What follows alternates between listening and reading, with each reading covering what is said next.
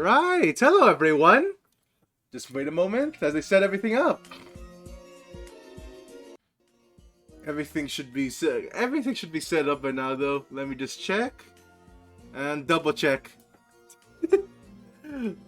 We should get to the habit of singing a bit less, huh? But, alright.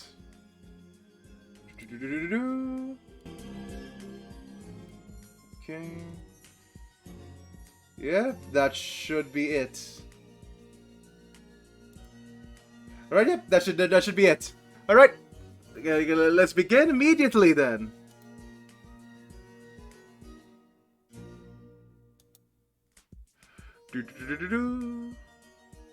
Turn this off.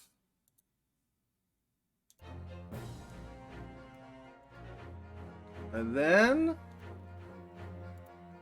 bam! Alright, back with another Ace Attorney mystery. Oh boy. Cause tomorrow might be a shorter stream than usual. And I'm a bit too nervous. Let's just get this out of the way first. Boop.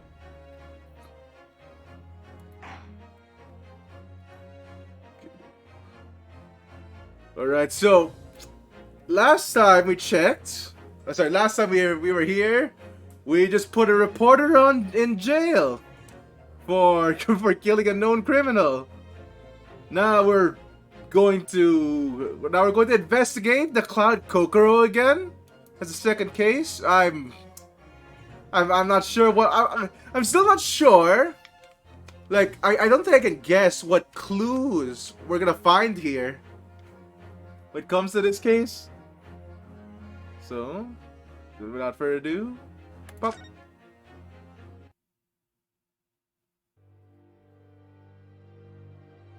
Oh, episode. Oh, there we go. The Memoirs, the Clouded Kokoro. I'm not sure why they did do Clouded Heart. It was a ghastly tale of a winter's night. One of an invisible killer and a crime perpetrated on the pavement along Briar Road. As the victim lay at death's door, the mystery of just who had stabbed the young lady from behind had been resolved.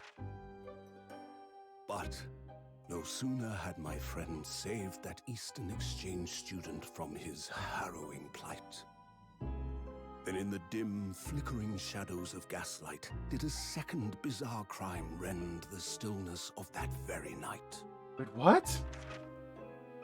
I dare say most can still recall the sensational headlines of the day. This wasn't in the last game. Of death, the condemned criminal's curse, the dread demon of coal gas.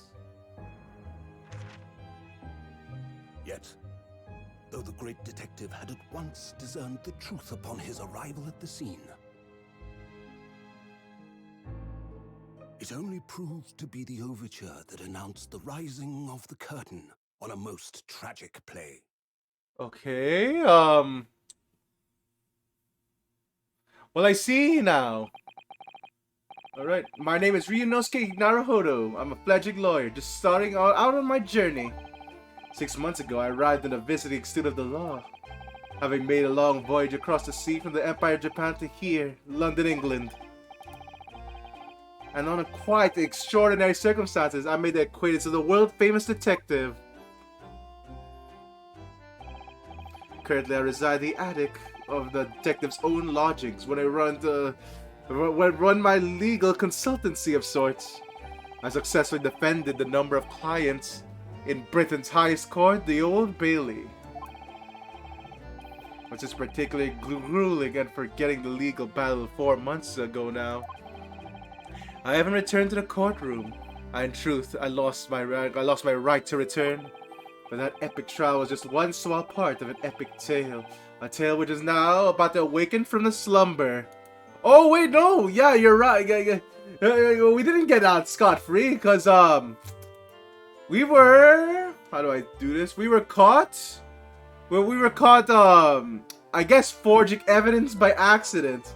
Which, you know, I mean, as you do. Like, No, yeah, like I guess we would be. We wouldn't have the right to do that anymore. Oh well. So wait, what are we doing right now then? All right, here we go. Thanks to the letter that arrived this morning from my homeland.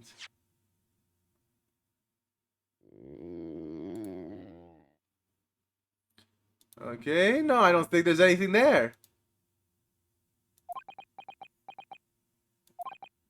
Mmm, what a delicious smell wafting through the stairs. It must be nearly time for breakfast. I'd better go down to Mr. Sholmes' suite. I'd say good morning to the great detective and his flatmate. Okay, I mean, shoot. Is that it? 30th of August, 7:28 a.m. Sholmes' suite. Ah, Bruno, good. I was just about to call up to you. The bacon's ready. Good morning, Iris. It smells delicious as usual. Before we eat, though, I have some news. Shh! Not another word, Mr. Naruhodo.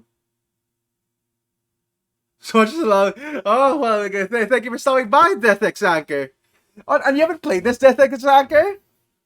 This God, I mean, you really should. This is wow, this Ace Attorney actually builds up. But thank you for stopping by. Not another word, Mr. Naruhodo. Ah, I see now. I see. Yeah, I'm currently in the second game already. This could be a truce thing for my pre-breakfast stagnation, repelling mental stimulation, my dear fellow. Morning to you too, Mr. Sholmes.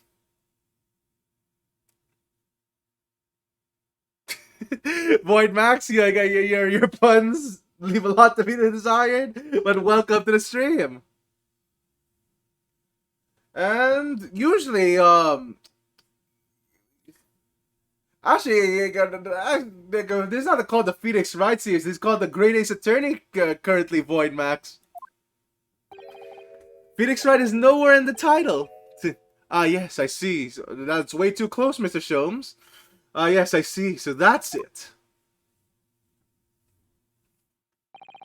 The truth is as clear to me as day. My faculties' observation have revealed it again. What are you talking about? You, Mr. Naruhodo, you have this very morning met with a surprise. Well, is that not the case? Really, my dear fellow, it is barely warrants explanation. Firstly, your hair is particularly unkempt, somewhat reminiscent of a bird's nest. Oh, that's kind of mean. Secondly, you have neglected to fasten your third button of your jacket. Clearly, when considered together, these two facts point to you having been flustered this morning. I mean, you could have just woken up late. Can I talk now? But of course, though I don't look for admiration, you understand. My hair always looks like this. It's been this way since I first met you. Oh, it has? And the button was ripped off last night, if you remember. By you! Really pulled your button off? Why? Okay.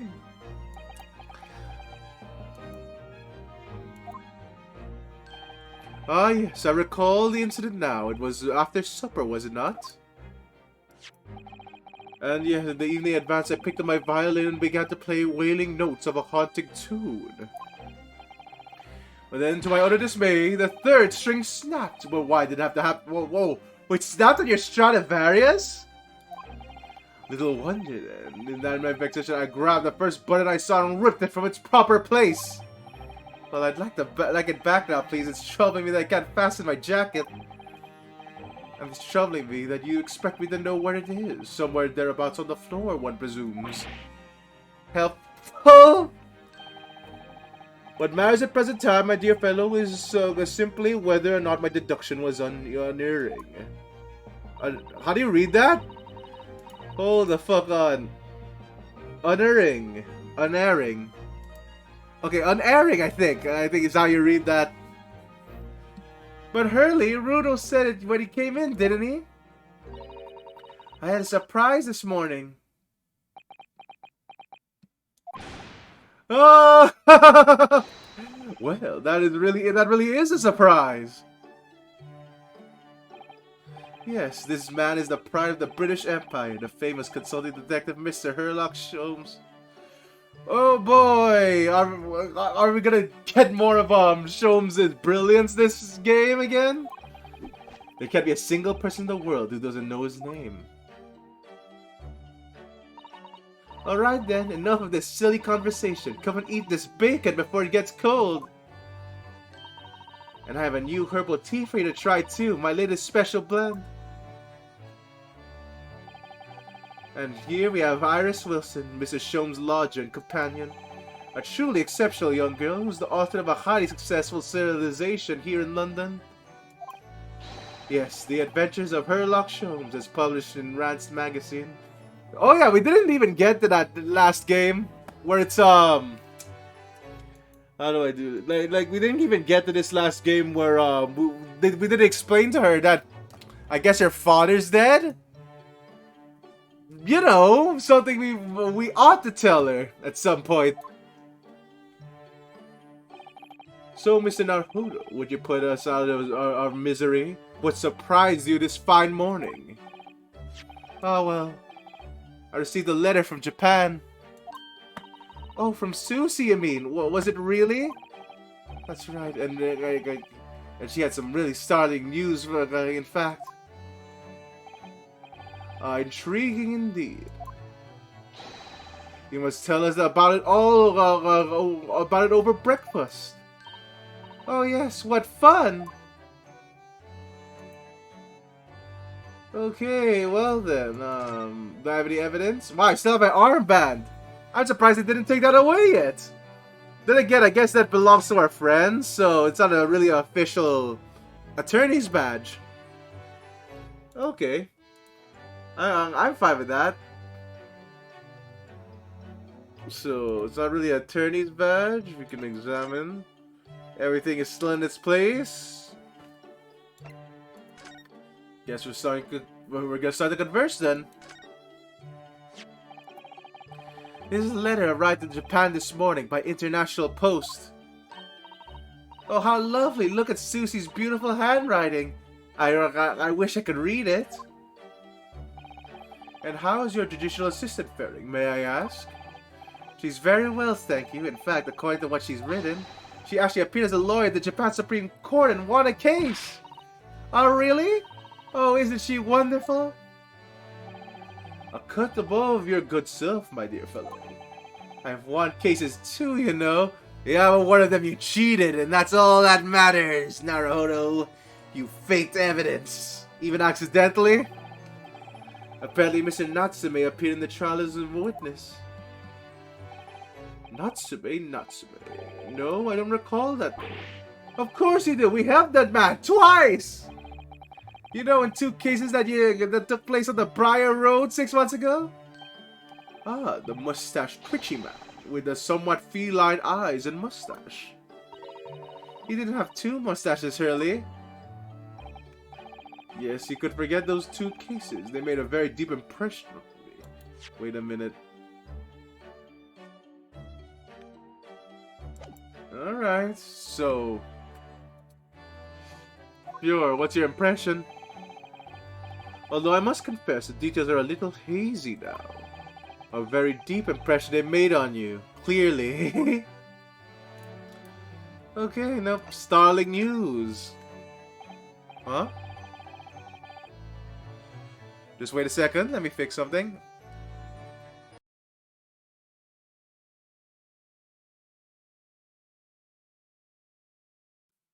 There we go. I think that's fixed. Oh wow, no, the music just stopped. Oh shoot. Wait, just wait a second. Cause, well, we might have to reset. Also, that was way too loud. Ah, yes, it is very interesting, though. Okay, so wait a minute. Save here. Let's see if we can get the music back without restarting the whole game.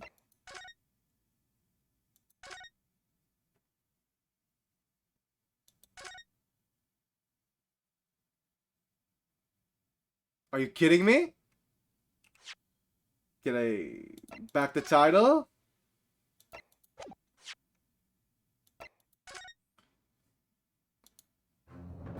Okay, wait a minute. We should be able to load game.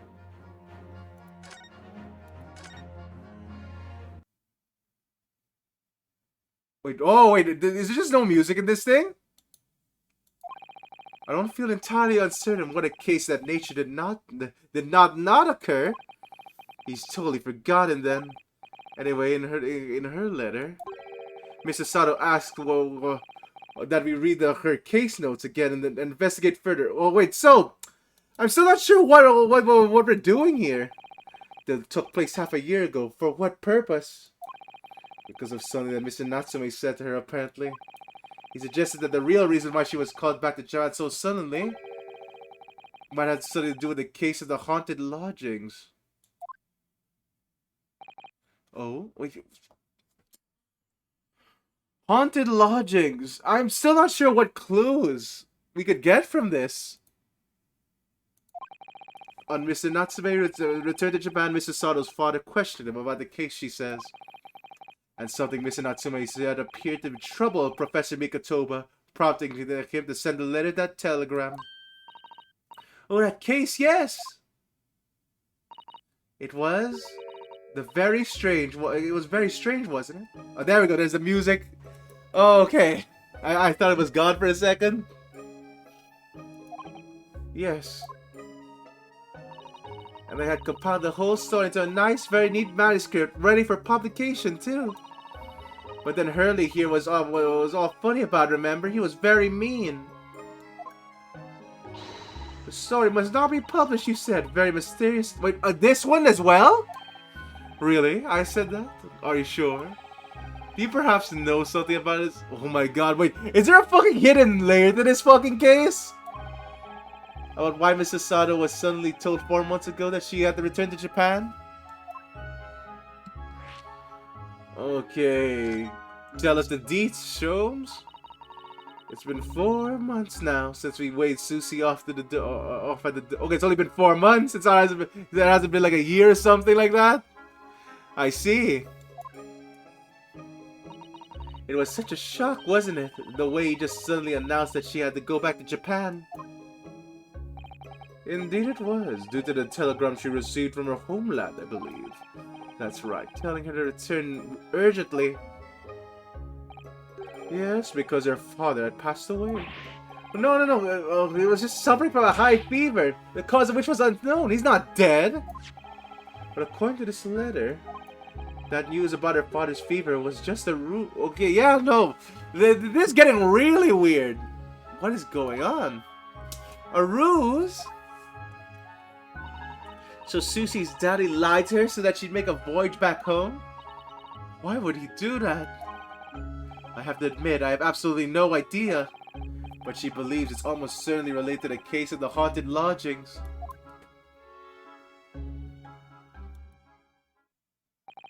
Summoning her back to Japan so suddenly like that. I wonder what Mr. Sato's father is hiding. Hurley, do you know what this is all about? As he has his clothes again. Tim? Ah, well, who can say? What, but you said? Please, I have engagements, my dear fellow. My calendar is quite surprisingly full today.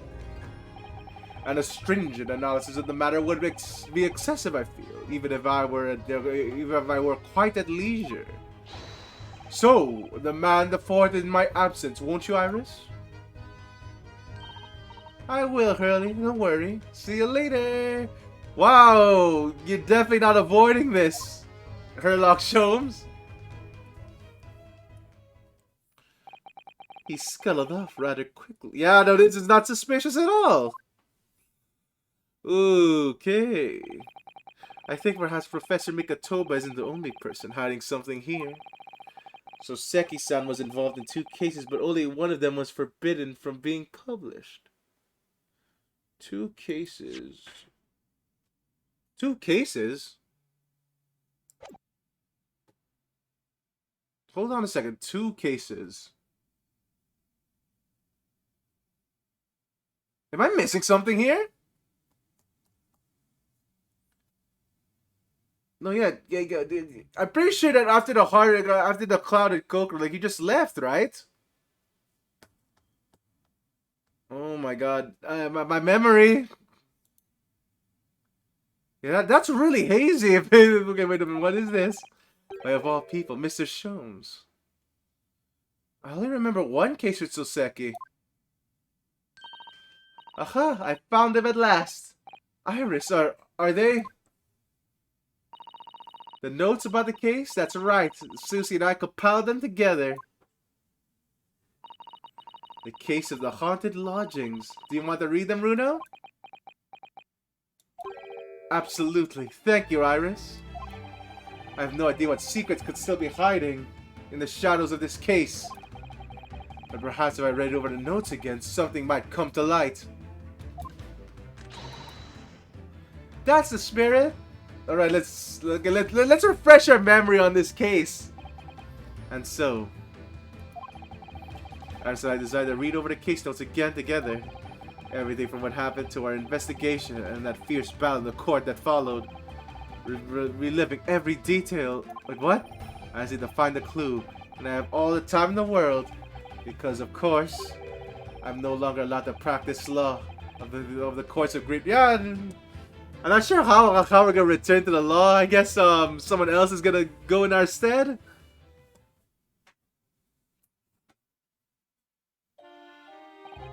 It was 6 months ago, a very mysterious incident that unfolded in the wintry streets of London. Oh, there we go. See, this is the only thing.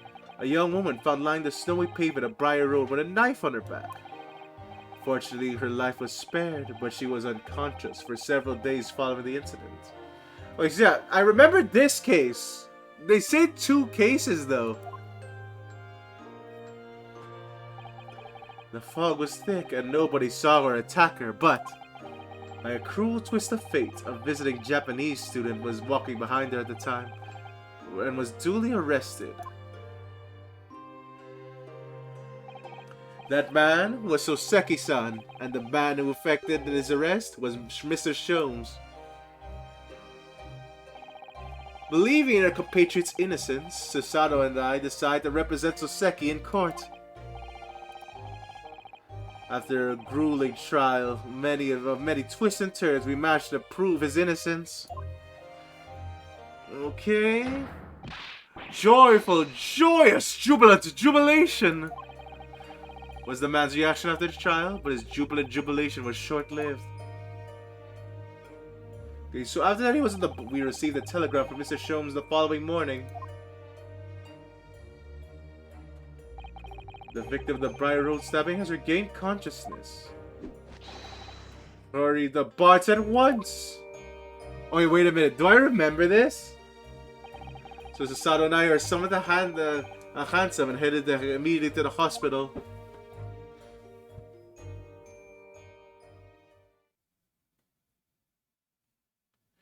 No fucking way! This is new! This has to be new! I refuse to believe that there's another case here. Wait, was there? Oh my god. Okay, wait a minute. So she woke. I think I'm gonna remember if she woke up. Oh my god. Okay.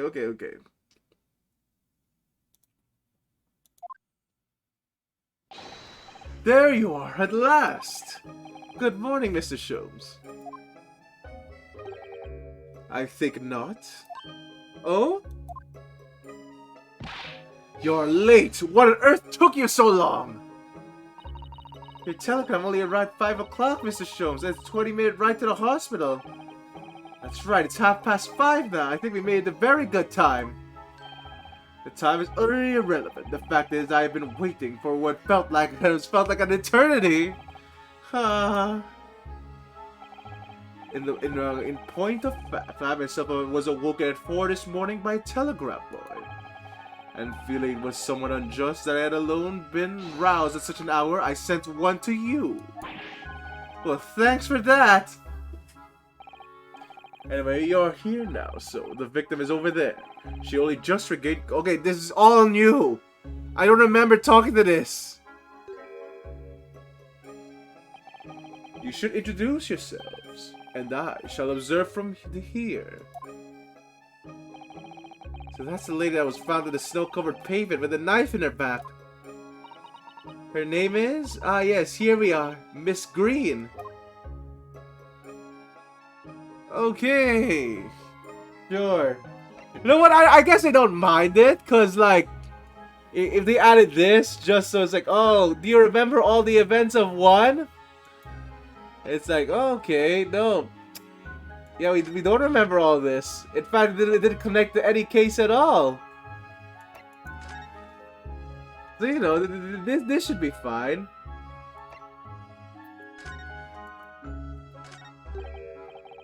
Good morning.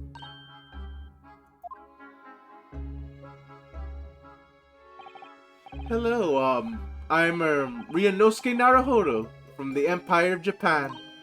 Oh no, was it your knife that... Are you the man who... No, I'm a lawyer. And I'm Susato Mikatoba. Pleased to meet you. Oh no, was it your knife then? You know what? Shoot, she's really paranoid about us. God damn, lady. No, I assure you, I'm Mr. Naruhodo's judicial assistant. We heard that you've regained consciousness and wanted to come give your best wishes. Our best wishes. Best wishes for me? Thank you. I'm Olive Green. I'm an artist. Well, no, that's not right, is it? What I mean is I'm trying to be an artist. Well, what I really mean is I desperately want to be an artist. Okay? But the truth is, I don't have any talents. Nah, I know I don't. I do wonder if I was stabbed in the back. I don't think that's related, actually. Gosh, this young woman seems to bend over backwards to push herself down. See, as we're here, we should ask her about what's happened from her perspective, I suppose. So, is there another case that okay, so there's 2 cases that Mr. Yeah, now I keep forgetting. Oh my god, we just said his name. Soseki, I guess. No, I think it's Soseki. It's Soseki. Whoo, yeah. So, let me see. We have a nearby street app, a second-hand book receipt. All of these are gonna come in handy, I guess. Again. Okay. Any people? Only Miss Green so far. You'll slowly be stuck in the back of the blade as you're walking around along the pavement. What a terrible experience you've had, Miss Green. It was so cold that day and the fog was so thick I couldn't see a thing. That was 4 days ago now, I think. Is that right?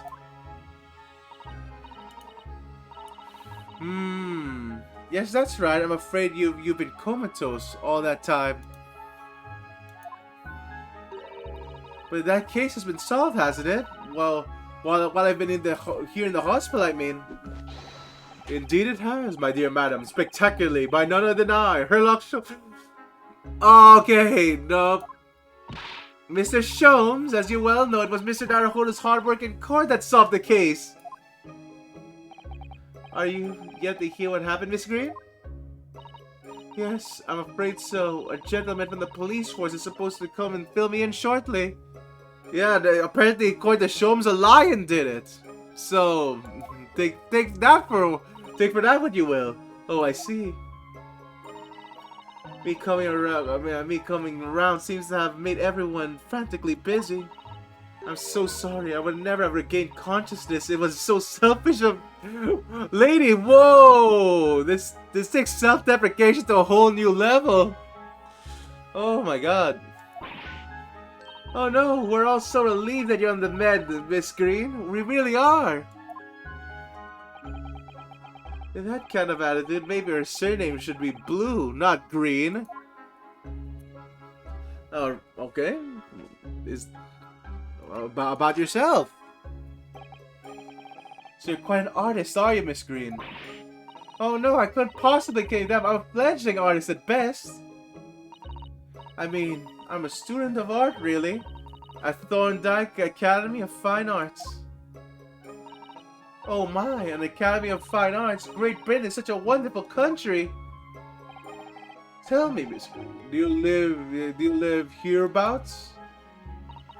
Oh no, actually, I don't deserve it, but I have a little flat on the brick. I have a little flat on Brixton Road. I see. How very interesting. Oh no, is it? Brixton is 10 stops away from the underground from here. And Thorndike Academy is a mere 3-minute walk from Brixton Town Center. Does that matter, Mr. Sholmes? Perhaps not, but Briar Road is far less, salubrious? Salubrious. No, yeah, there's a U there. Salubrious. Part of town by comparison. Dwelt in by those inferior means. Including the maleficent Mr. Mustache. Inferior means? I suppose the second does fit the bill.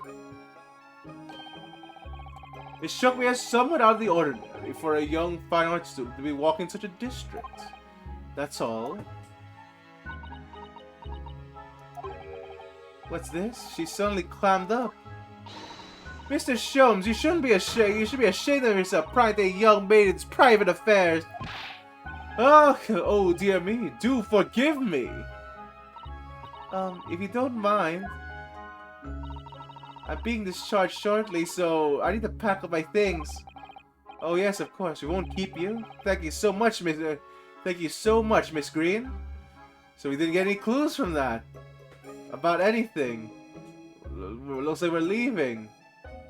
Let's check the statue. The rounded wooden figure isn't the most charming, is it?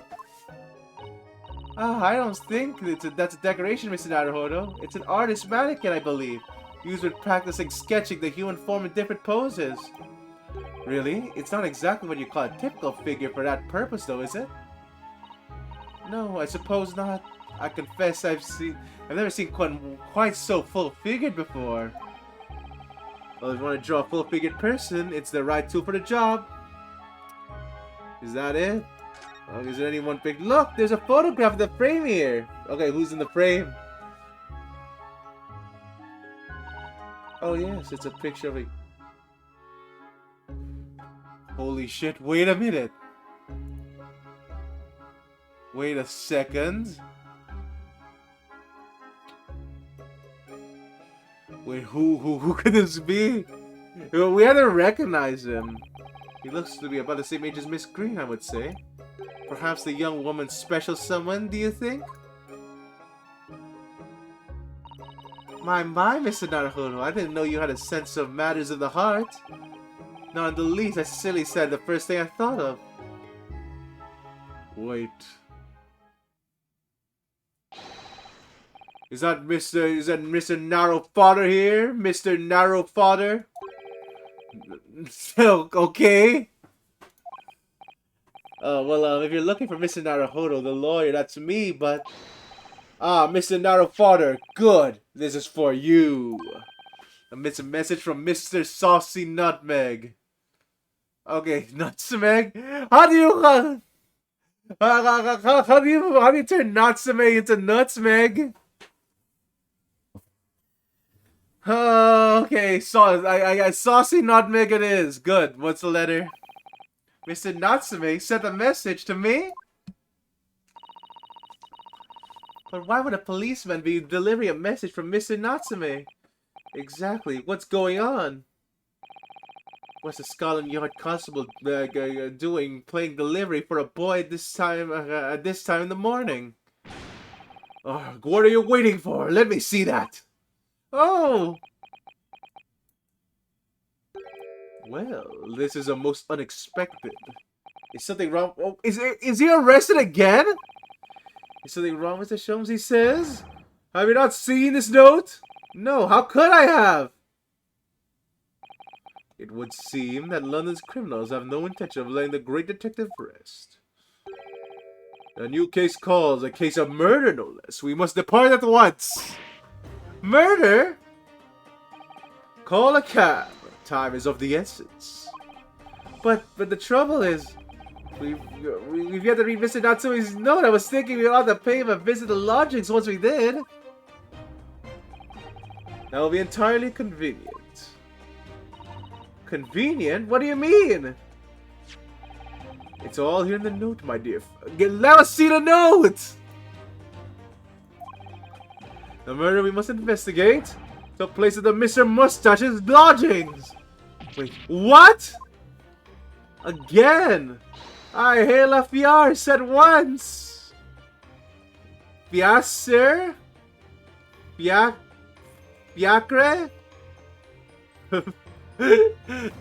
Fiacer, I guess, okay? Fiacer.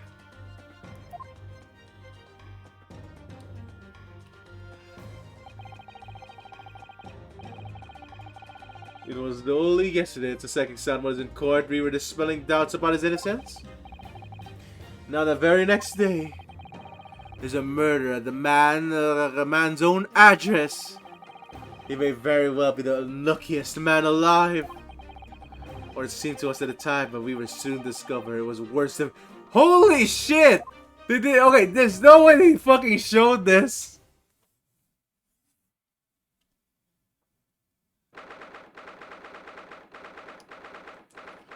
21st of February, 7:18 a.m. Okay, very well. Very well, Saseki. From Mr. Saucy Nutmeg. I'm not sure why. How did two murders go at once? I guess as soon as he got out of jail, he just murdered someone again, you know? It could be possible. Oh shit, it's that guy! What on earth? Oh my, the gentleman is deceased without question. He's dead. Locum student Mr. Naruhodo Esquire. Mr. Natsume. Oh, why? Why is this happening? Why to me? I've only just got out of court yesterday. I was finally home after 2 days of misery. And then I wake up the next day to this. No early bird should catch a worm like this. Woeful worm without wiggle. I see you're in high spirits again this morning, Mr. Mustache. Ah, not the horrible Herlock Sholmes. Shoo, shove off. Show yourself at the door. I never invited you. Mr. Sholmes came here with us. I'm quite sure he'll be able to help you, Mr. Natsume. I am entirely at your disposal, Mr. Mustache. What can I do for you?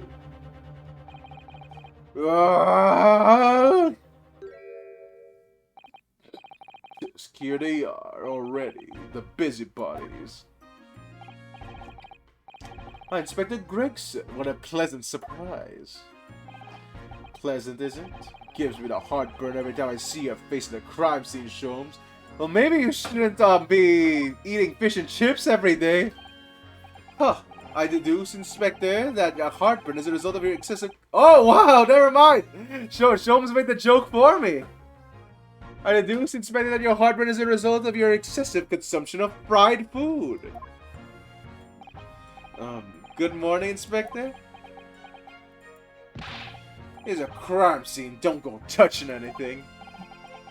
Oh, good morning to you too, sunshine. Oh my god, okay, what happened here? First we examine the body, I guess.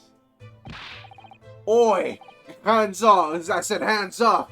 You're gonna mess with my crime scene! Oh, no, I just wanted to look. That's all. No chance, I know your kind. He's just messing up just by looking at it. Someone's in a bad mood. There's certainly some bad air in here, isn't there? Oh!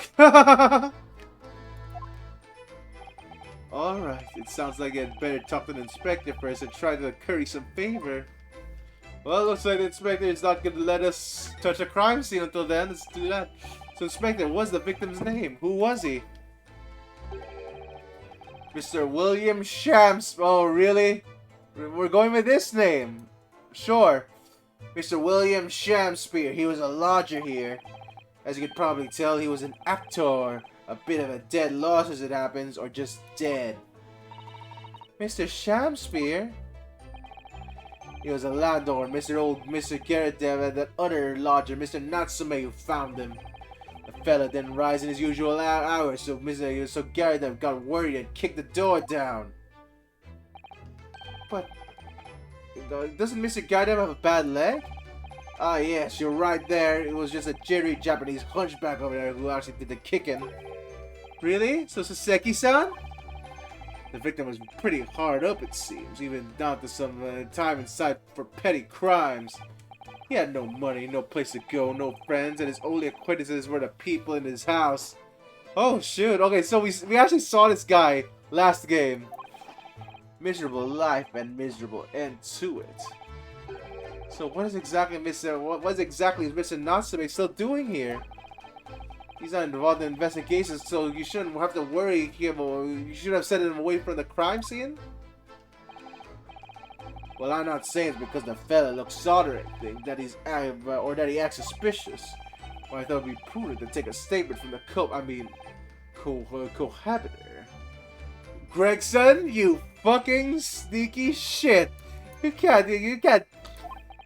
You nearly said culprit there, didn't you? Oh dear. Okay, what's his proof that he did it though? Mr. Natsume appears to be under suspicion again. It seems that way. He just doesn't seem to come across as such an odd fellow. He does just come across as such an odd fellow, doesn't he? Poor man, how unfortunate. Anyway, I can't say much until the coroner gets here. But I don't think the fellas are gone there that long. The body's still warm.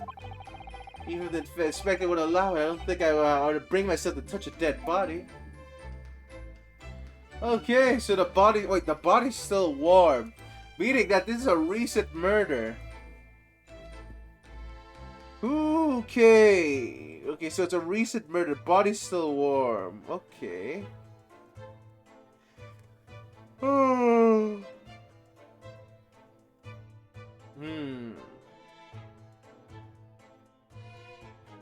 Ooh, okay, no. So, we can't do anything here. He dropped his teacup. He was there. Was that on the ground? Oh wait, no, we can't look at anything. So that's it. That's it. We're just talking to Soseki.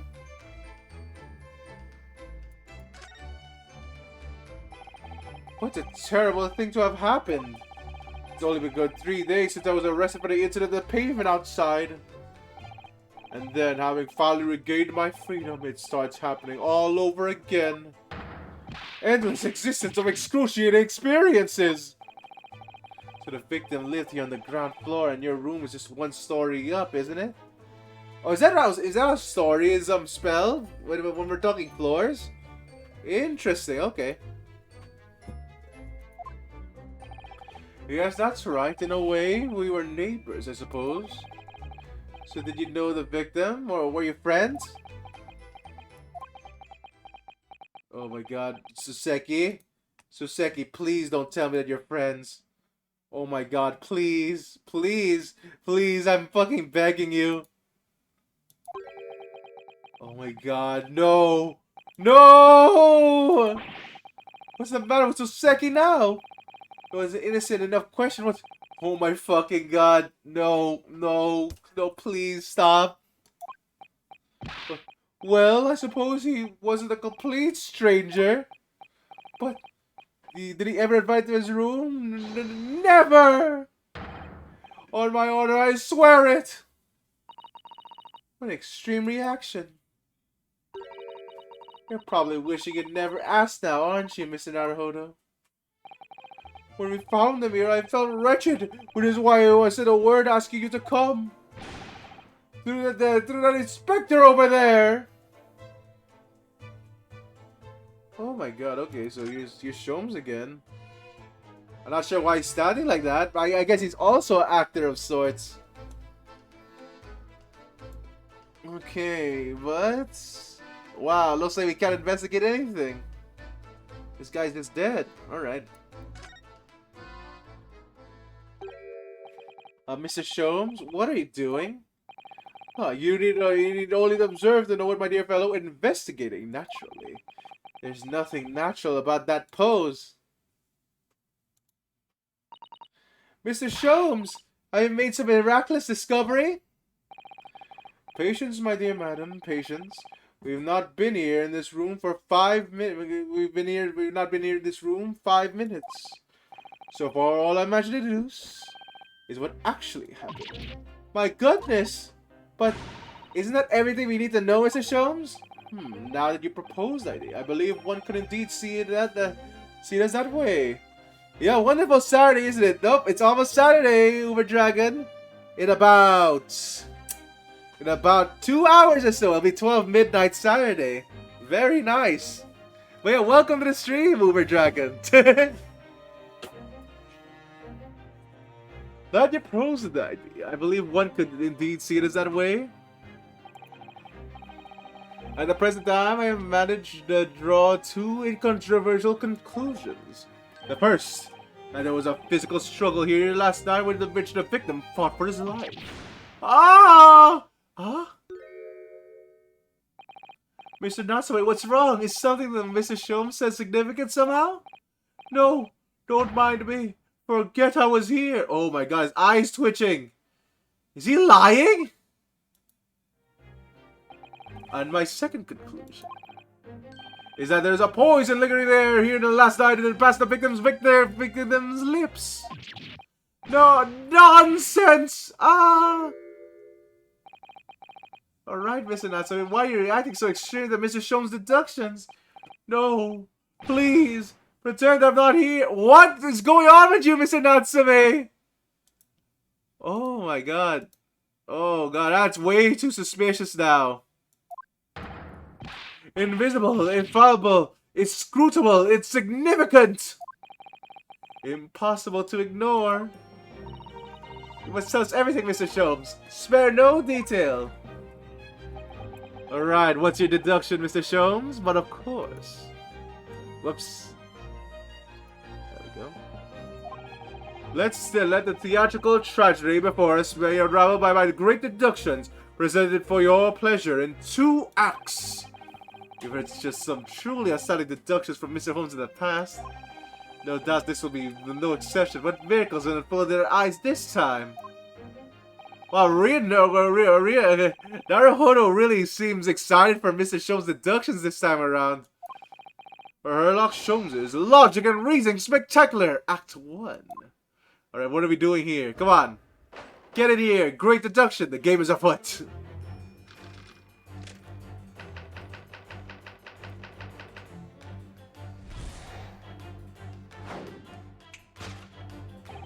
Careful observation of the victim reveals to us the events that transpired in this disconsolate room last night. The amount of the disease clearly indicates that the use of poison. Okay, so why is he looking at that? Next to the victim, we notice a large dining plate which contains what you will observe. What has a sizable bar of soap, meaningful, indubitably. Soap is not actually poisonous, by the way. You can actually eat it. It's made of fat.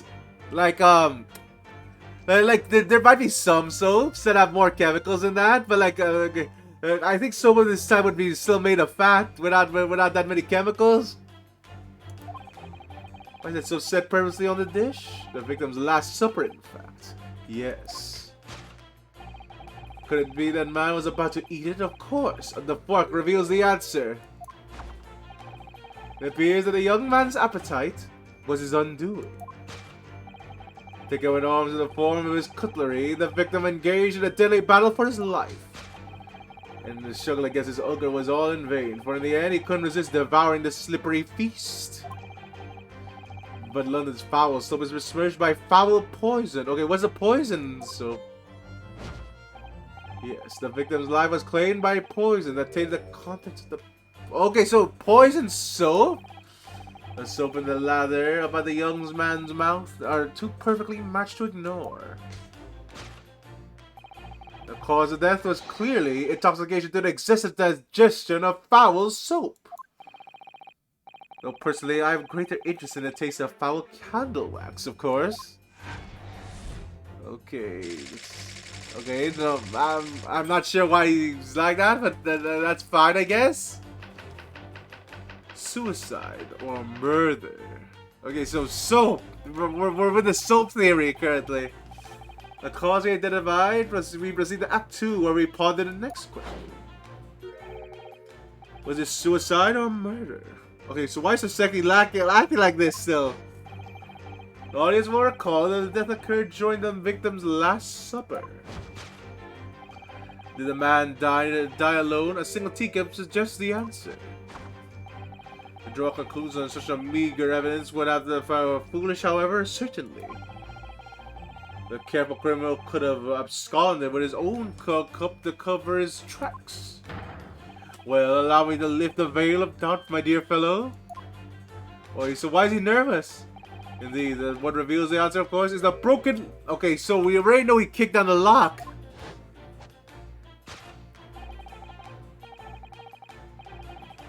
Though the forced to open now at the time of this incident, this door was locked. And the sole key was in the victim's pocket. In other words, when the victim consumed the poison, he must have been alone. Alone with his inferior soap from whence wafted an inferior scent. And with that acrid aroma lingering in the air, the victim met his end in the tragic solitude.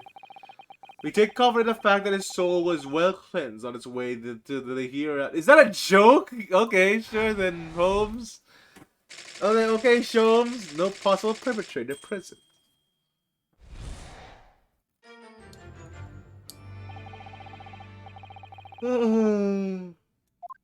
Okay, so that's it? Wow, Sholmes. So, that's interesting. Very interesting indeed. So, they think it's soap that does this.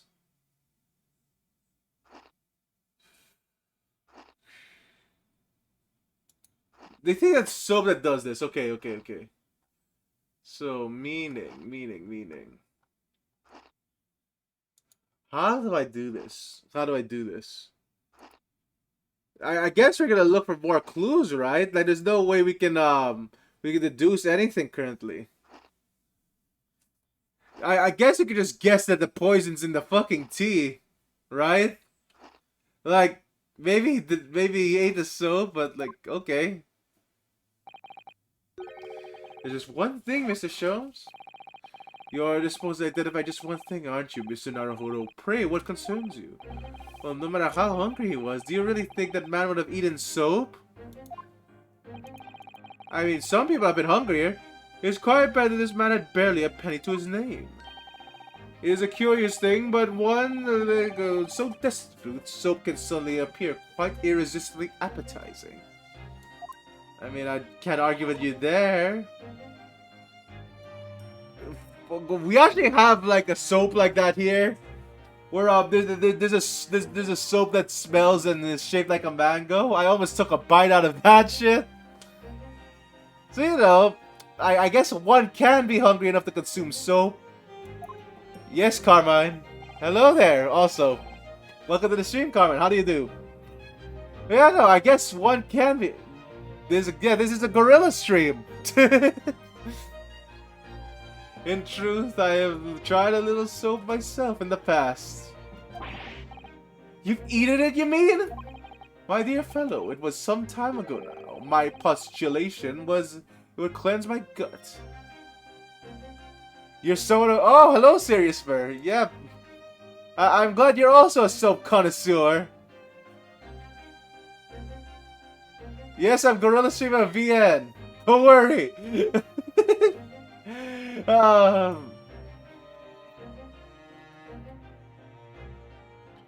Holy crap, though.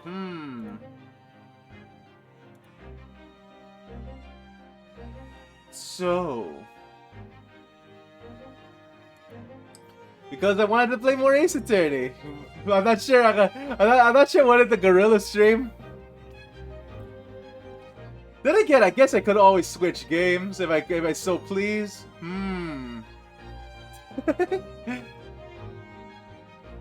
My postulation is that would cleanse my gut. God damn, I'm still way too nervous about tomorrow. Yeah, no, play what I want. No, that's the thing. I always follow Carmine. I always play what I want.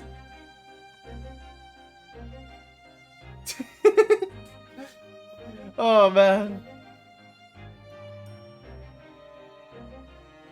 Yeah,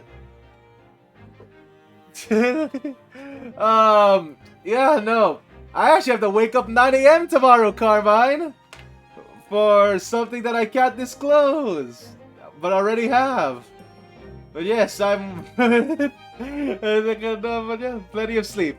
Don't worry. I will get that definitely. And did it? As I writhed in agony on the floor and spilled my contents on my stomach, yes, I believe it did. The experience taught me a valuable lesson. Soap is quite poisonous. I don't think so. Wait a minute. Soap is poisonous? Hold on a second. No, it's made of fat, right? I think it's made of fat. Then again, I might have not done that. Alright, wait a minute. Wait a minute. No. I'm pretty sure soap. I have eaten soap, okay? Okay. I've eaten soap. I've eaten soap.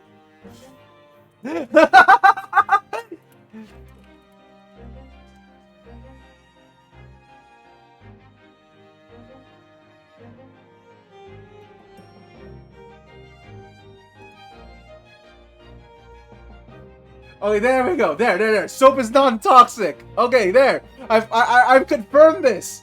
Most soap is non-toxic. Okay. Okay, there we go. Woo! I fucking knew that shit. You know it's so. Yeah, most. Oh my god. But you know, a lot of soap is just made of fat. That's what soap is made out of. It's just fat. It's completely edible.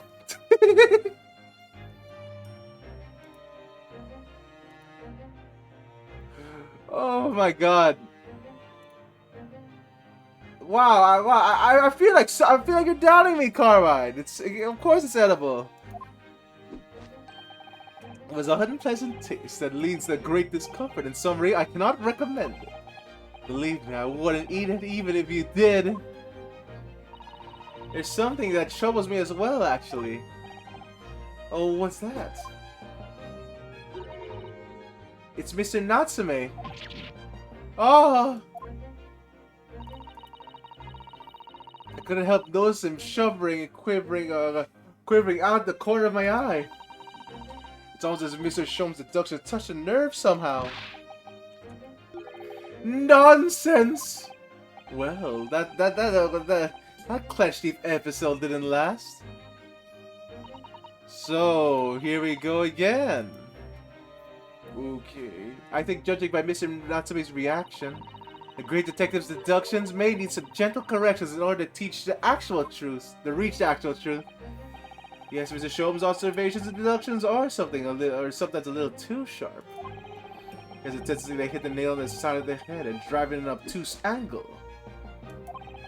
When he does that, it falls to us to straighten things out. You think this was his dynamic with Watson? I guess.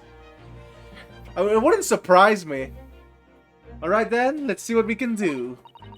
Yes, we must pick out the keywords in Mr. Shome's brilliant deductions, and discreetly exchange them for something that makes a little more sense. If we can do that, I'm sure we'll arrive at what Mr. Shomes meant to say in the first place. In that case, are you ready for a second performance of the day? Once again, my dear fellows, for your continued delight and wonder, let the curtain rise. For Herlock Sholmes, Logic and Reasoning Spectacular, Act 1. The game is afoot. No, wait, this is a different thing. Course correction. Hold it, Mr. Sholmes. Okay, did he actually eat soap? Careful observation, the victim reveals those the events that transpired in this discolored room last night.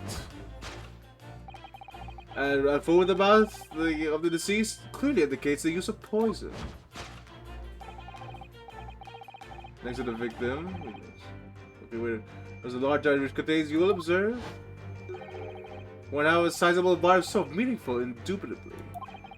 Why is the soap set previously in the dish? The victim's last soap, in fact. Yes. It's gonna be the tea that's poisoned. Could be the man who was eating the fork reveals the yes. Okay, wait, the fork. The fork. Well, you can't deny the fork. It implies that man was eating something or about to eat something. Yes, that's true. If we're to decide to eat some soap, I prefer to use a fork that set with chopsticks. I don't know. That seems like it could work. I guess you could stab it with chopsticks. And of course, only a half a bar of soap is left on the plate. But might there be some other explanation? Some material that proves that or not the man really ate the soap? Okay. Okay, wait a minute. Oh wait, there's another thing there. Other piece of soap. Look, there's more soap on the floor here. Mr. Shasty really must have really loved this stuff. Let's check the conclusions, Mr. Naruto. Look closely at the soap. Do you see that it could fit together perfectly with half the bar on the table? What the? How can that be? I think that there are two halves of the same bar that broke apart. Oh my god. Okay, so why did that break apart? Interesting. Oh, interesting. So that broke apart. Soap broke apart. Ooh, okay.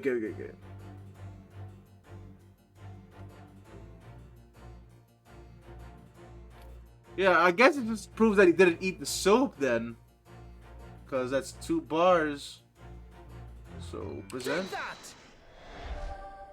So that's 2 bars? So what was he eating with the fork then? Could be that the man was about to eat it, of course. The other piece of soap reveals the answer. Yeah, that's not butter. I hope. And then again, that might be herbal butter from the looks of it. Also, hello, Fuzzgot Games. Welcome to the stream. How do you do? And the other half of the soap on the table ensured the victim was not eating the soap at all. But it's obvious, really, for no depths of hunger could drive any man to attempt to eat soap. Even I, with unquenchable thirst for practical knowledge, only took a single bite. That begs the question, how is the man was poisoned? Wait, yeah, it's a tea! It's a tea! An excellent observation, Mr. Naruhodo, and one that furnishes us with the answer we seek. The tea, where London's foul stuff has been smashed by foul poison. Yes, the victim's life was claimed by the poison that tainted the contents. Nope, not that one. Also, glad to hear it, Fuzzgot Games. Mrs. Sholmes is still pushing the soap argument then. Whereas he's suggesting that the man licked the soap rather than ate it. If soap alone is that poisonous, I don't think I want to be washing my hands with it. There are no signs of food in this room at all. Of course, food isn't the only thing that passes people's lips, is it? Indeed, it's the teacup. So the tea was poisoned. I think so. Tea was poisoned, right? Yes, a Western vessel for serving infusions of dried tea leaves. The teacup, Mr. Naruhodo, as well, you know. Stop putting on airs. And it's empty. So we've already established that the victim wasn't eating soap when he died. However, there was significant evidence to suggest that he was drinking tea. My thoughts exactly. Alright, the teacup knew it. So the tea was poisoned.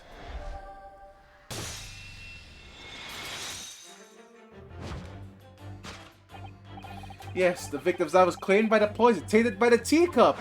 Or the tainted teacup, I mean. Interesting, okay.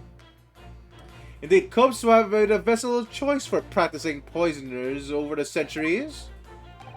And it would appear that this victim drank every last drop. There's no signs of food anywhere in the room. Which is the... wait a minute. Okay, so Seki's suspicious here. Which leads us to an immutable conclusion. The cause of death was clearly intoxication due to the ingestion of poison contained in this teacup. Alright, so that's... poison tea. Poison the tea. Okay.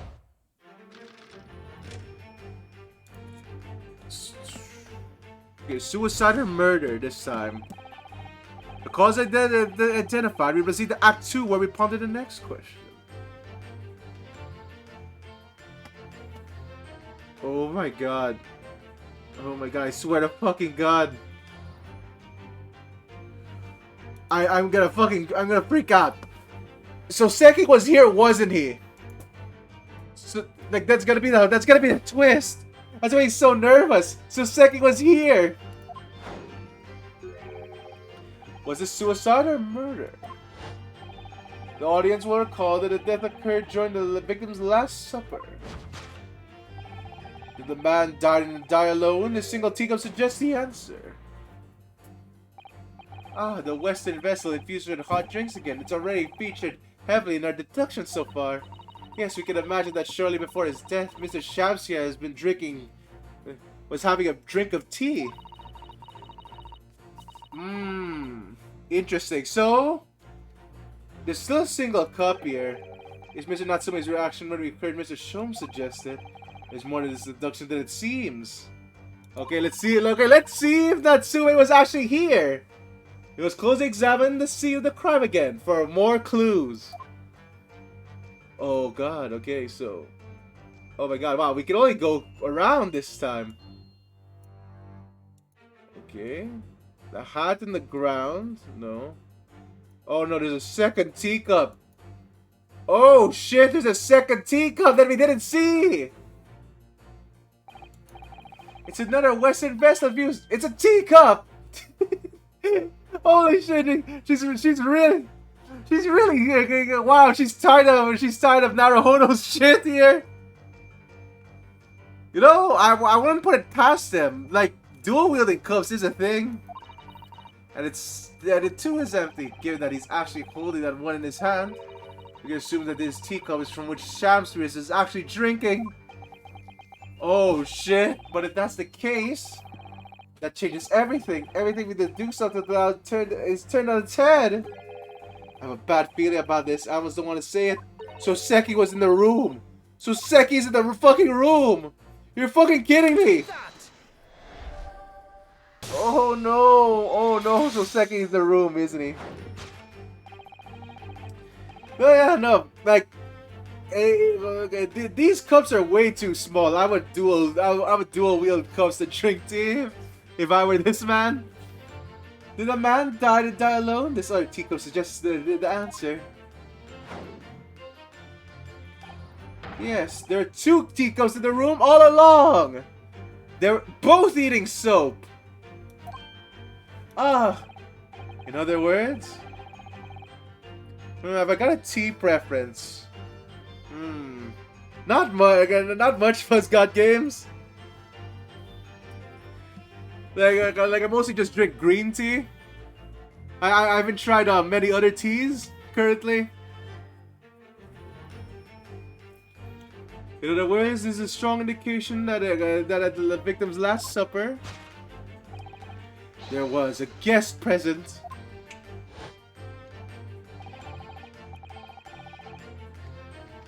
Like most of the time, I actually use tea for baking instead of cooking.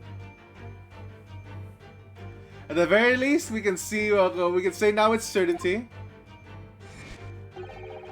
that someone else here last night was taking tea with the victim. What are you talking about? Oh shit! Utterly, unbelievably, unjustly, unreasonable! Holy shit, Soseki's in this room all along. I'm going to freak out. To draw a conclusion of such meager evidence would be foolish, however, certainly. In which case, what more can we deduce about this possible guest at the table? Well, allow me to lift the veil of doubt, my dear fellow. Oh my god, Soseki, isn't it? It's gonna be Soseki. It's gonna be Soseki, goddamn. Indeed, what reveals the answer, of course, was the broke. Oh god, no. It's the books, isn't it? The books are gonna be the same fucking title. I'm not sure I like this deduction where this deduction is going now. I'm afraid it's too late to go back to the halcyon days of eating too much soap. But I don't even guess who was here last night when the victim passed away is. It's something I have a very bad feeling, but yeah, it's Soseki. Well, you can't ignore your feelings. We can't ignore the truth, Mr. Naruhodo. I suppose now. Time to look around again. It's the books. It's the books. I can see them. It's the books. Oh no. Oh no. Alright, let's see what the tiles are. At first glance, it seems that the only thing in this room are makeshift stages and costumes. I have all these 3 books initially. I wonder what they are. Let's see. The titles read. The picture of... Oh my god, no! No, it's the exact same 3 titles! Get it! Oh no, Soseki! I'm sure I've heard those titles before. It could just be an incredible... Oh no. Okay. Okay. Well, here comes Sholmes again. Here comes Sholmes. We're gonna put Soseki back in jail. Second Gen had just been the bookshop and bought them that night. And now those 3 tiles are here in the room with the victim. Yet Mr. Natsume claims to never have been here before. Oh shoot, what does this mean? Oh no, please, not again. Pile of familiar books. Alright, here we go again. Take that. Well, I hope you're ready for another case, Mr. Natsume. Indeed, what reveals the answer, of course, is the familiar pile of books. Quite so, it is no mere coincidence that these 3 titles are here in this room. It's the link to the truth. Oh! Mr. Natsume, you purchased these 3 books 4 days ago at the second-hand bookshop. That's just a coincidence. In that case, you will be able to bring the same 3 titles from your own room, will you not? This very moment? Oh no! No, never! Non-negotiable! I can't bring your own if you can't bring your own copies here, it proves that these 3 books are in fact yours! Fucking crap! Are we really gonna do this again?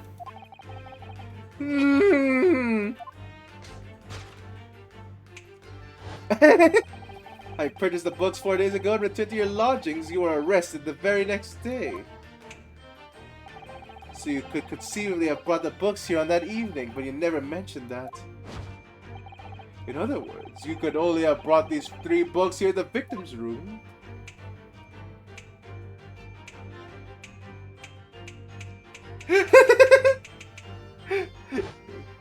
This kind of implies that Soseki just makes like makes about 6 poses every time he walks through the streets. Which, you know, quite the mental image we have here. Oh, okay, wait, I forgot to read that. In other words, you could have only bought these 3 books in the victim's room last night, having returned to your lodgings after the trial concluded at the Old Bailey. Oh! I'm sure there's only one possible conclusion. He walks in a very funky manner. I can respect someone like that. The victim died here in this room last night as a result of poisoning. And the same night the victim had a visitor. And that visitor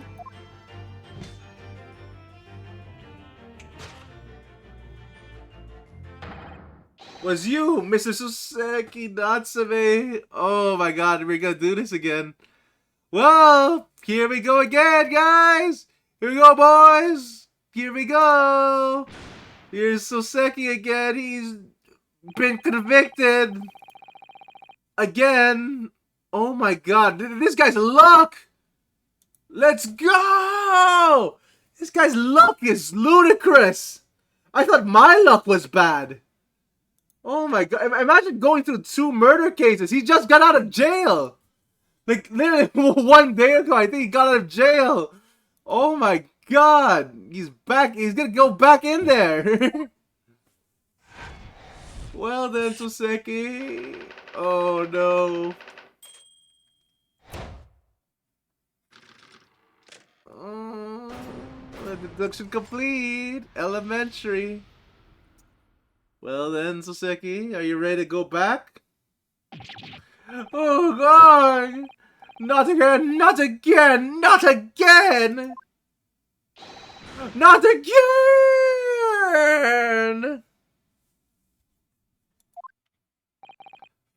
Well then, Mr. Natsume.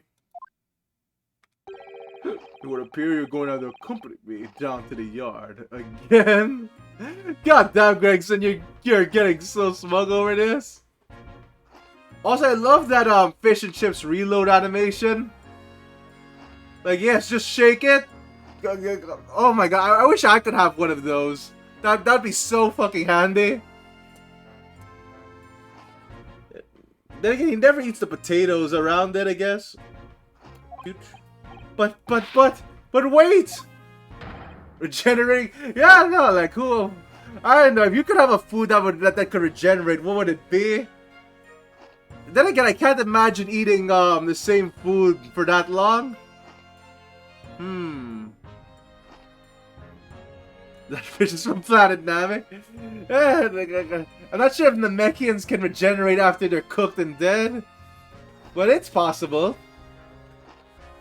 Hold your horses. Yes. Door key locked. Entry exit entirely impossible. He's so flustered. He's even stranger than normal.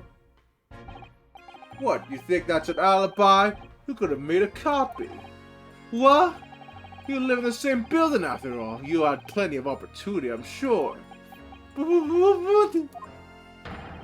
Misery me!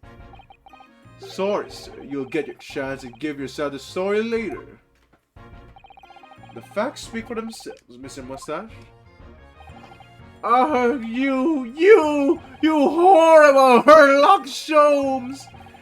He really has found us an arch rival now, hasn't he? Come on now, no dilly-dallying outside. There's a carriage waiting. Locum student Mr. Naruhodo Esquire. I'm still not sure what Esquire means.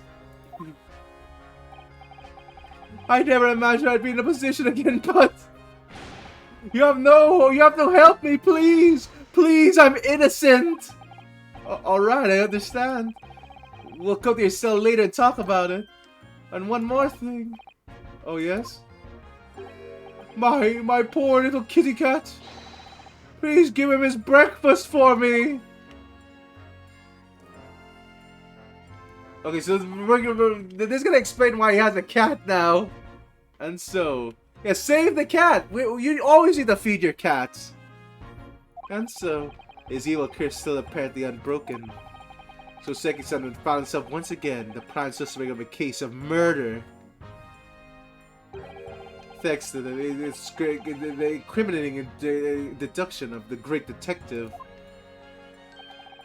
My dear fellow, that order belongs to you. Oh shoot! Okay, now we can finally check the case, right? We finally investigate. But at least that means Inspector Gregson is no longer here. We examine the crime scene in more detail now. Yes, that's right. Oh, and of course, what? Have you forgotten what the inspector mentioned before? It was the landlord, Mr. Garadev, who discovered Mr. Shamspear. Mr. John Garadev, yes. Expect we could find him sitting in the room on the top floor as usual. Right, we must remember to go and talk to him later then. Alright, let's investigate! Finally! Finally, that inspector is gone! Now that that the square is gone, give me that piece! This piece of cloth has been bothering me. What's this? It looks like part of an envelope, I think.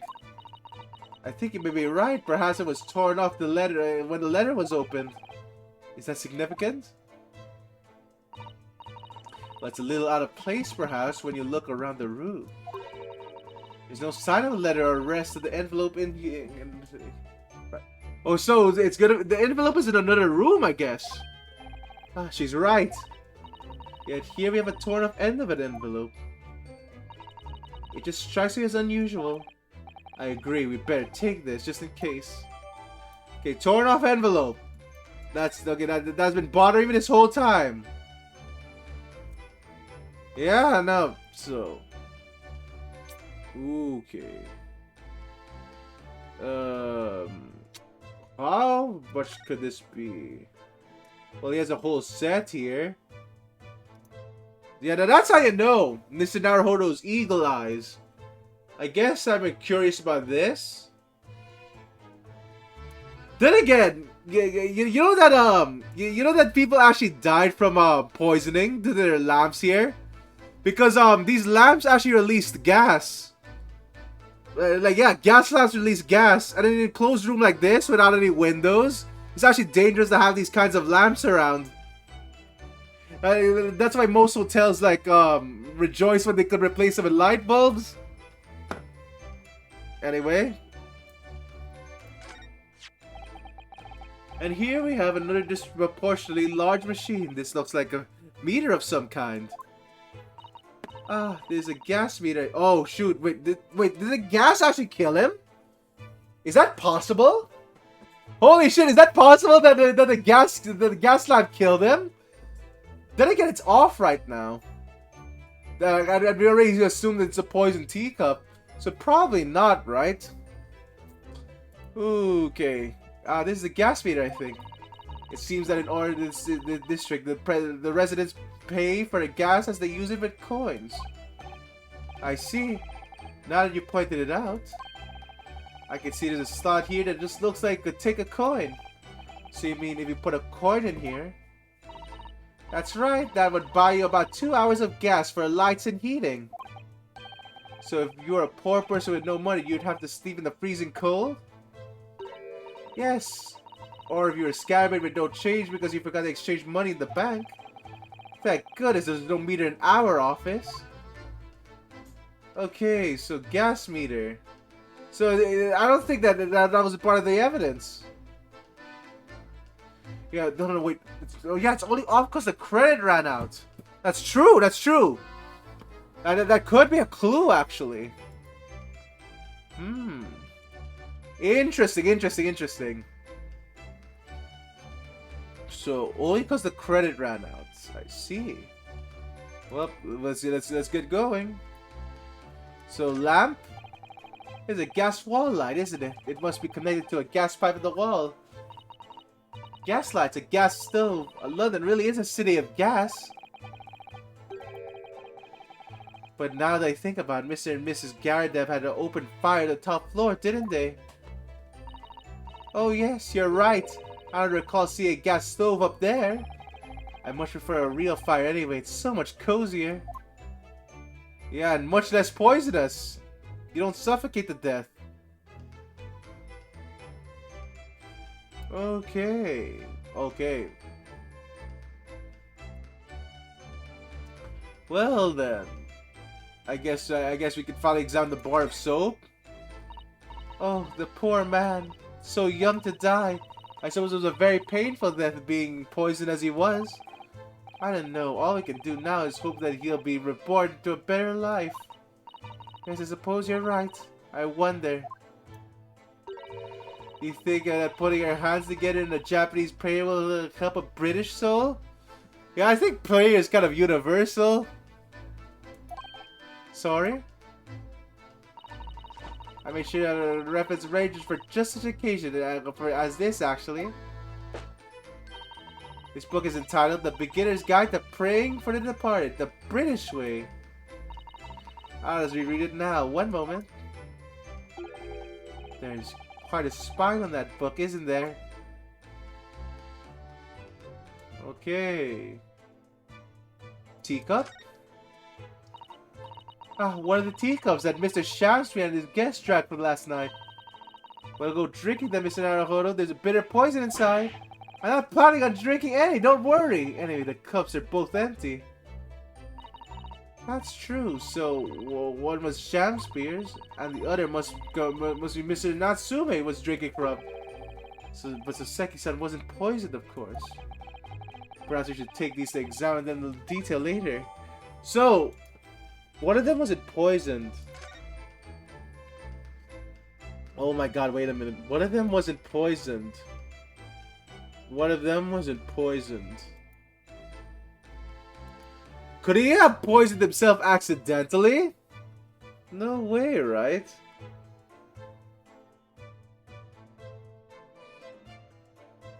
Oh my god, wait a minute. There's 2 cups and it's only there.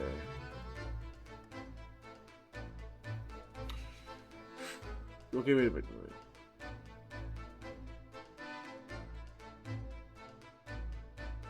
No, there's no way. So...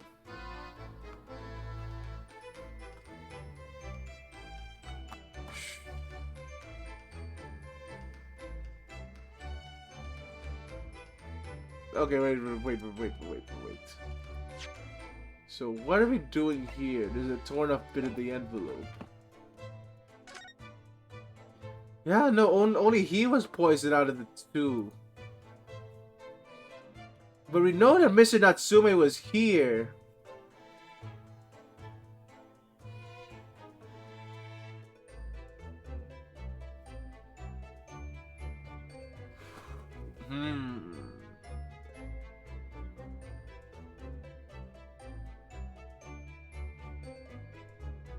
Oh my god, wait a minute.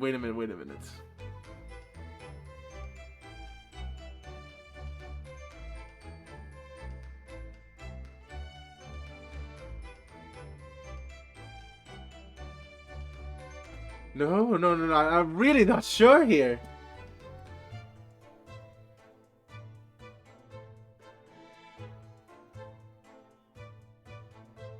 Yeah, I'm not sure. I'm really not sure what we're doing here.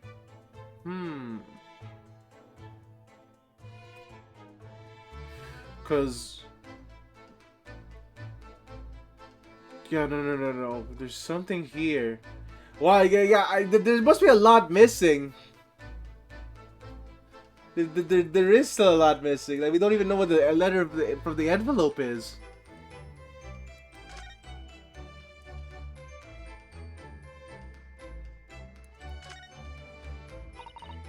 This is some sort of makeshift stage, I think, isn't it?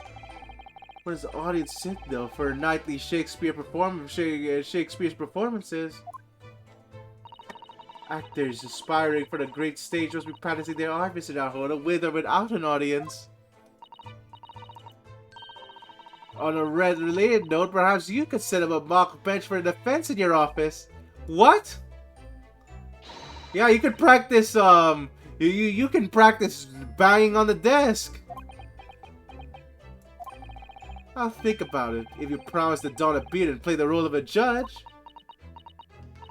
Well, if that would help you achieve your goal, this is I have to see.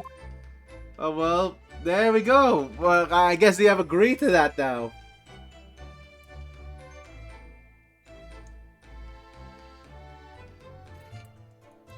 Okay, so if the soap wasn't eaten, what does it have to do with all of this? There's not much near the shelves, is there? Just this wine glass and bottle. And both of them are cracked. Yeah, not much use, are they? What's the matter? Oh, I was just reminded of the Reaper, that's all. Prosecutor Lord Van Zykes? Sorry, we settled on... Yeah, we settled on Zykes, I think. Yes, he's so reckless with his wine glasses. I was thinking it was a waste that he should donate something to needy. You can suggest the next time we meet. Okay, so what the heck are we doing? Can't see any letter. Yeah, the hide on the ground is nothing. Okay.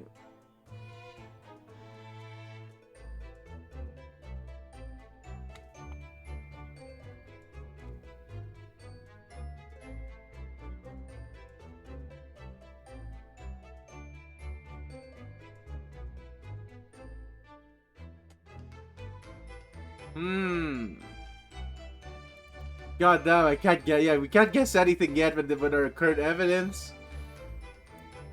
I guess we're moving, cause I can't really say see anything anything here anymore. So we're moving to Mr. Gardev, I guess.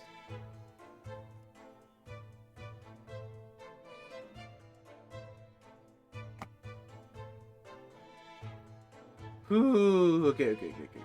So what's our court record currently? Yes, this. Can we not examine the soap? Is that not possible?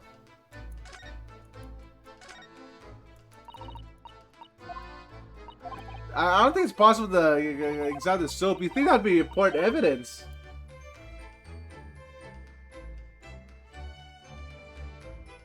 Like, yeah, there's no two ways about that. Oh no, wait, look around. No? Yeah, the soap is right there. I could have sworn you could you just examine that, but no. I guess not. So soap is not part of the case, I guess.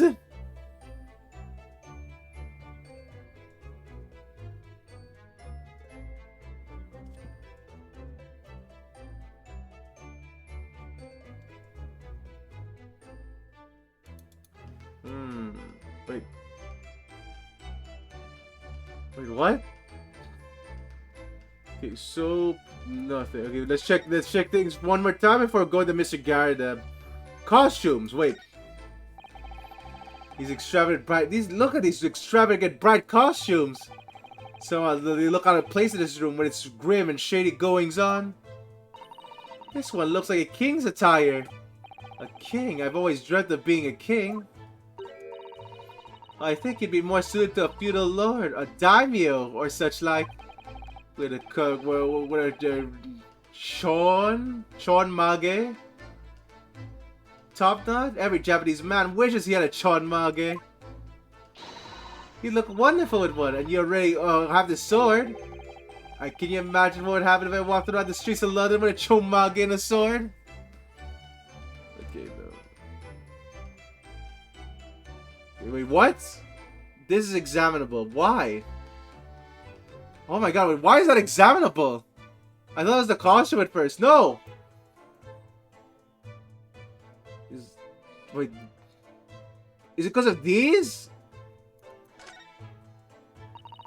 As you've seen from the outside, the window is completely bricked up. A vestige of a former window tax that Brightons had to pay. What strange things they use the tax in Great Britain. I mean, making people pay for the number of windows they added in their property. It's extraordinary. It's heartbreaking to think that the poor having to block up their windows just to avoid the unaffordable tax. Oh, what is it, Miss Sato? If you look closely... Oh my god, wait, are those loose just because they don't have the white pavement? Oh god! Wait. It also says though an archer just broken a few of them just there. Was it Mr. Shakespeare did it, I wonder? Look at this, Mr. Naruhodo. There's something on it. What's that? What outside? What the fuck?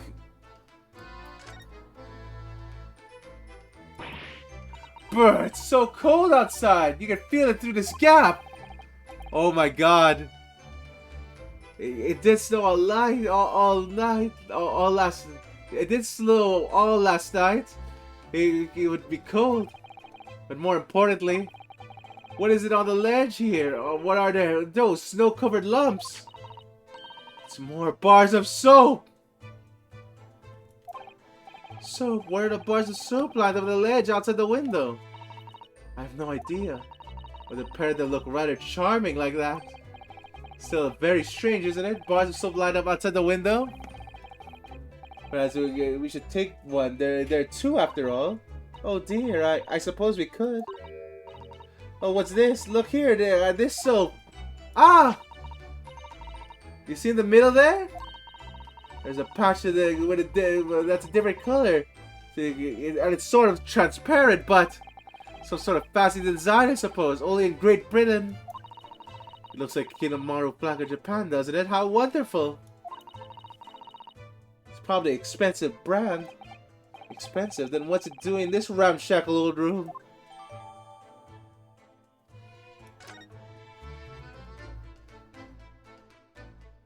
Okay, there we go. Examine everything. Looks like you've been having a good snoop around, eh? Oh shoot, nope, it's Gregson. Inspector Gregson, back so soon? Thanks to the Japanese little fell in the clique, I went and reported to the investigation division. 5 minutes down, this place will be cordoned off by the yard. Oh, I see. Well, we'd better be leaving then. Poor Mr. Natsume must be feeling very low being back in the cell so soon again. I'm sure we probably go and... Wait, what?!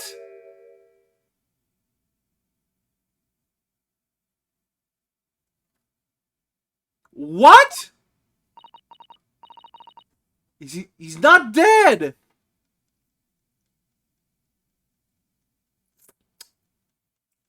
Okay, wait.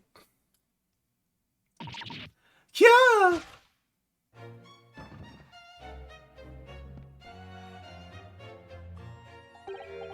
Out, a brief candle, life's but a walking shadow, a poor player. Oh my god, but he's not dead! That struts and frets his hour upon the stage and then is heard no more. Now, how the soundeth the next part? 'Tis a tale told by an idiot, full of sound and fury, signifying nothing. Indeed, oh happy day! I guess he's dead. Well, he's dead again. What? Walking Dead!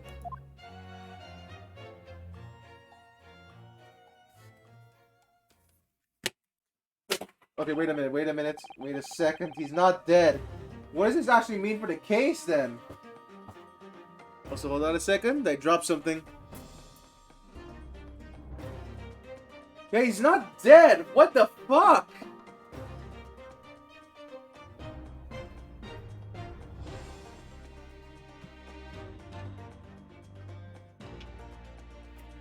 Oh, there we go.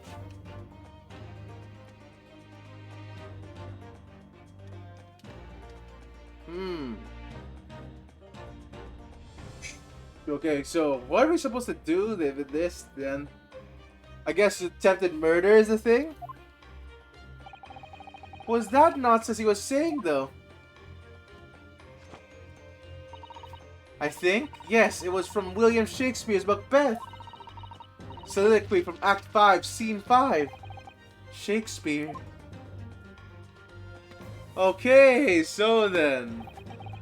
So it was that the victim, Mr. William Shakespeare, came back to life. If the man had indeed been poisoned, it transpired that it had killed him.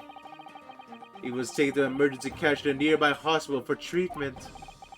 Wow, so the two cases that Soseki was in, like, was just due to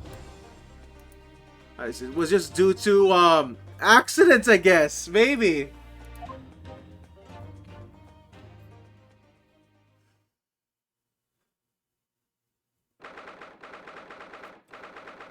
21st February, Briar Road.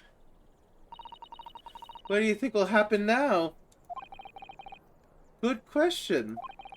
What a strange situation for Mr. Natsume, arrested for murder, when then the victim comes back to life.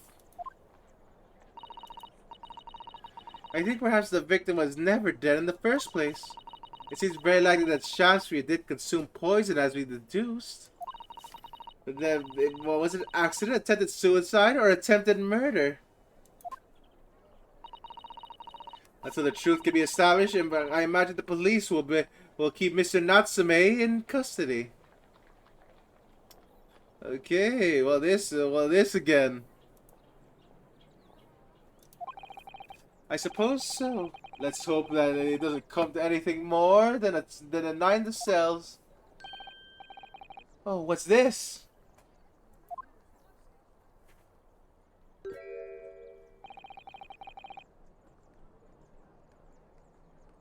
Okay, wait a minute. He looks like he's trying to see the Soseki-san's lodgings. Something wrong, Mr. Naruhodo? Excuse me, could we have a word? Who is this? Ah!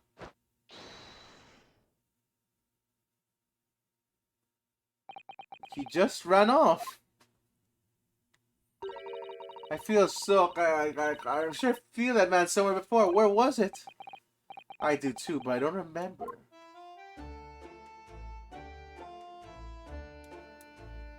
Okay, so let's examine our current evidence. Court record.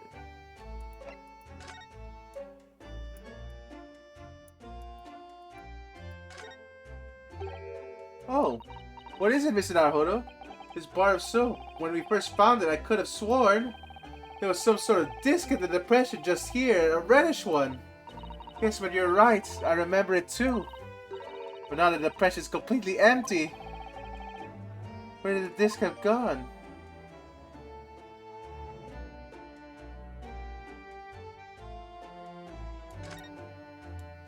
Wait a minute! Oh god, wait a minute. Could that have been a coin? Was that was that the cause for the soap breaking, to get the coin out of this? Well, we got it out without it, so but if that's a coin, we only know one coin operated machine in that whole room. It's the gas machine.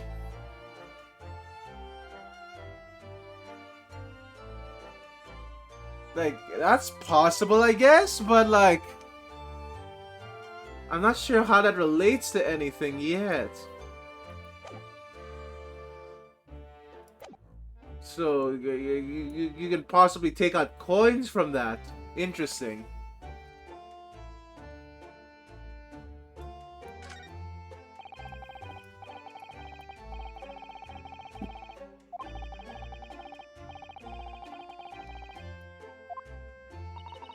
It does look as though it would have collapsed even in the smallest earthquake, doesn't it? And is it supposed to be haunted as well? I think it might have a hunch of why Soseki-san has such a hunched back.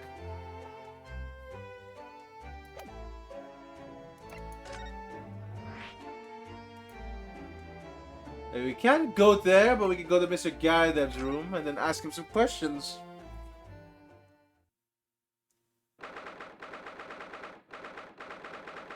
The Garadev's room? So why did it disappear suddenly?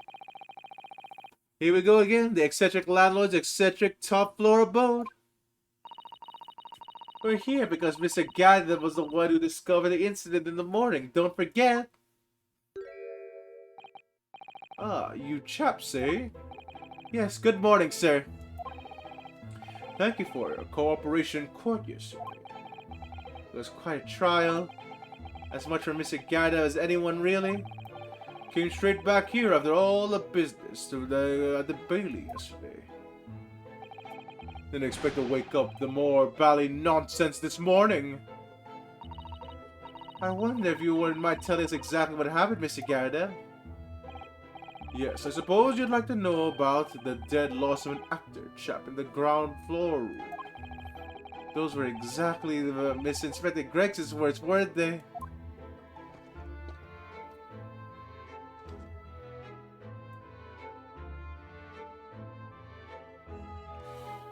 Okay, Garadev.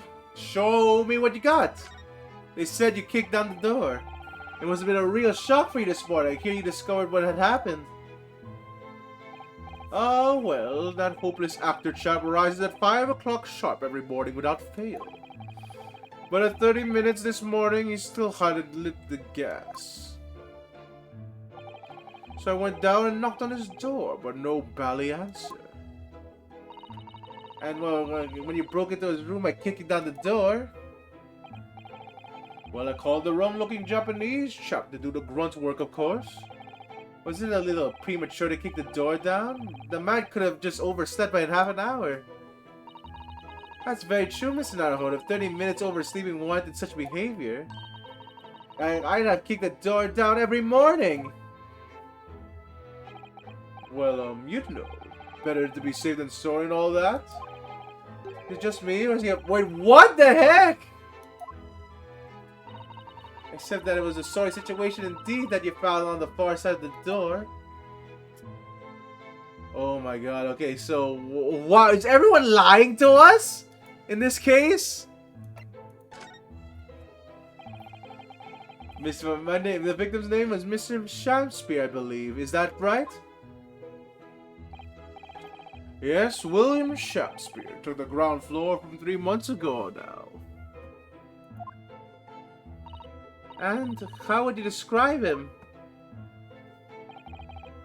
In a word, destitute. Destitute? Well, let's face it, the only redeeming feature of that room is a cheap rent. Anyone wanting to live in a place like that is either broke or has a bally screw loose. So hard to choose which category Saseki-san would fall into. Mr. Naruhodo, that's a little rude. He was doing research as well. Research into what? Shakespeare, of course. Shakespeare. Read a few plays of the old bard myself. Would you know Romeo and Hamlet and all that? Wow, dude. That'd be a fucking interesting story. I'm gonna fucking lie. Can you imagine if Romeo and Hamlet had a romance instead of Romeo and Juliet? Holy shit. Then again, there might be a fan fiction between like, there might be like a Shakespeare fan fiction where it just mixes up his stories like that. Yes, William Shakespeare is England's most highly regarded classical playwright and author. He's known as Sao. Wow, he's known as Sword Art Online in Japanese, I guess. As you know, and many of his works have already been translated. Well, why is he called Sao in Japanese? Why is he called Sao in Japanese? Well, I didn't know he wrote this famous Sword Art Online. Very nice, Shakespeare. It's incredible that Shakespeare was short at the Sao, though. Someone was too heavy-handed there. There's a lot of costumes in the victim's room. Actually, weren't there? Of course, Mr. Natsume is a scholar in English literature as well. I imagine he and Mr. Shakespeare would have had much in common. Shakespeare's interpretation disagreement leads to the shocking murder. Let's hope it's not that. Mr. Naruhodo, really? How rude! Wait, did she read our minds?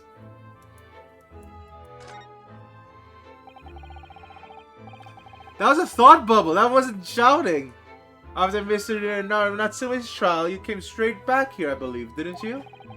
Did you notice anything strange between this and then and this morning? Well, now, must have then been at 6 in the evening by the time I got home.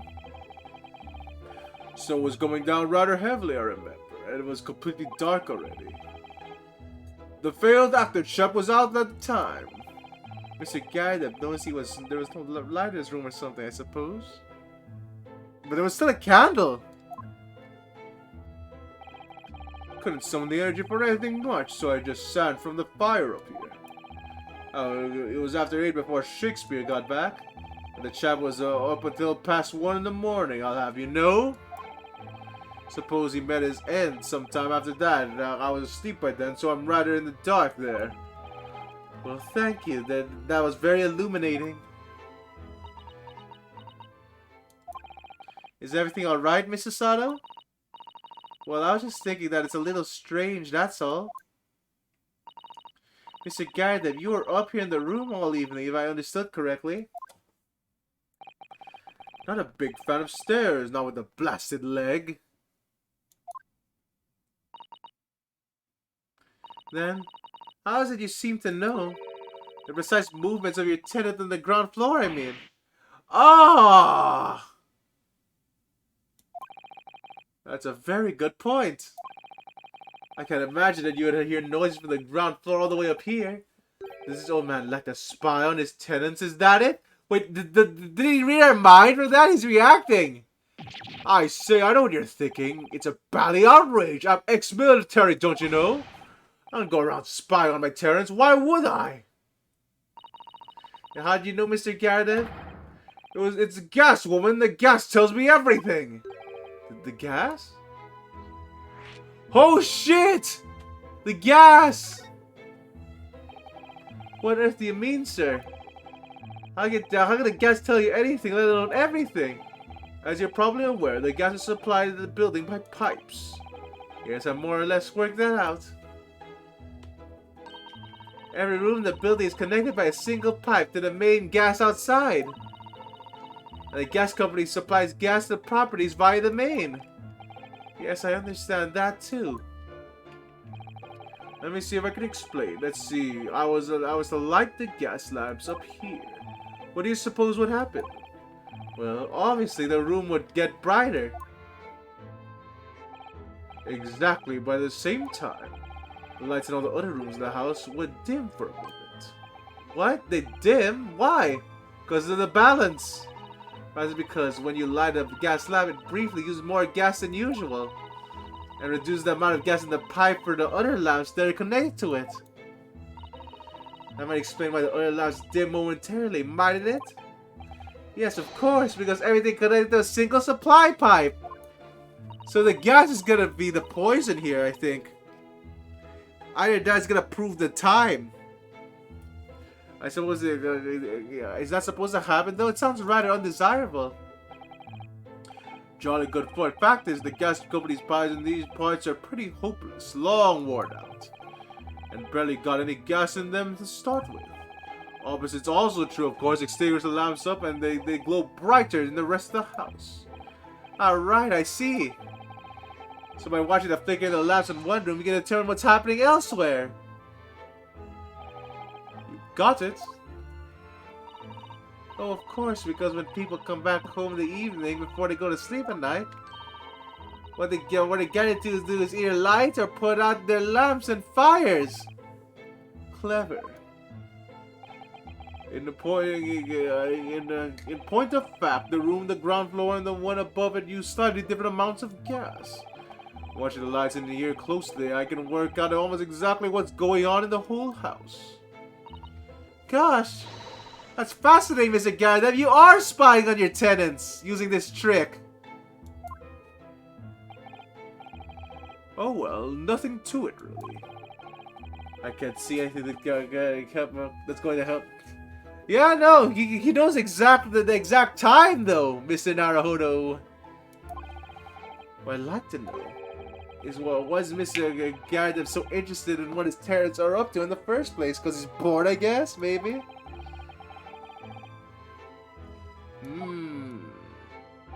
Well, we've done as much investigation here as we can, I think.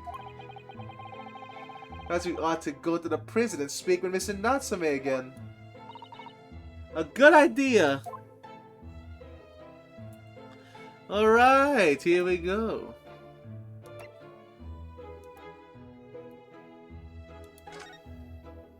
Alright, here's Mr. Soseki again.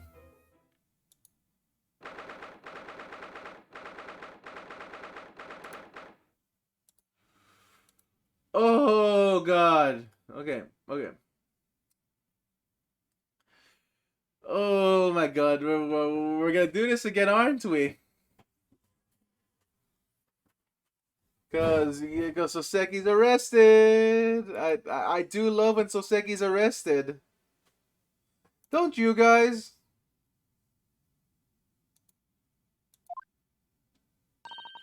Look, Mr. Naruhodo. Mr. Natsume, have the police finished? Have the police finished questioning now, you know? Welcome, student Mr. Naruhodo Esquire. Oh, yes? Well, what is he tell me? Is he a ghost or is he here to haunt me? Let me guess. You're talking about Mr. Sholmes? I should call himself the great detective, Mr. Natsume. He's not a ghost. But his diabolical deductions, they're not of this world. They've left me. Oh, cursed! I'm cursed, I tell you! Well, that's sort of hurts. Credit where credit is due, Mr. Naruhodo. You were heavily involved in the abduction, too. Yes, moving on. We have some wonderful news. Oh? The victim that we all thought was dead has come back to life again. Now, in the absolute worst case, you can only be tried for attempted murder. That's great, isn't it, Mr. Natsume? It's terrible! Oh?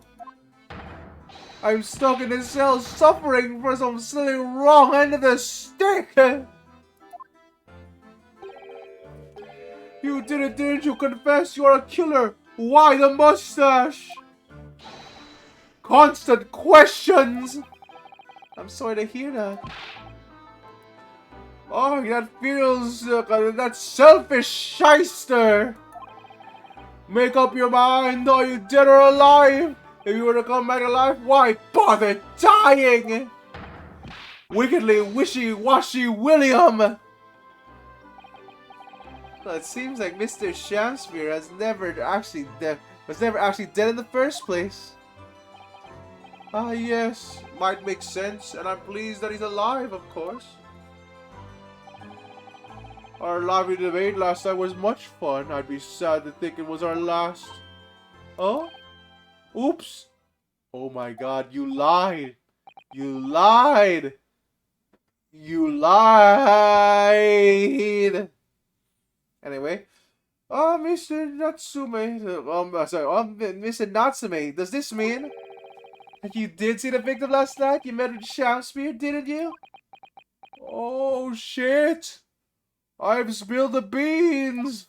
I'm not saying another word. I demand to have a lawyer present. Who do you think I am? Mr. Natsume, we need to hear your side of the story. Why am I cursed like this? Oh my god, okay, what was the details of this case? What happened? Can you tell us exactly what happened last night then, Mr. Natsume? There's nothing to tell! But, Mr. Naruhodo Esquire, I'm eternally grateful to you for helping me with that accursed case yesterday. The case that saw poor Miss Green hospitalized after ending up with a knife in her back. It's hard to believe that was only yesterday. After that trial was over, I trudged my weary back to my lonely lodgings. An evening at past 9 it must have been. I visited Mr. Shamspear. So you didn't go to the victim's room then? As we feared. I didn't do anything wrong. I'd never been to this room before. It was the first time. Then what made you decide to go? I butted in when they arrived back at the house. We go chatting and developed into a discussion. But he had to go out and so I bade him farewell. That time Mr. Gardner said that the victim went out and came back after 8. We met again later that evening around 9 or just after. Then I took him for some nice tea I brewed as a gift. Because you brought the tea that clearly had been drunk at the scene then. I suppose you were discussing the works of Shakespeare, were you? Yes, that's right. That's exactly right. Romeo and Juliet, who was stronger? It was a delightful debate. Oh my god, the power level. I know Romeo's Were they comparing fucking power levels, I guess? Or is it emotional strength? I have no idea.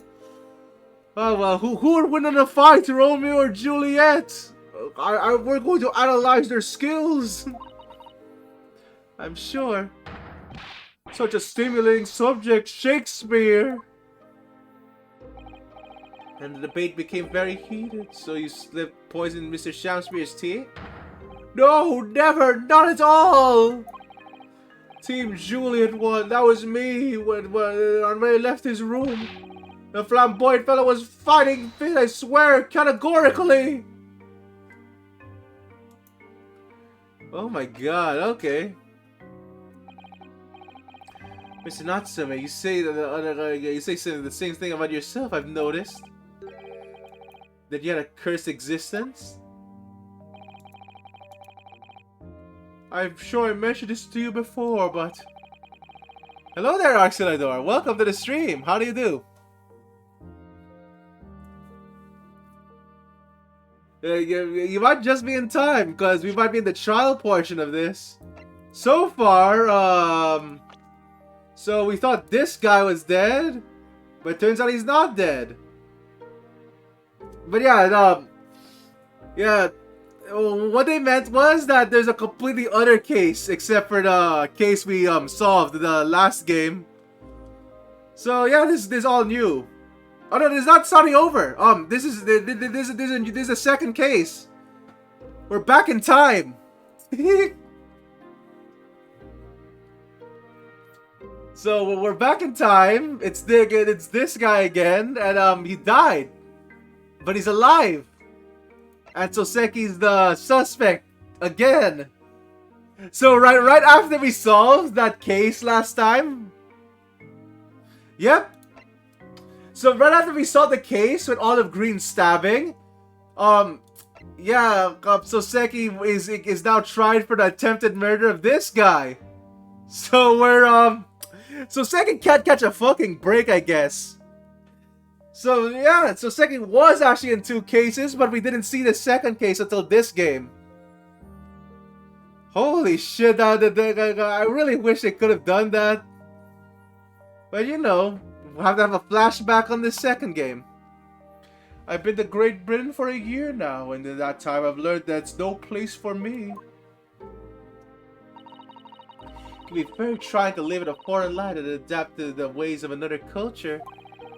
There are foreigners everywhere I look, and they all stare at me, they all laugh! That's all the impression I get whenever I go out. It makes me scared to leave my room! Which is why I've become a recluse. But even in my room, I find no respite from my fears. No, we had to do that later over Dragon. We had to separate them from 2 games. Wait, how do you do, Arxelador? I hope you're going well at work. I moved more times than I can remember, and then 1 week ago I moved to the Briar Road. But why? I mean, why did you choose that place? Sorry, why did you choose that place? It doesn't seem very comfortable. Because rent is cheap, I have so little money. Oh, you just woke up actually. Very nice. Because I have so little money, it spoke to me. The rent? Obviously, there's a reason why it's cheap. Because the room is cursed. Cursed how? You already noticed, Naruhodo! We noticed for the first game. The previous occupant, the man who lived before I took the room, died there. Oh no! He was only a young man, but one morning he was found dead and no one could explain why. It's the gas! It's the fucking gas! Surely no one would live in a room with a history like that. I didn't. When letting the agent recommend the place, I wavered. But I want books! And books cost money! A horrible history is a horrible price to pay! When I realized it would mean I could buy more books, I signed the lease like lightning. Brave or blinkered? But after I moved in, I soon came to realize what I'd done. I realized how horrible that room's history really was. gosh, was it really awful? Oh god, okay, so someone died of the gas attack, I guess. How did the room's horrible history affect you, Mr. Natsume? What happened? At the first, it was just a feeling. The feeling of beady eyes boring into my back, watching me. Do you think that might have been playing your mind playing tricks on you? No, my mind doesn't know any tricks. It was someone else. It's been a long nightmare ever since I was given the keys to the... Holy shit! I just realized! That gas paddle! The gas paddle in the back dead! The reason he's having nightmares is he's suffocating in his sleep! A nightmare? You've been having bad dreams, you mean? All the souls you've died in that room? I lean over in my sleep and try to Holy shit! Holy shit! It all makes sense! Oh, if it's actually the gas that's suffocating him! Oh god, there's no window! The gas. Oh my god! I would have called it! I called that fucking thing that started streaming directly again! That really is horrible. And now I've come to think of it, it happened last night too. The very same night Mr. Shaftesbury was writhing in agony from the poison in his body. I was on the verge of being suffocated silently by those miserable spirits in the room. You simply must move out of that room as soon as possible. Yes, you're right, I know it. And that's why. I'm already searching for the next room from the history to call home. I think perhaps you should try avoiding accommodation with any kind of history at all. Otherwise, I'm scared that you yourself may become history. Oh, Susanoo knows how to make the man listen.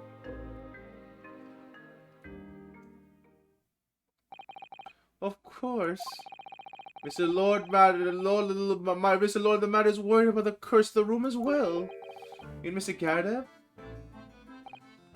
Yes, he knows that if people keep dying there, he'll never be able to make rent again. Well, that's true. I, for one, wouldn't go near that place. Ah, perhaps. That may explain why the landlord pays so much attention to the gas house and his tenants' movements. You mean because he's worried about their well-being? He does seem to have an unusually keen interest in the amount of gas in the pipes. Holy shit, does Gardev know? Does Gardev know that the pipes are suffocating people? You don't see a reason why he keeps close tabs with occupants. Oh my god.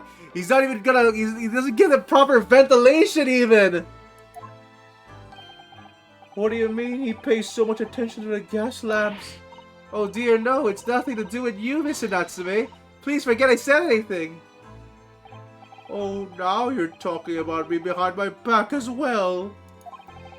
Well, what's important is that Mr. Shaftesbury isn't in fact dead at all. Or once he's come around, he'll be able to tell us what happened, and we'll be able to get you released.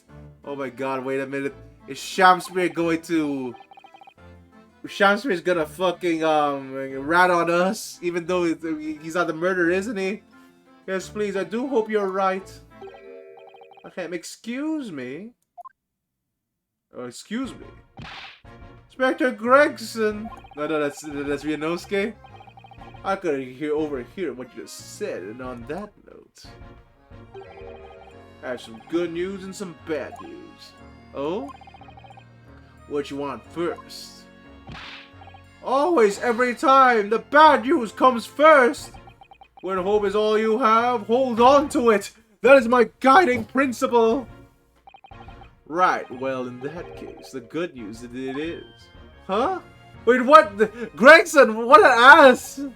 Sorry, but it's just a lot easier to explain everything that way. Then why did you ask for my preference?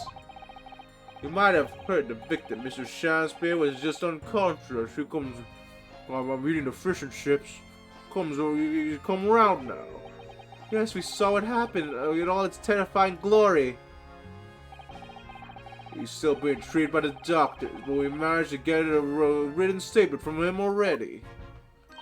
Oh, isn't that wonderful, Mr. Natsume? Oh, thank goodness, it's all over then. I can leave this somber cell. Sorry, no, that's not the card. That's on the cards. What? Why ever not, Inspector? Mr. Shansbury has implicated someone as being responsible for what happened last night. Implicated someone? Oh dear! You don't mean...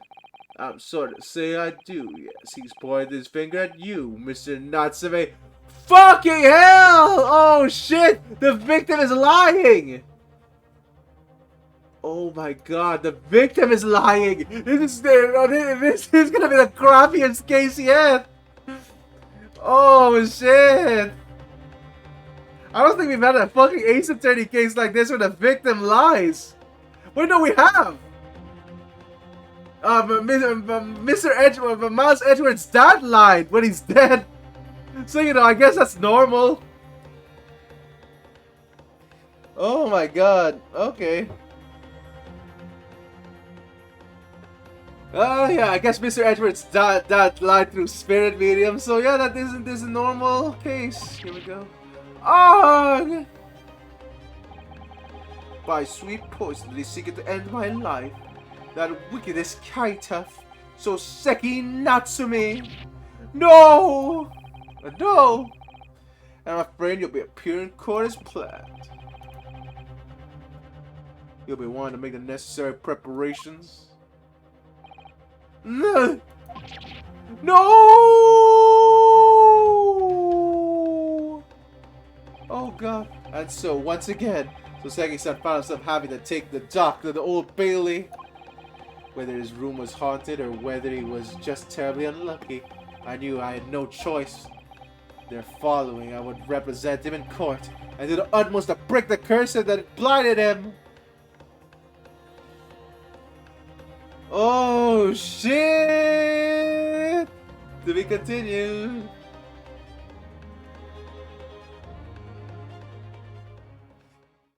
Oh.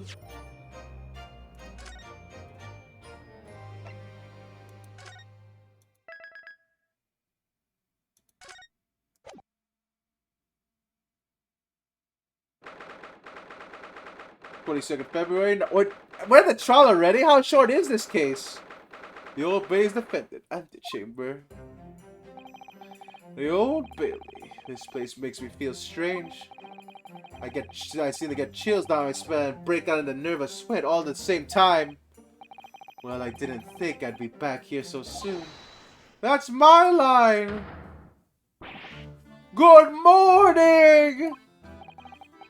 Good morning, Mr. Natsume. It was only 2 days ago that I was declared not guilty here. Yes, we somehow managed to prove that he didn't slap Miss Green in the back. Oh no, stab. Why they say slap? But now this. Another morning, another murder, and here I am in this hellhole. Can't keep coming into court. I'm beginning to think he's right. It really does seem that he's cursed. Mr. Naruhodo, I'm afraid I have bad news. Oh. Oh my god, this again. Oh, what is this shit again? Mr. Natsume, good morning. Yes, morning. So here we are again. Yes, again.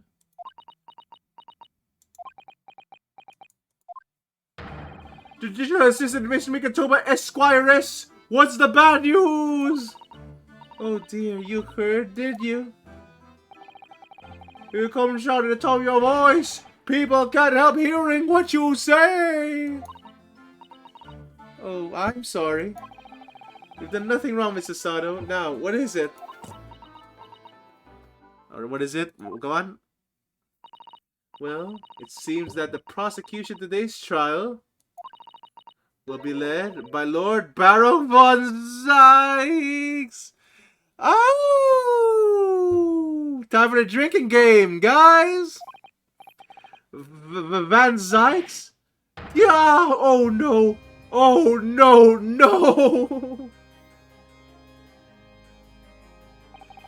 The The so-called Reaper of the Bailey, the most legendary prosecutor in the land. In the trial 2 days ago, he pursued Soseki and I relentlessly, of course by the skin of my teeth. We managed to pull through, but still. Perhaps Mr. Natsume's acquittal in the last trial wasn't the end of the matter after all. Yes, I know what you're thinking. The legend is the Reaper that says nothing can save a person in the dock when the Lord Van Zykes is the prosecutor. Oh no!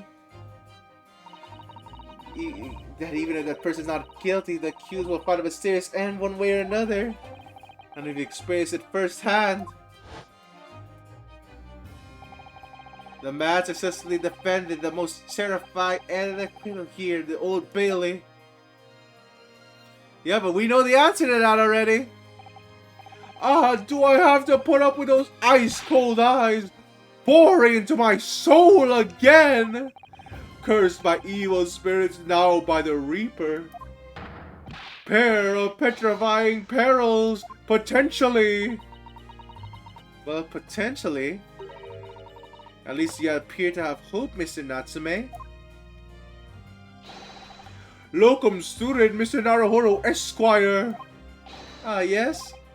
I'm innocent, you have to believe me. You're more than anyone now. Don't worry. I'll be your steadfast ally every step of this battle. I promise. And promise to be a hard battle, I fear. Okay, here we go again. Here's Lord Van Zykes. Well, the trial is scheduled to begin shortly. We should move into the courtroom. Let's go! Is this gonna be a two-part, like, case? Maybe it is. Oh yes, I forgot to say. I'm afraid I won't be able to make it, Mr. Sholmes, I mean. That's probably for the best. Oh? If he were here, I might be tempted to rely on his help. And that could be seen as a weakness if Lord Van Zykes were to notice he'd prey on it mercilessly. At least that's my gut feeling. Mr. Naruhodo. You're right. Yes, you're so right. Oh, well said, locum student Mr. Naruhodo, Esquire. Well said. I swear on the sword on my side and the spirit of Kazuma that it harbors. I'll show him what Japanese lawyers can do. I'll set you free with honor. Oh, yes. Alright, here we go. Ooh, here we go, baby. I'm loving this.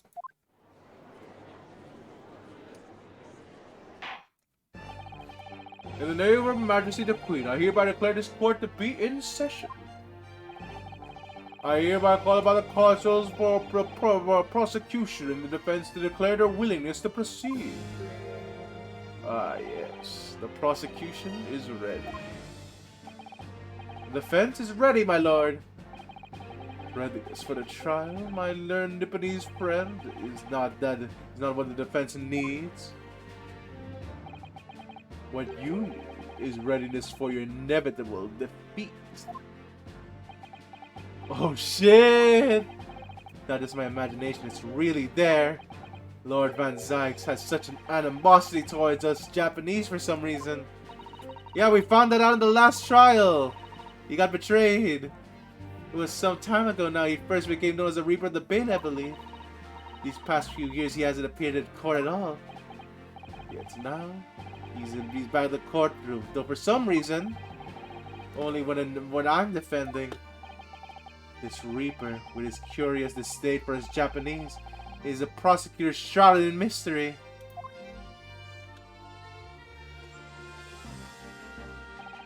Still, isn't it time for pondering that? I have to concentrate on Soseki-san's trial. Furthermore, I call upon the 6 ladies and gentlemen of the jury. You have been chosen at random to represent the will of the people at this trial. Are you ready to fulfill your duty? Absolutely, I don't feel this larrikin wasn't innocent before. I must say, Especially ruthless on the days when my hat refuses to sit right. Oh, well, I rather like you're wearing how you're wearing your hat. I think your ruthless look is very fetching, actually. I need to be somewhere at 10 o'clock. I have a very important meeting. Let's make this...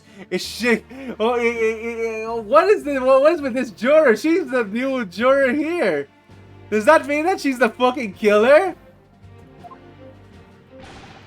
I couldn't agree more. I need to take a home bomb tonight, and or the missus will go through the roof. Oh, may the Lord show us all a light here and lead us to a righteous verdict. The British jury system is so very different to our own, isn't it? It's quite extraordinary that the power of the judgment is in the hands of 6 members of the public. And jurors can only pass sentence where all the jurors are in agreement about the defendant's guilt. 6 citizens of London chosen at random, or at least that's the idea. The prosecution would like to draw attention to the fact that the accused was on trial here but 2 days ago. Accordingly, where possible, the same jurors have been asked to return to duty today. So why is one of them different? Very well, let us commence the trial. Lord Van Zykes, your opening statement, please. Ladies and gentlemen, the jury, it is not the intent of the prosecution to cast doubt over the past decision. However, the innocent verdict afforded to this eccentric Nipponese before has had dire consequences. Did the accursed repent for his wrongdoing in that affair? Far from it. Instead, he uses freedom to perpetrate the most blood-curdling crime, namely that of attempted murder of his neighboring lodger, an innocent Englishman. To explain the circumstances of the crime, the prosecution calls its first witness to the stand. Oh shit, here we go! The detective responsible for investigating the scene, and the accuser himself.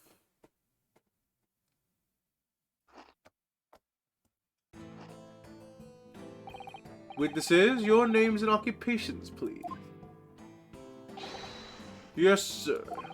Tobias Gregson, Detective Inspector at Scotland Yard's Homicide Division. Oh. So Seki Natsume from the Empire of Japan. My government ordered me to come here as a student to study your language and culture. Mr. Natsume. Yes, my lord, sir. I'm quite sure I'm not mistaken that you swore an oath to never set foot in my courtroom again.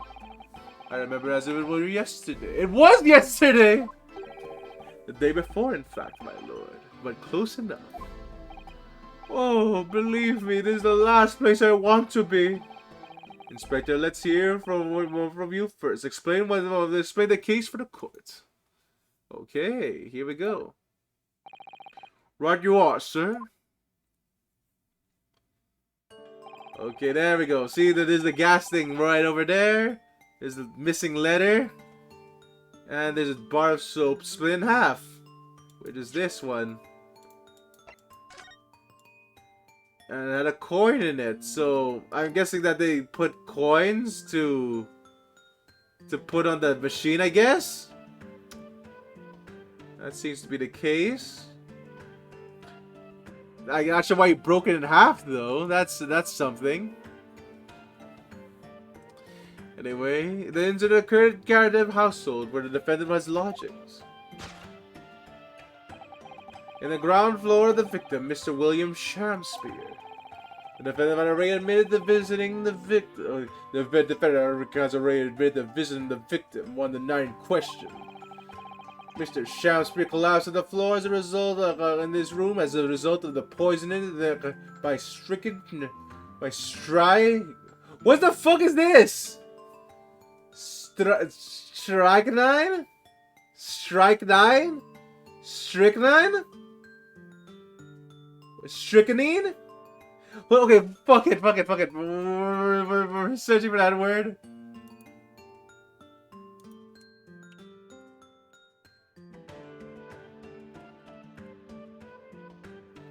Okay, it's a chemical. Strychnine. Okay, strychnine. Thank you, Auxiliador. They're poisoned by strychnine. It was found the following morning when the landlord, suspecting something was wrong, broke down the door.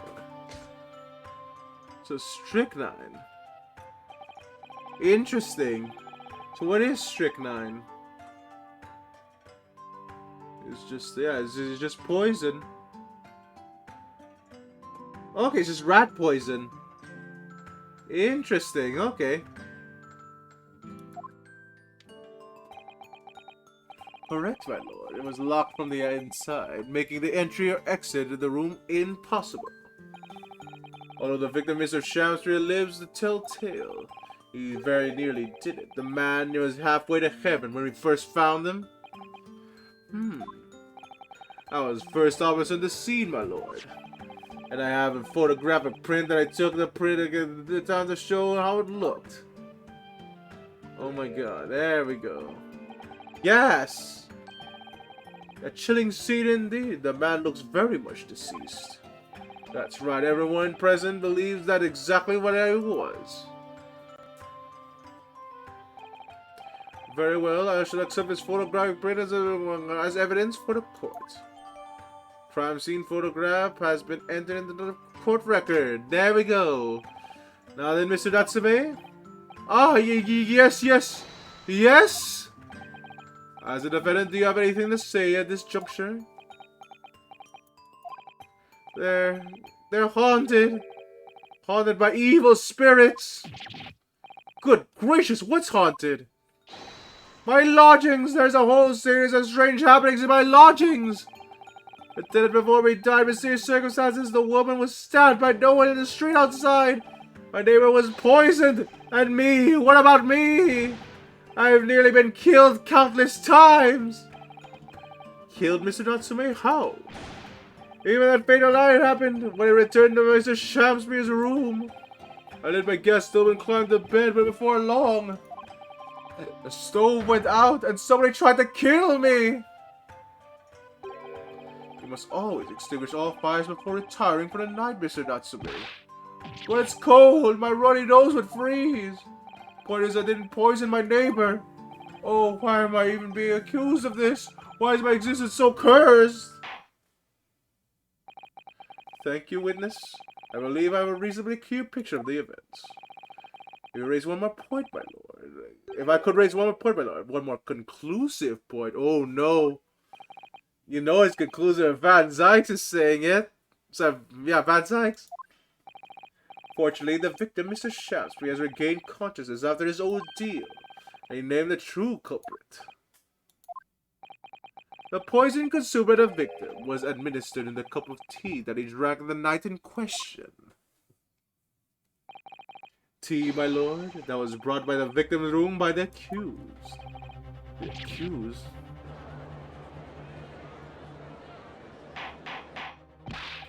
Ooh, maybe. That could be it as well. Yes, that's the crux of this whole case. If Soseki is innocent, then why? Why was the victim accused them? Well, Mr. Natsume, what have you to say to this accusation? That evening, yes, I did take some freshly brewed tea with me when I visited Shakespeare's room as a gift. The public water pump outside always freezes tonight, so I boiled water especially to make it. And as a result, I will never touch tea again, and never! The public pump was frozen, you say? That's not the information we heard before. That will do, thank you. Now, according to our laws, the defense must have the opportunity to cross-examine witnesses at least once. Therefore, I call upon the witnesses for a formal testimony. I presume that the prosecution has no objection? None whatsoever, my lord. Good. Then you will give your account of the events. Not in question to court now. Yes!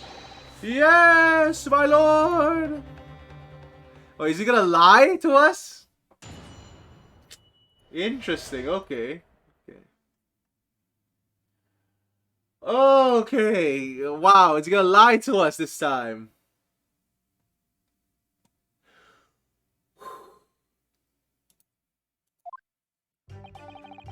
It was around 9 o'clock that evening when I visited the neighbor and they took some tea with me as a gift. We had heated the literary debate over a nice hot drink, after which I went back to my room at around 11. Yeah, I mean, totally. My tea was completely harmless. He couldn't have locked the door behind me otherwise, could he? Strychnine takes some time to take effect on the body. People don't keel over immediately after taking it. The victim was perfectly able to lock the door after his guest left. The argument still stands. Okay, wait a minute. Yes, I see. It all seems relatively straightforward. Excuse me, but that testimony does raise one rather crucial point, I think. Mr. Nasawe claims his teeth have been harmless, presumably, though. The teacups have been examined for traces of the poison, haven't they? Why did I think of that? Well, as it happens, no. We haven't been able to. Wait, what? Why? Did I hear correctly, Inspector? Scotland Yard has failed to examine the suspect's substance? How could you have overlooked something so important? Isn't it the first thing you should have done? My learned Nipponese friend is falsely incensed. Inspector said Scotland Yard was unable to examine the tea, not that it was overlooked. Unable? Why? Simple enough, there was none left, not a drop. Someone must have been very thirsty indeed. With the current scientific techniques, it's not possible to test for poison under such circumstances. You only need a drop, but that one drop does actually have to exist, funnily enough.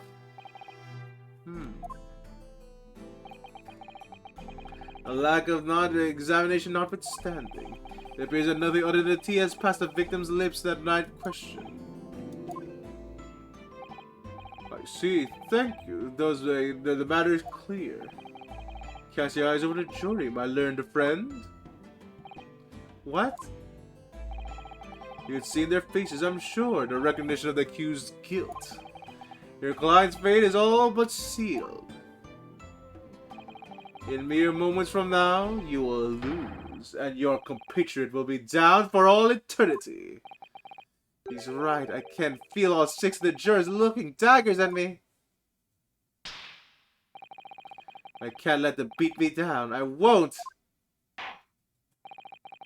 Counsel for defense, proceed with your cross-examination. Okay, so, I'm more interested in what Gregson said there. About the poison.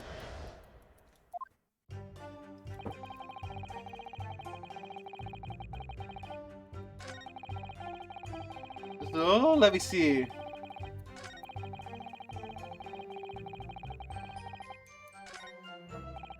There, should I take some time? I want more facts about this strychnine.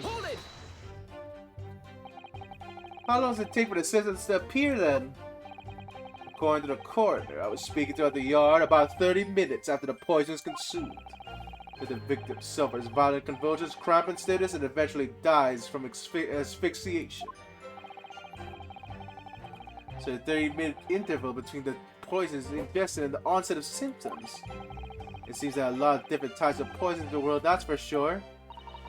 Oh dear, death by poisoning again? It's always so awful. 30 minutes is a long time. Certainly long enough for the victim to have locked the door behind the accused after he left. Can't deny that. And infer the great Soseki-san's alibi. I have medical report from the doctor who examined the victim here, my lord. It spells out really the accused is the only person who could have done it. Very well, the court will add this report to the court record as evidence. Okay.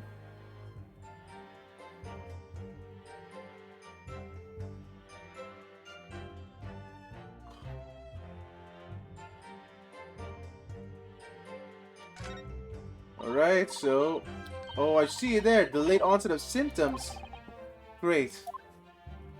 Okay, wait a minute. So...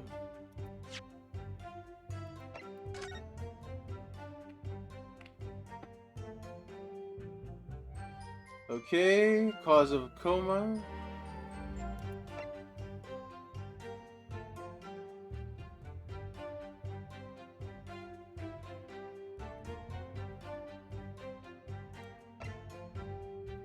Ooh, okay, let's see here.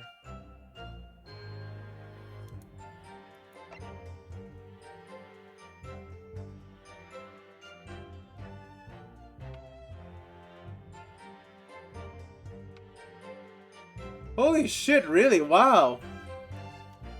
But okay, let's see here.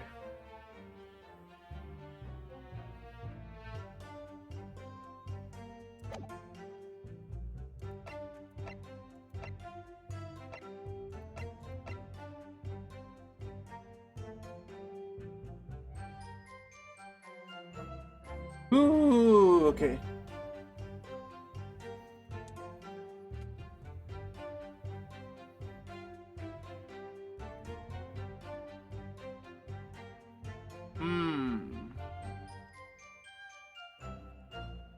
Holy shit, really? Wow.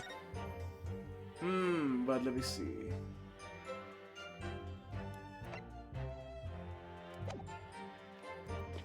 Okay, let's see our statements.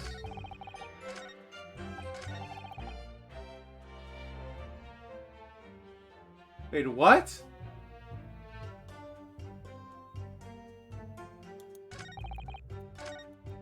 Is this ground of seed? Whoa, really? Wait, 11. Oh, there we go. 11? That's not 30 minutes. That's basically 3 hours. Occurred at 1:30 a.m. So, present. Mr. Natsume, you said it was 11 p.m. when you left to return to your room, correct? Yes! Inspector Gregson, we can rely on the information the medical report unconditionally? Of course we can. There's no problem with that report, Sunshine. Actually, I think there's a very big problem. Because there's a chronological inconsistency between it and the defendant's testimony. A chrono what? What are you on about? According to this report, the victim must have consumed the poison at around 1:30 in the morning. And yet, the defendant, Mr. Natsume... Oh my god. I'm shocked that the victim survived that then. The defendant, Mr. Natsume, left the victim's room at 11. Ah. Yes, that's right. There's more than 2 hours of missing time there. In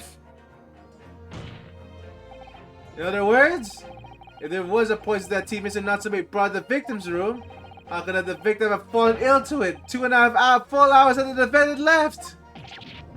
Whoa! Wait, why did they both freak out? The defense's argument is entirely reasonable. How do you respond, Lord Van Zykes? Okay, here's the drinking game. That's 1 drink already.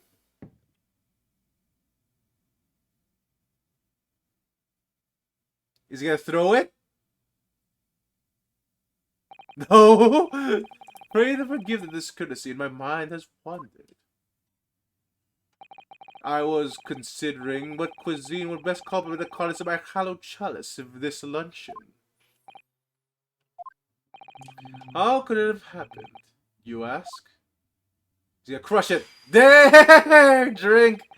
I do hate to shatter illusions, but my Nipponese friend appears to be chasing a phantom idea. A phantom? It is so hard to imagine that the victim drank his tea after the accused had left. For example, at the time stated in the medical report? Yes, at around 1:30. Objection! Mr. Natsume brought the tea with him to drink together with his neighbor. And in Japan, there's only a well-known saying. Drink tea while it's hot! Objection! And in my country, there is even more apt saying. There is nothing more refreshing than cold tea.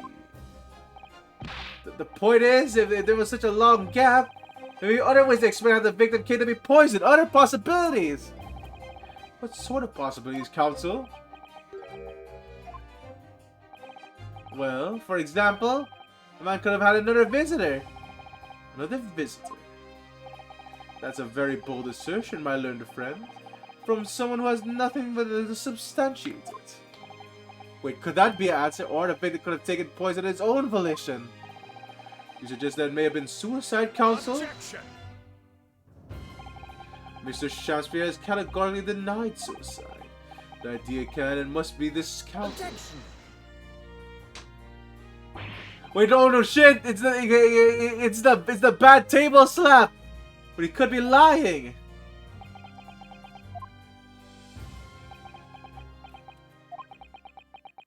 Okay, why is he this? Is something wrong, Lord Van Zyke? I was listening to the sound of a carriage pulling up outside the courtroom. Pray forgive the discourtesy. Carriage? What carriage? I would seem that the key player in this case has just arrived.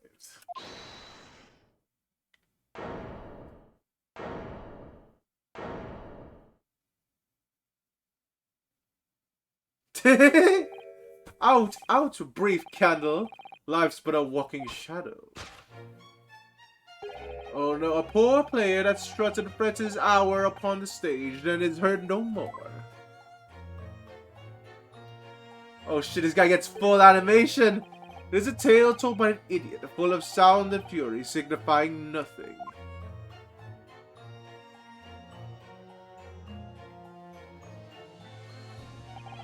Who, sir, are you? William Shamspeare, my lord. Alas, 'twas I, undone by these bitter events. I am the victim. What? What is he doing here?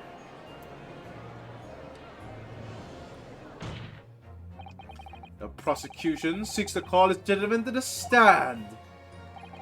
With his testimony, my learned friend's futile resistance will be utterly crushed.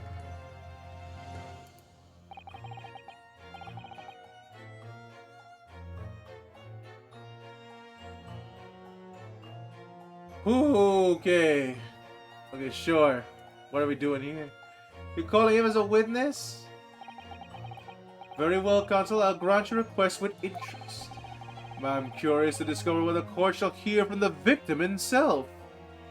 Oh my god, what was going to go on here?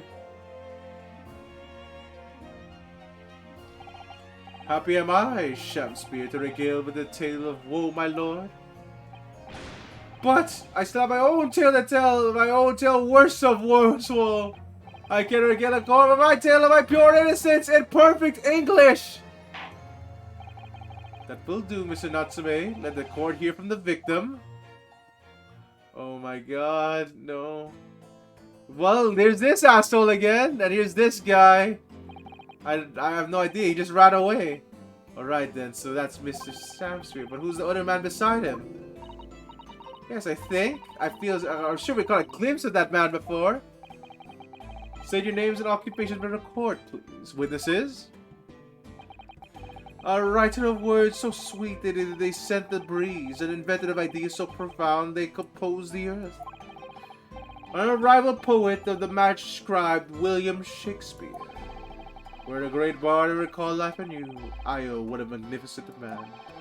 Good fellows, I am here upon such a miracle. William Shamspeare. Oh, my name is Meterman. Andrew B. Meterman. I work at the Alamo Guest Company. Why is everyone posing today? Well, why does everyone have like a pose? Like first the last case of like the fucking trial, the last case of the first game. Now everyone's posing. I work at the Alamo Gas Company East End branch office. I remember now. It was yesterday on Briar Road. Oh yes, she's right. It's him. Oh, what's this? Stop! What's that man doing over there? He looks like he's trying to see Soseki-san's lodgings. Is something wrong, Mr. Naruhodo? Excuse me, could we have a word? Ah! Why, just disappeared like that by posing? Yes, we spotted him outside Mr. Gadam's house that morning. He's a gas company employee? What's he gotta do with this case? Well, he checks the gas.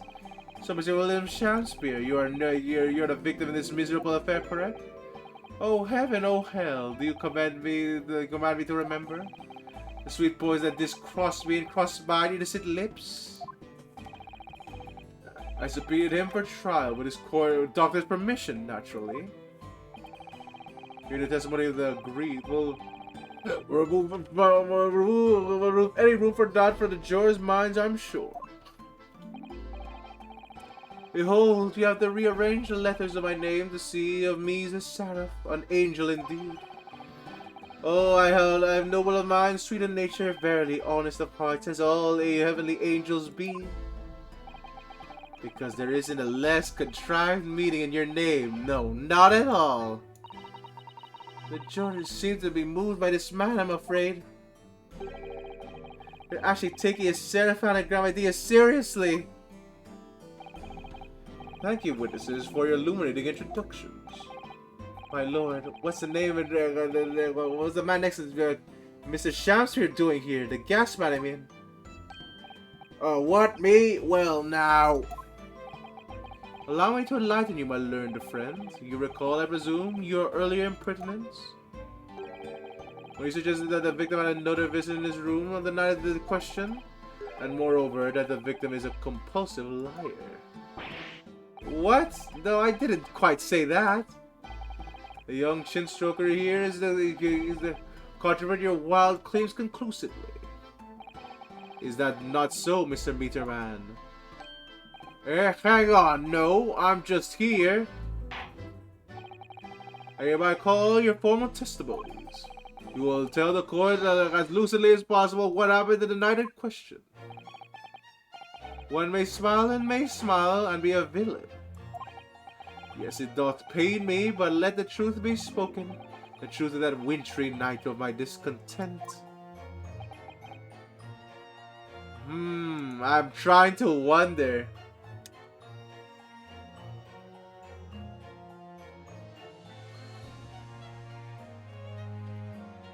Ooh, okay.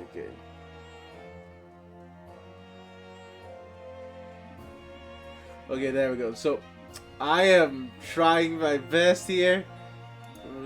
God, why would he have reached the lie? Oh, yeah, I'm crashed for okay. Welcome back to Dark Door. Yeah, no, this guy was just this guy was just about to give his testimony. He missed a lot of fluff. The wintry night of my discontent. The snow lay about my neighbor that cometh in the evening, bearing a gift of tea. But merry bitter was his drink. When he left, I did fall prostrate on my table. 'Twas the tea alone did my lips in that late hour, naught else. I was outside the bloke's window in the freezer cold all night, keeping an eye on his room. No one else visited the room but short little round back fella Eastern. Wait, why was he spying on the room all that time? Wait, what did you say? You were keeping an eye on Mr. Shakespeare's room all night? That's right. Of course the bloke's window is all but blocked up, isn't it? There's a little gap in the bricks where you can see it. Wait, what? I spent the night trying to keep my teeth from shattering as I peeped. Wait, why did he do that? The question is, why? Ah, well now, that's because he's on my list. What a piece of work is a man. Wherefore woods would not stare in the wonderment. What are you talking about? This buzzing busybody hath not part in this play. I pray thee, pay him no heed, and make further ado about his tedious words. What do you say about me? Calm yourself. The court is concerned of what happened that night in question. Nothing more. I'm still curious why you're watching him like that, but okay. And that's what the testimony we have just heard clearly reveals. There was no one other than the accused present at the time who could have carried out this crime. Oh shit, here we go again.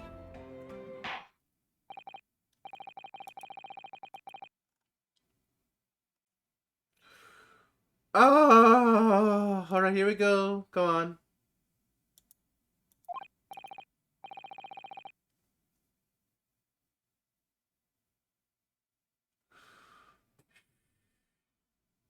Right.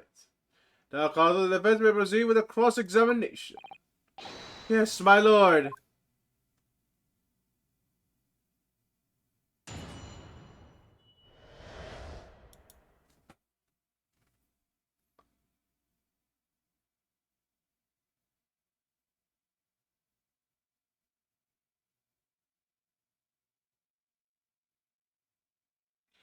Wait a minute.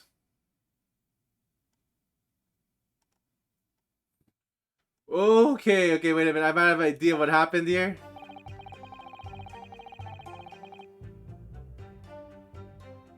But none of these statements are like good for a case.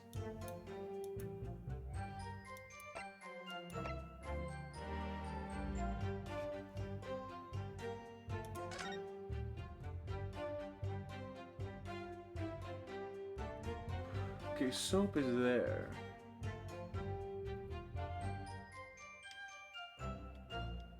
Oh yeah, I think I know what happened. I know how this all figures out now. My brain is figuring this out. Okay. So we learned about this gas pump over here, and it contains coins. You need to use coins for it. But this man is too poor for coins, so he used this. These are outside his window. He froze. He put like a water in it and then froze it to make coins, and that's why it melted. That's why it's empty now.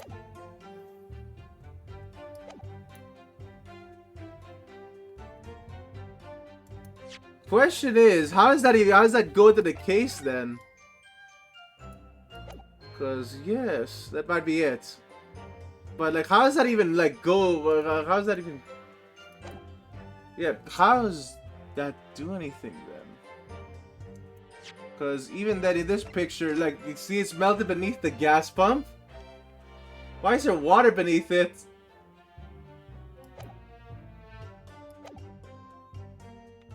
Anyway, I guess I'm pressing everything because I'm not sure if there's any statement here that's not there. To be clear, by neighbor, you're referring to the defendant, Mr. Natsume? Well, indeed, sire. Perchance thou wouldst I calling the man up from upstairs? And what did the mustache Nipponese visit you in your room? Our meeting was promised for an hour or night. Io did he come, the tender gift of fragrant tea. Details of which are accordance with the defendant's own testimony, yes. And you're brought in such a literary debate as the history had not seen before. Which I presume he means there'll be a discussion about who was stronger, Romeo or Juliet. Well, yeah, which one had the best power level? I already made this fucking joke, but I'm still peeing. It's like, yeah, you know, either of them could have a power level of fucking in the thousands, I guess. Aisha did play the part of young Romeo, whereas my neighbor played the part of fair Juliet. Each was dressed as our characters would be to bring weight upon a merry excitement. I dare not imagine the scene. Frailty, thy name is thou woman. Canst thou imagine how dismayed I was when I heard of the Eastern art of Jiu-Jitsu, but ne'er did I dream 'twas a skill practiced by the comely maiden. Juliet beat Romeo up? This not helping our case. I believe the court has heard enough about your earth-shattering literary debate. Perhaps you could reiterate your. Oh wow! So basically, so Seki was coming up with outside techniques for this shit. Perhaps you should reiterate your statement about the tea that the accused brought to your room. My liege, I am thy servant. Gladly I would do thy bidding.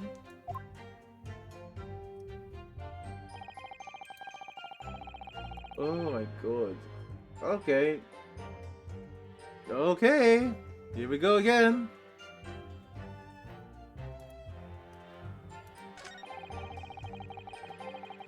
I forgot to press the last one. But very bitter was his drink posted in my table. Okay, so I really can't see anything that we can do here. Let me stop you there. Mr. Natsumi left the room at 11 o'clock, but it wasn't until the two of them that made you collapse. The amounts more than 3 hours of missing time. And the Fed had really put the poison in your tea. A 3-hour window of time is something you're going to have to explain. Gladly, this is an early task. What? I did drink the tea, not with my guest his tarry, but after he took the leave of me. Fate was stone cold, but at 1 hour post midnight, verily my lips were parched. That doesn't sound normal. Nay, it is quite ordinary, sire, after all. Task would recall our fiery debate, and miss such an argument there'd be no time for such fiery tea. Romeo and Juliet again. Who was stronger? Mrs. Shamspeare, in summary, allow me to confirm. Do you not come here with the intention of naming the attacker? But of course, my liege. This guy's fucking lying. But why is he hiding the lie like this?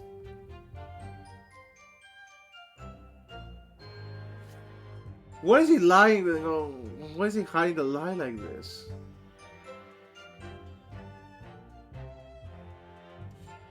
Ooh. Okay.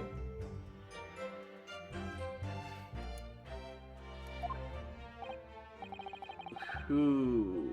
What could it be? Was too lover of words that attempt to show me off this mortal coil? Oh, we don't know what that means. So was the tea alone that has passed by this late hour? Not else. Okay.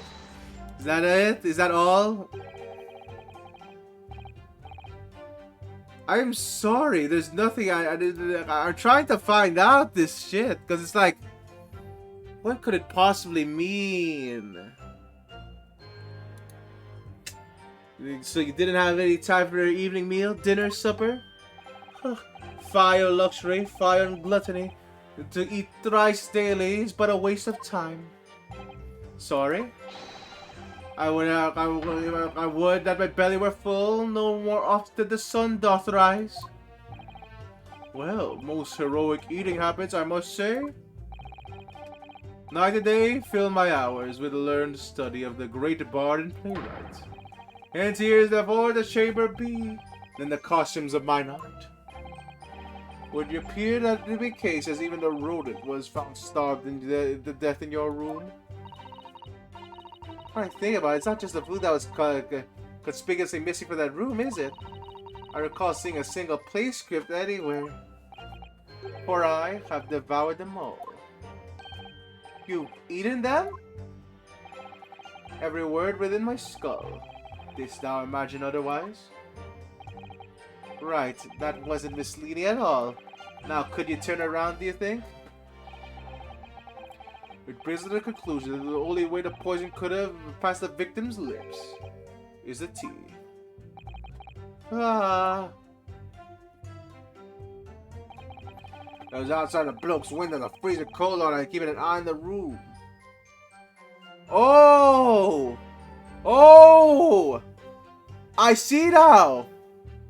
So if he's making fake coins with frozen thing, if he's making fake coins using the bar of soap, that means that that the gas leaked all of its liquid contents, which also means that there's no wonder Meter Man is watching him. This meter man is watching him because I guess he picks up the coins, and he would see that there's no coins in the box, so that's why he's on the list. Hold it! But the windows of that house have all been filled in. A historical artifact for the now defunct window tax. Yeah, you're right there, all bricked up horribly. But as it happens, there was a little part of the brickwork in the bottom corner that has opened up. I was looking through the gap. Yes, a few bricks loose were there. And some strange reason, a couple of bars of soap lined up at the ledge outside as well. I don't like going around poking my chin in other people's business, especially in the freezing cold nights. Condemns my orders, so that's what I'll keep doing as long as there's breath in my body.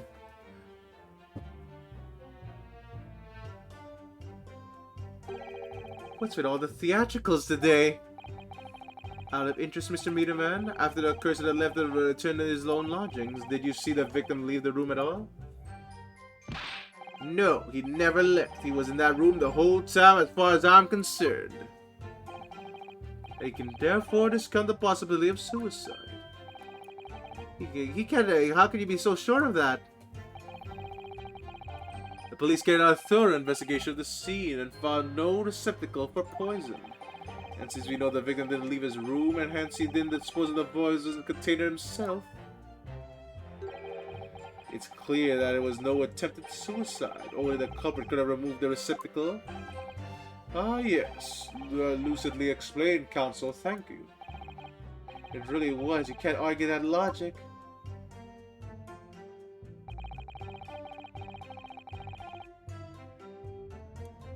Hold it! You say a short, little, round-backed Eastern fella? So you can't be sure that it's defendant then. How many other short, little, round-backed Lebanese with a mustache do you think are there in London? Well, of course, there's only a narrow gap. It was quite dark, so I didn't notice the mustache. But he showed up around 9, and I'm pretty sure myself. And the person you saw arrive, did he and Mr. Shamsi drink tea together? Nah, sorry, I couldn't say. Why not? Because I couldn't see the room all that well, could I? But I did see the silhouette of that little round-back fella wearing a pretty dress. Did a pair of them start some kind of wrestling match, I tell you. I didn't know what to make of it. I suppose that the Romeo Juliet championship bout that was a Romeo and Juliet championship battle getting underway. Mr. Meterman, allow me to confirm one final time. Apart from the accused, can you state with certainty that no one visited the victim on the night in question? No question, Gasman's honor.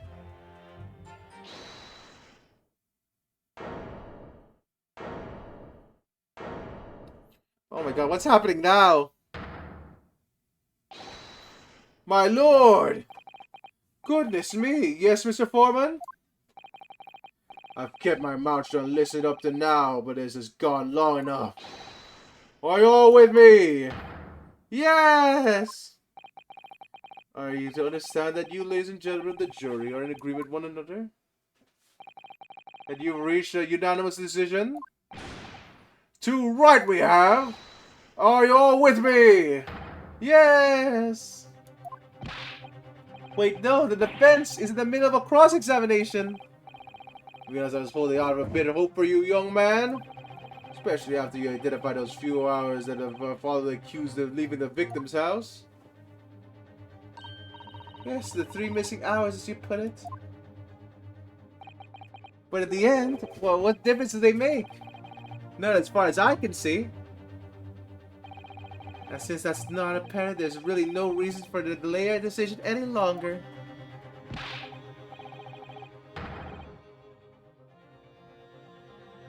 Holy shit, wait, I just realized another thing! We learned that the water was frozen in the pipes! So he used tea for this! He used frozen tea to fake the coins! Because the water was frozen! And it leaked! So there's a way to test the poison!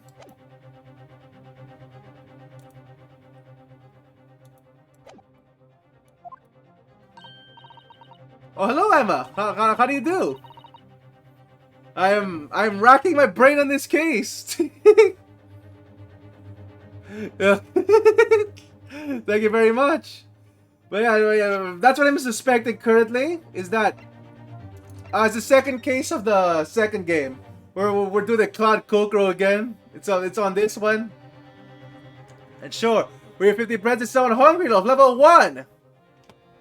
But yeah, I think I know what happens here. So, we can actually test for poison.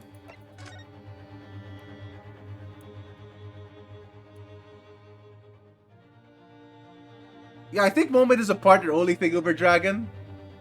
Yeah, I think it's a partner only thing. Yes, but yeah. So, fake coin. Here's the thing. Fake coin was in here. He used tea to make the fake coin. And it leaked. It leaked like this. Like that. Like that's why there's a stain here, because it leaked. That's why the meter man is watching him. That's why the meter man is over there is watching him, because there's no coins in the machine. How could there be? They're made of liquid. Very well. Let the court apprise of your decisions. Ladies and gentlemen of the jury, you'll state your leadings of the defendant's culpability. Guilty! Oh shit, okay, wait a minute. Okay. Guilty. Well, this sucks for us. Guilty. Guilty. Well, okay, looks like we lose.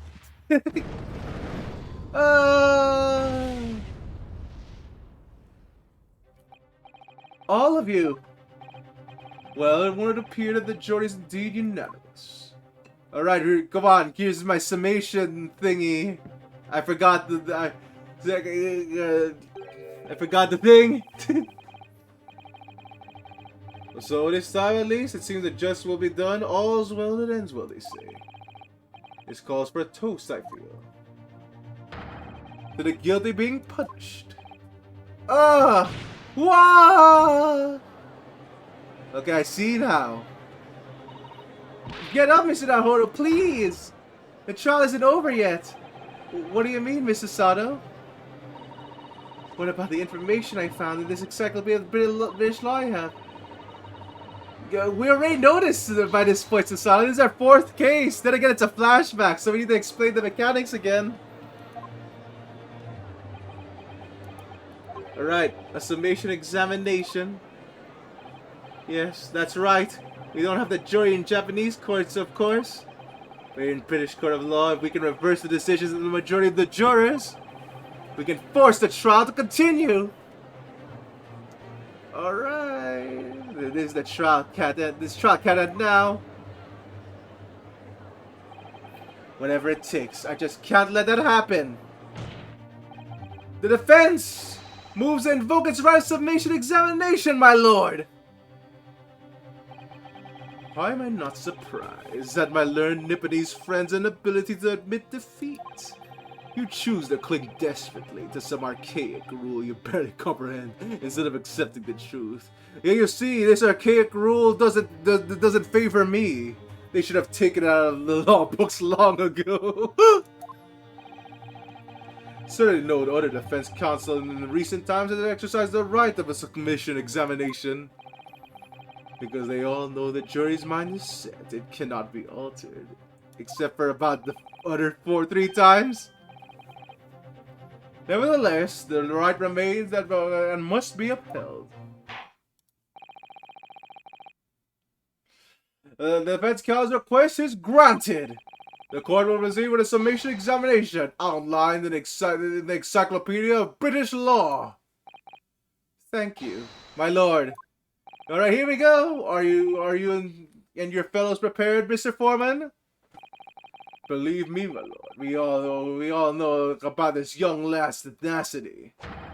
We're ready for it! Very well. In that case, ladies and gentlemen of the jury, I hereby call upon each of you to see the grounds on which you find the defendant guilty of the crime which he stands accused. I hope we can skip the tutorial of this, because we already know. Traditional findings. Alright. Alright, what's this? The victim may not be well up, but he's a nobleman. Straight up, there's no reason to doubt the man.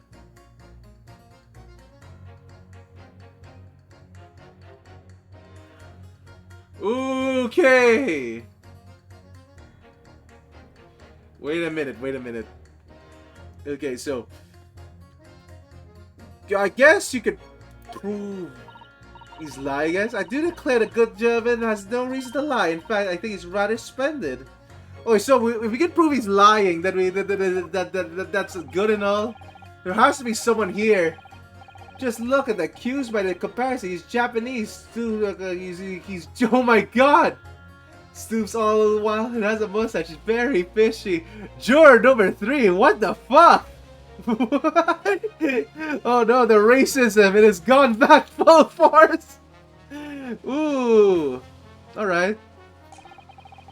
There's no evidence to suggest the gangling actor is a fraudsman, for now at least. Wait a minute, she doubts it! I really don't care, like, I just need this trial to end quickly. 3 hours of missing time is not or nothing when you reach my age, you know? Nothing at all. Okay, I know what to do now.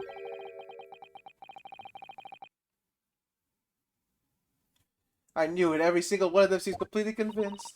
It would seem that all the jurors have come to the conclusion that Mr. Shamspear is fine of standing honest citizen. Okay, we have to prove that he's there. We have to fucking throw mud at his name. We know our goal now. Time to kill it.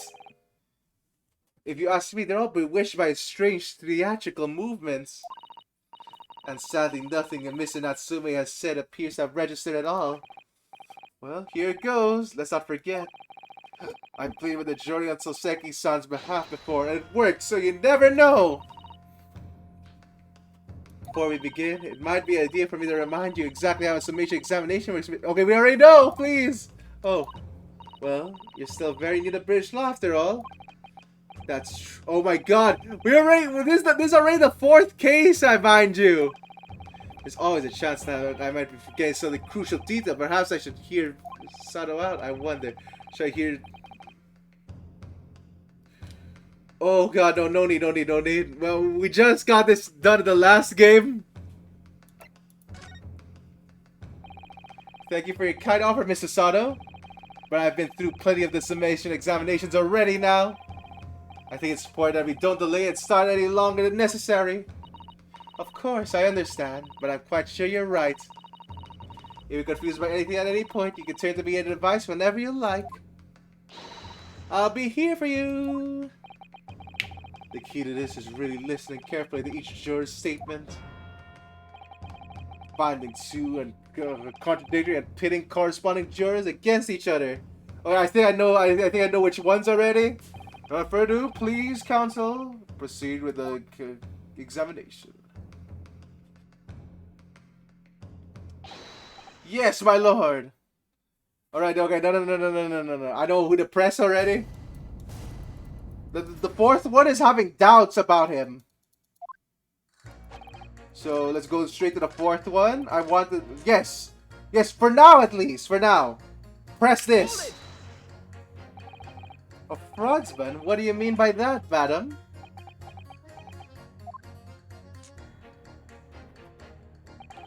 It really is most tiresome problem for the company, most irritating. We can't absolutely be certain that a customer is stealing from us. But without hard evidence, we can't even threaten to take it. Holy shit, I'm right!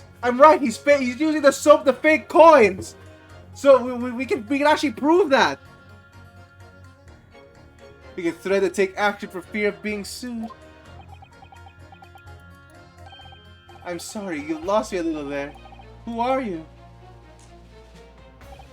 I'm the wife of Augustus Alamont, owner of the Alamont Gas Company. Good gracious, Alamont Gas, you say? Gas is the future of energy in this country and around the globe, but proper handling is essential. As I'm sure the employees from the Far East End branch office would be first to agree. Absolutely, Lily Quinby. Gotta be used properly. Almond gas is best in the world, of course.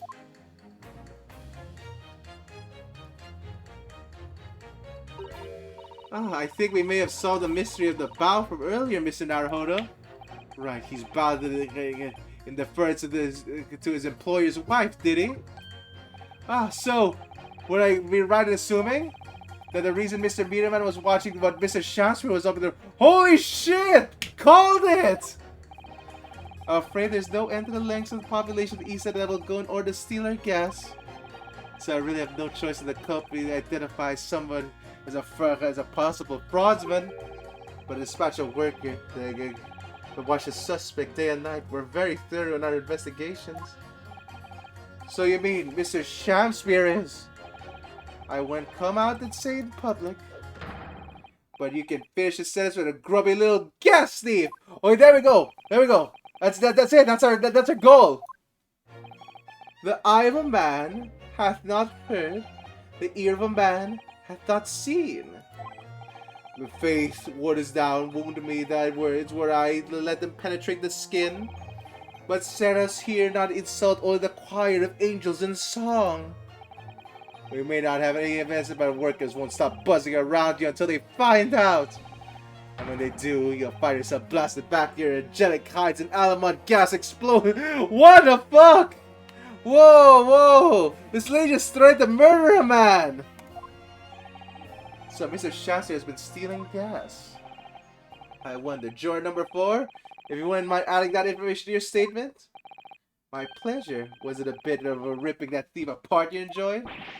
A little before the part about abject violence, and it's not too much trouble. Okay, there we go. That's it. That's it. She had doubts, but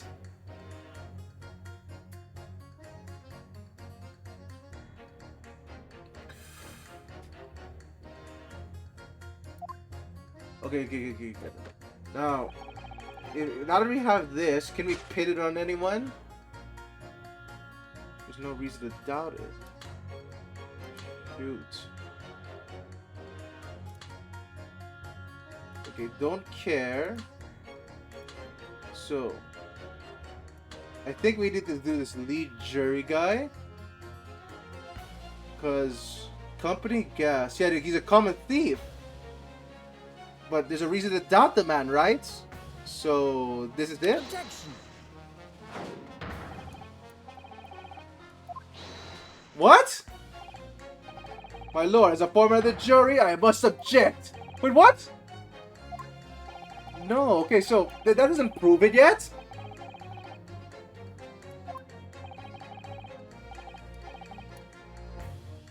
What the fuck? Okay, wait a minute.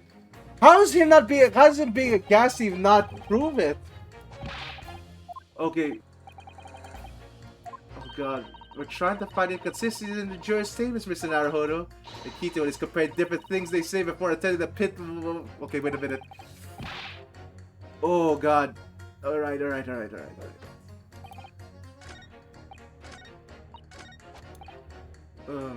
Okay. Why didn't that work?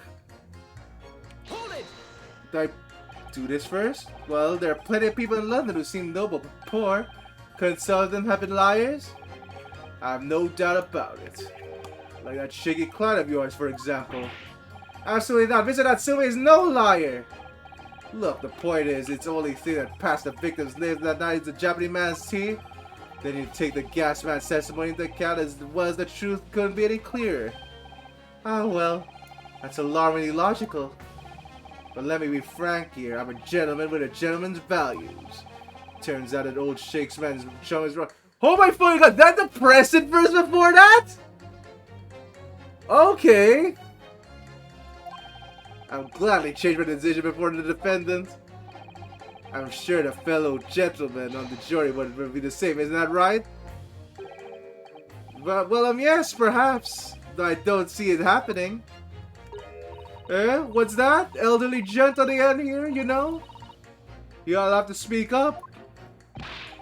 Look, I really don't care about this nonsense. I just need this trial to be over. Why did he keep calling juror number 5? It's clear that he doesn't want to be here. Like, all he does is be like, oh, I don't want to be here. I'm a family man, you see.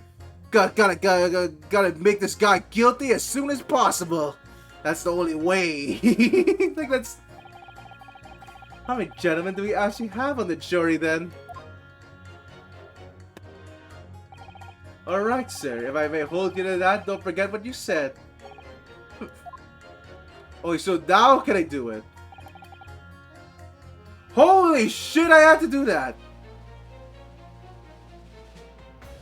Yeah, there's no way this random. Oh, so I can do that now? So it's this, and it should work now, right? God damn, I hope I don't lose another star for this. Objection. Clearly contradict each other. Wait, does it work? Good gracious, though, those saves do you refer, counsel? The juror number 1. Oh, there we go! Holy shit, I had to press first. There we go. What are you yelling about, lad? I presume you heard the juror number 4 statement made by wife odor of Altamont gas? Well, yes.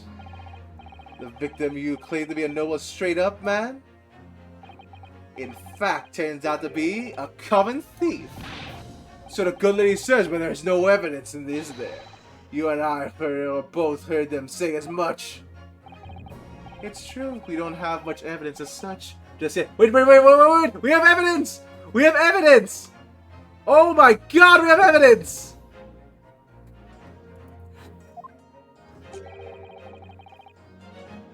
Also, yeah, no, there's no way this random selection or auxiliary door. I fucking doubt it.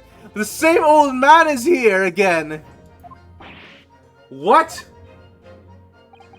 You heard me, seeing as this operation has already been compromised. I would suggest that the court hears testimony from our East End branch office employee over there. I'll do whatever you say, my lady. Gas man's honor.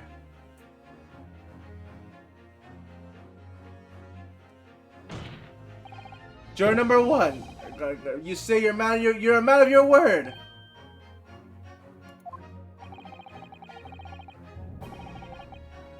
Hey, auxiliary door. This guy's just Popeye. If I could show you that Mr. Shamspeare was a liar, you assured me that you would reconsider your decision about the defendant's guilt. Yes, I did say that. As a matter of honor, I'll hold to it, as I'm sure the other gentlemen of the jury will. Me? Oh well, yes. We found that the man's a liar, perhaps we ought to consider the matter further. Well, if I'm perfectly honest, I haven't heard half of what you've all been saying. Oh my god, this is the worst jury ever! This is the worst fucking jury. What is going on here? Like, most of them aren't listening. You're about to convict a man to death over here. You gotta pay attention to the trial, please. Oh no, I'm not having a part of this. I want this trial to be over. Oh my god. Get in there, juror number 5. In that case, I shall change my leaning. So, Mr. William Shamspeare, if that's your real name, we the jury of the man, exactly what kind of man you really are. Okay, here we go again. Wow, all that took is 1. Like, interaction. Very nice. That's 4 jurors. 4 not guilty. Yes, Mr. Naruhodo. Victory!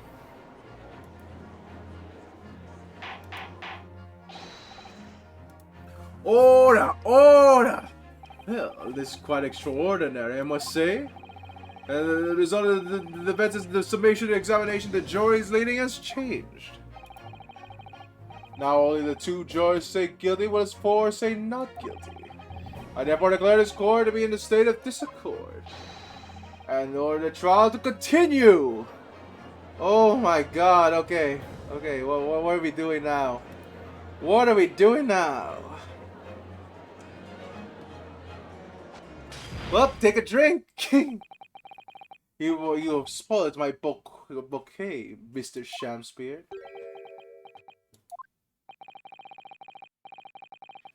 So it's banquet, I guess? Banquet. The ladies and gentlemen of the jury now find they are unable to trust the victim. But you gods will give us some faults to make us man. So God amend me. I do swear. The gasman speaketh that which concerns him most, not but gas, but with thin air. I burneth bright a while, but it hath no substance. It doth reek of foul. Oi, what did you say? Do I take the Mr. Shanty that you deny the allegations of gas thievery? Most heartily, my lord. More hast thou forgot? I am a seraph, an angel, noble of mind, sweet of nature, and verily, honest of heart. Are you flowery-mouthed pompous beanpole? Just 'cause I haven't got evidence yet. Mr. Shakespeare, if in fact you are not a noble of mind, sweet of nature, or honest of heart, if you are a liar, then your testimony should have no sway in this courtroom. It is my considered opinion that at present time no other possible culprit of this crime has been identified. All this testimony heard by the court does far heavily implicates the defendant. In short, it would rather not be unreasonable to stay at this stage for me the rule of the case. What the fuck? Oh my god, what's going on? No way, right? I rely to the jury has expressed concern about the fidelity of this witness. I believe it would be inappropriate for this court to not pursue this point further. Objection! Okay, there we go. Woo! I assure you, my lord, that would be a waste of the court's time. The gas in this case are unrelated. Juror number 4. Yes? Did you say before that although you had no hard evidence to prove this man has been stealing gas, you had strong grounds for suspecting him? That's right. We do. Don't we, worker? Oh, I'd like absolutely, Lady Quinby. Gasman's honor. Alright, here we go. Very well then, we will hear your testimony now. You will tell the court precisely why you believe the victim, Mr. William Shakespeare, has been stealing gas. Yes, my lord, it will be my pleasure. On the honorable gas name, I swear. If I may, my lord? Go ahead, madam. Is she gonna testify as well? This worker's testimony may be a significant bearing on the good name of my husband's company. Therefore, I should like to take a stand alongside him in a supervisory role, if you wouldn't mind. Woohoo! Oh yeah, sweet as honey. Yeah, yeah, yeah. Meter man, what the fuck? She has a husband already. I'm not sure. I'm not sure why you're celebrating like that, but okay. Very well. As an exception, I shall honor your request. Thank you, my lord. You wait till the boss gives you an earful, or oh, it's gonna sting. You mark my words. So you will both testify before the court on the subject of the legal consumption of the Altamont Gas Company's fuel. Yes, is that clear, my good man? Clear as the Altamont gas, my lady, which is the clearest in the world. All right, here we go. Well, here we go again. Do you think the gas has gone to his head, Mr. Sato? I mean, it's gone to everyone's head, apparently. You can't have a gas stove like that in an enclosed room. You need ventilation. I think this man is just a very dedicated employee, Mr. Naruhodo. Alright, here we go. Let's do this again. Come on. Let's see what we got here. I'm proud to be the company's East End branch investigator, okay? That has no bearing on the case. Go on. Altamont gas meters accept trumpery bits. Each coin given the customers about 2 hours of gorgeous gas. Okay. Right. Nothing yet. The Mr. Meter in Shakespeare's room didn't have a single coin in it. Holy shit! We're right about the counterfeiting method. The meter doesn't appear to have been tampered with, though. And the collection agent has the only key. Somebody's been using all the flaming gas he wants without paying a penny. If that's not thieving, I don't know what is. Okay, okay.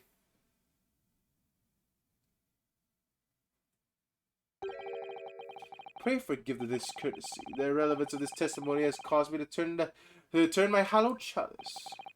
What do you mean by that remark, Lord Van Zykes? Did the mustachioed Nipponese poison the gangling excuse for an actor, or didn't he? That's all that could concern this courtroom. Yet we now must listen to this abhorrence. Well, get another drink, I guess. Clearly what separates the vast British Empire and your Eastern Island nation is more than geographical distance. And more racism, okay? But this could turn into a crucial testimony. The cross-examination must go ahead. Holy shit, he threw the whole bottle. Do what you will. Lord Van Zykes appears to be in a violent mood. Why, he both threw the glass and threw the whole bottle. That's fucked up. An attempted poisoning and the incident of a gas theft with no supporting evidence. It's true that it would appear completely unrelated at first glance, but I wonder, the truth has to be buried in the most unusual places. And the first of uncovering it will be to establish just who and what this man really is. Okay, here we go. So, I'm very interested in a few statements in this one. Not this one. The one gas meters. Trippity bits. Okay, no. I think I'll get more information about this one. Didn't have a single coin in it. Why is that? We already know why it didn't have a single coin. Out of interest, how long has this been going on? Weeks and weeks. He's been pitching gas us off for ages. And you examined the meter in Mr. Shakespeare's room, I take it? Naturally. We took it off the wall and went over it with a fine-toothed comb. And found nothing suspicious at all, I presume? No, I'm afraid we didn't. This is exactly why I demanded a new type of meter to be produced. One with an indestructible luck, the Shakespeare Special. That sounds like it would have to cost an awful lot of 3 penny pieces. But after all that, the rascal's meter was still empty. I never forgot the humiliation. When I opened up the money box and found it bare. You what, I said? You what? And look on his face, the smarmy smile of his. Ah. Yeah, okay, we already know all this already. We already know how it got counterfeited. I pulled the meter straight out of the wall and took it back to the office. But you know what? Nothing. Not even a trace of being jimmied up anywhere. Not a single sign. Well, what's happened to my salary as a result? Down by 3 shillings a day, that's what. A life-threatening situation in a number of ways. Okay, I think I see now. It's like, what became of the meter? Nothing became of it. I still got it. Oh? Right here. No wonder they call you Meter Man. I think it would be prudent for this court to sequester this island while the trial is ongoing. Okay, there we go. Definitely. Although at first glance, it doesn't appear to be anything unusual about it. Let's move on this so long, shall we? Continue with your testimony. Okay, here we go, okay.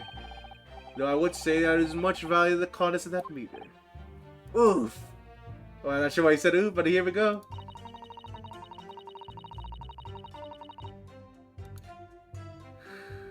Okay, so let's see if there's any signs of tampering that we can find. Wait, what? There's... Okay, wait a minute. Guess those are burnt. Oh, how did I miss that? We just went through that. How did I miss that? Oh, what is that? Oh, what's well, what? Are you spot something, Mr. Naruhodo? Just here, there's a little hole. Do you see? Goodness, you're right. I wouldn't have noticed. It's not a very neat hole, is it? It's not professionally made, I say. So you think it might have opened up by Mr. Shaftspeare? Okay, there we go. That's it. There. He uses liquid coins, and then it melts out of the hole. Possibly, it seems people at Atabat Guess must have missed it. Well, it certainly seems to go all the way through the inside. Yes, but there's no way a coin would fit through there. That's true, but even so, it seems to be a little more suspicious. Okay, there's a tiny hole in the base. So it's yeah, it is liquid coins. We were right. But now we can present this. It has been clearly tampered with. Objection. Lady Altamont, I'm afraid to say that this meter clearly does show signs of having been tampered with. What? Get away! I've been over and over. How? There's a small hole in the bottom. I'm telling you, there's nothing wrong with it. In that case, what do you have to say about the small hole that's been made at the base of the coin box? Hole? What? You're right. You're quite right. There's a little hole there. The meters aren't supposed to have that. None of the others do. In other words, we can only assume that Mr. Shaftspeare secretly opened the hole himself. Yes, I wouldn't be all that surprised, but why? Yeah, why? I mean, it's tiny. You're gonna get a faucet through that. Lady Altamont, I wonder if I could give the court some more details about the meter design. Sorry, if you could give the court more details about your meter design. What sort of details? Well, what is I supposed that a no is? Okay, wait. No, not how it's dismantled. Okay, no.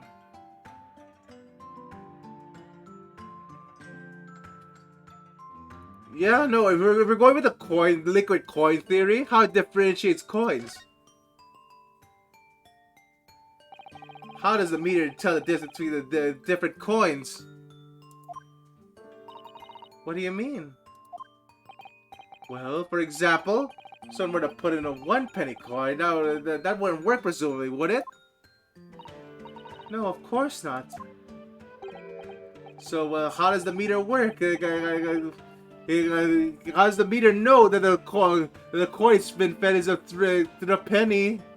Through the penny bit? Through penny bit. I see what you're getting at now. The meter tells coins apart by the shape and size, which include their thickness.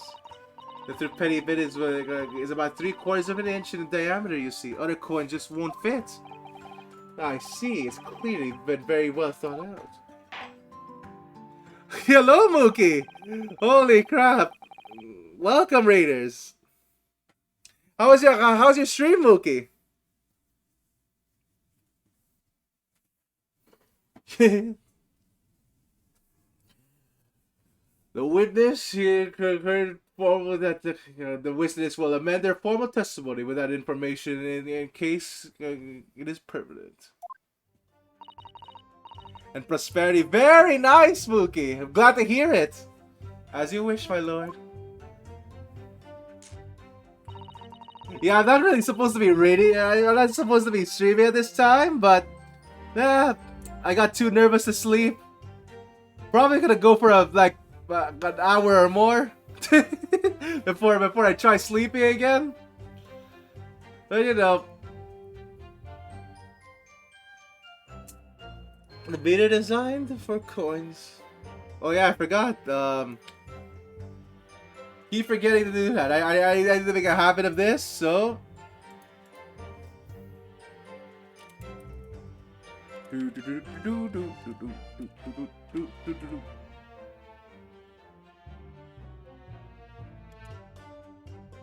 There we go. Did it right the first time.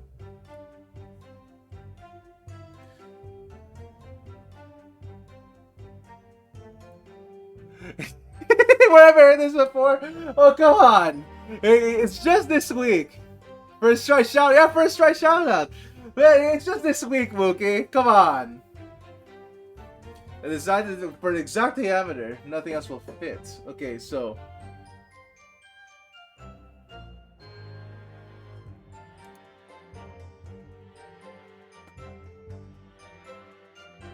Oh my god. Alright, there we go. So nothing else will fit. That means we can do this now.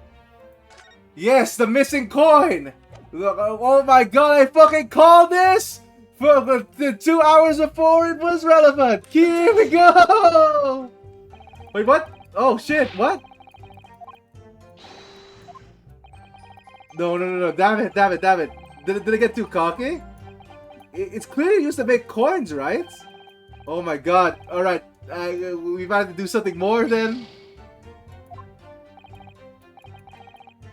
Time for a rethink. Okay. So only 3 penny coins will fit in there. Oh, okay. Nothing else will fit.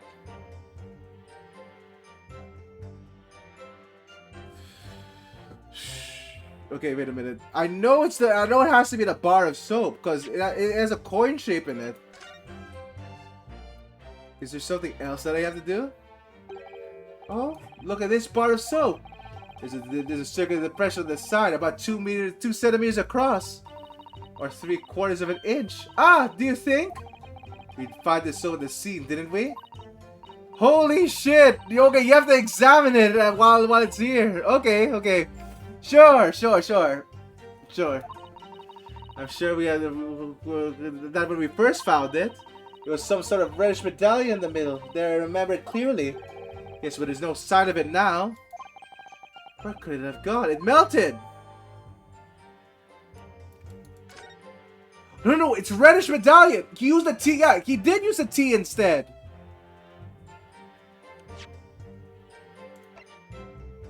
Okay, so I can present it now, I think? Objection. There we go! Holy shit, just missing a step. Let's just confirm something here. If the diameter thickness were to be correct, the meter would have accepted any object as if it were a true penny bit. Is that correct? Yes, that is correct. Well, by something of a coincidence, while we were investigating Mr. Shakespeare's room, he found a particular item that matches the dimensions perfectly. Something the same size as the penny bit? What is it? The item in question is this! What? Have you been inhaling gas? That's a bar of soap! Oh, okay. I'm glad everyone is on the same page about that. Oh dear. Alright. So, it looks like I'm going to have to point out exactly what I mean here. What's so important about this soap? That is this part here. This. Oh, right. No. Okay, I keep trying to click to present it. You need to press the exact button.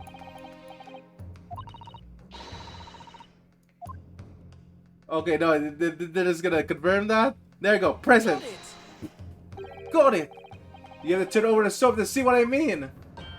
Ah! Are you referring to the round depression in the middle of the soap here?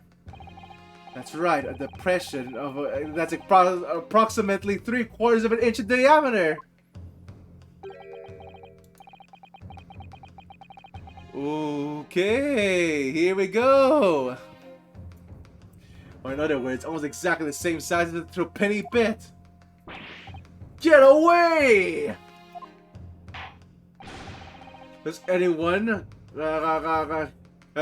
here present having their possession a threepenny bit? Quickly now, hand over your coins, ladies and gentlemen. Sounds rather like a highway robbery, doesn't it? The judge is robbing all of us.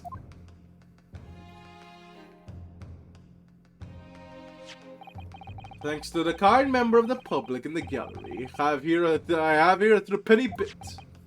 Now to see if it fits. My word, it couldn't have been more snug. Yes, as I suspected. This is without a doubt a final clue that explains how the Alamon Gas Company is being defrauded. Well, I don't believe it. Holy shit, he's throwing. He got another bottle of wine just to throw another glass. See, a certain amounts to what? That some inferior bar stove has a tentative connection to the theft of the gas? Yes! The depression of the stove was clearly made by a threepenny bit. I must concur that at least I would push a coin with some force into some poor quality soap such as this. It's a remarkably simple way of replicating the coin shape. And then you could use it, well, some melted wax or pour it into the mold, or pour something in the mold. And you could make fake coins in no time!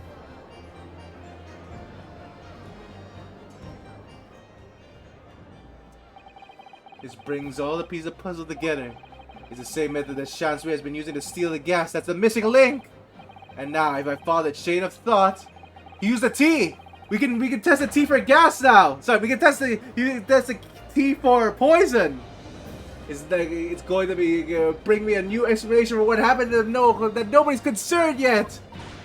It's considered yet, but it's all nonsense! If the man had been making fake coins, my worker. Thank you, Emma. If the man had been making fake coins, my worker here would have found them and emptied the meter. No, they would have melted. Quite true, Lady Alma. In the absence of some black magic, what could make them disappear? I see. That's what we're dealing with, is it?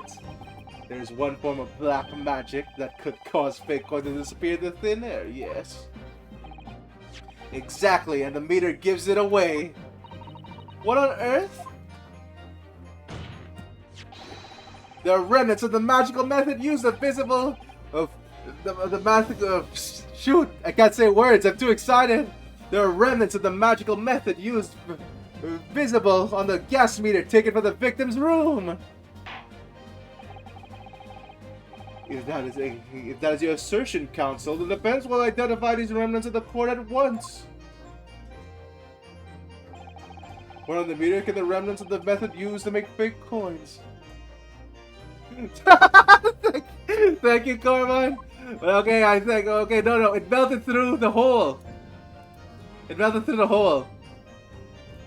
That means. Got it. Yeah, no, wow. I'm gonna roll like on just some predicting these twists. Like like you fucking saw it. I called that shit. I figured that all out.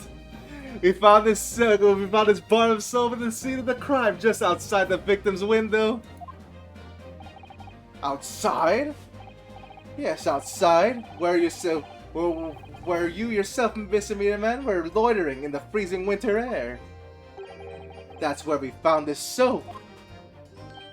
Ah, I get it! That's right. The answer, of course, is ice. Did you say ice? Mr. Shansbury has been leaving soaps like this outside his window each evening, filled with water. After the night outside in the bitter cold, the water is completely frozen solid the next morning. Then he takes the fake coins of ice and feeds them to the gas meter, giving him light and warmth in spades. As his room becomes very comfortably warm, the ice now inside the coin box melts, turning back into water and draining harmlessly through the small hole made on the other side of the meter. That is how, without leaving any evidence of his wrongdoing, this man has been stealing Alamon gas!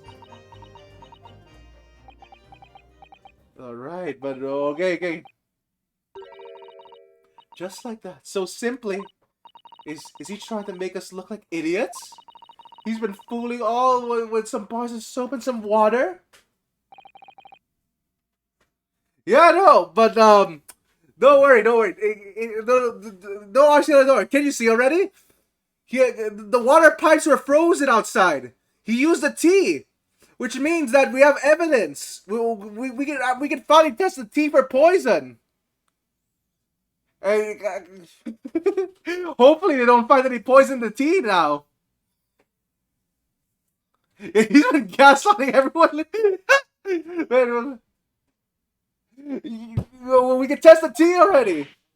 I don't believe it. It can't be. It can't be true. Do you have any idea how much money we spent on developing that new meter? Now you have on the audacity to suggest that a bit of soap and some water can render it totally useless? I'm fairly sure I didn't design it. Evidence. Sorry? I want evidence. If you're gonna stand there and tell me our meters are rubbish, I want to see proof. She's very good at enforcing accountability, isn't she? Okay, I see now. I see what we're getting at. Very well, Lady Annabelle. If you like evidence, I'll provide it. Whew. Alright, there we go. See? We already have the evidence right here. We have the evidence right here already. Mr. Naruhodo, are you saying? Yeah, we do! We do! Look at this picture! Bam! Leaked into the floor!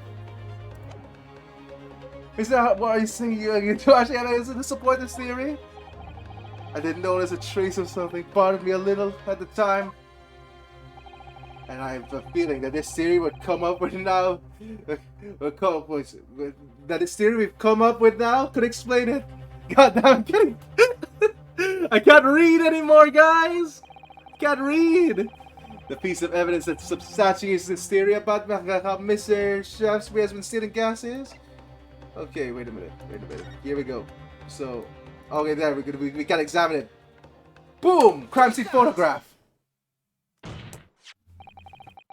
Here's a photograph of the scene at the point when the victim was discovered, taken by Inspector Gregson. It clearly shows the remnants of the crime carried out by Mr. Shakespeare. What remnants?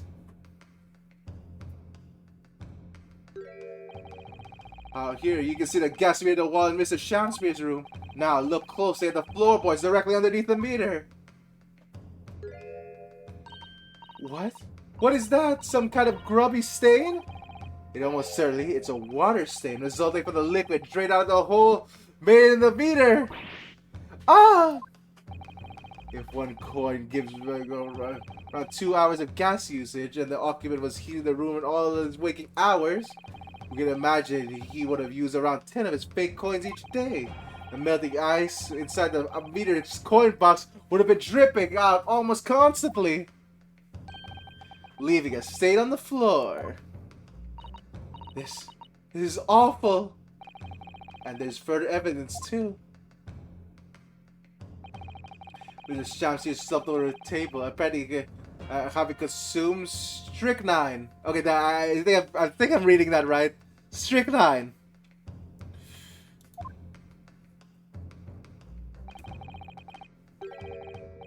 And right where you see next to him, there's a bar of soap broken in half. Yeah, he released it, I guess. Strychnine? Is it strychnine? I have no idea now. You're right. It would appear to me then, Counsel, that the man was eating soap.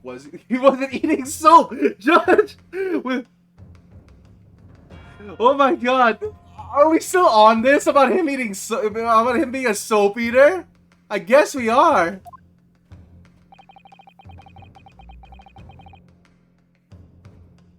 Pardon me for disagreeing with your lordship, but certainly not. He didn't beat around the bush there, did he? In truth, Mr. Shassi was found with a fork in his hand. A meal of soup was just starting. Do you mean to say he was using that fork to? Yes. To extract a frozen coin from the bar of soap. Ah! But the bar broke in half. So perhaps it didn't go very well. Good gracious! Oh my God, wait a minute.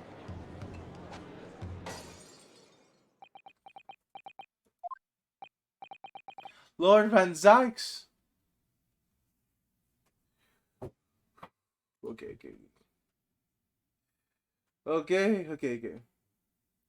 Let's go. Let's do this. Yeah, Lord Van Yang. I was throwing my hand up in despair. And I happened to catch my hollowed battle the way to pray. Forgive my maladroit. Maladroit. Oh my god! What's with all these words? What's with all these words that I can't read at the first try? Okay, well, okay, you know what? Oh, maladroit? Maladroit? Fucking crap. Okay. Oh, Google the reason. You said right, the maladroit? Okay. Alright. I swear I have literacy. I swear I have actual literacy. I know how to read. What is the meaning of this, council?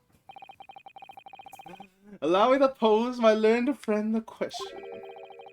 What exactly did you establish with your most recent cross-examination? Well... And Mr. William Shamsphere is a liar and a thief. In other words, that his testimony is unreliable. That's it. That's exactly it.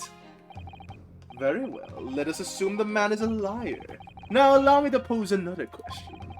What possible difference does that make? Well,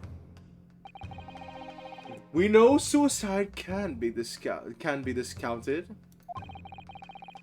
Scotland Yard's investigation reveals no sign of another vessel that contained... Oh my god, yeah, but no, we already know this! We know poison already! We can test for poison! There we go! So this is where it goes.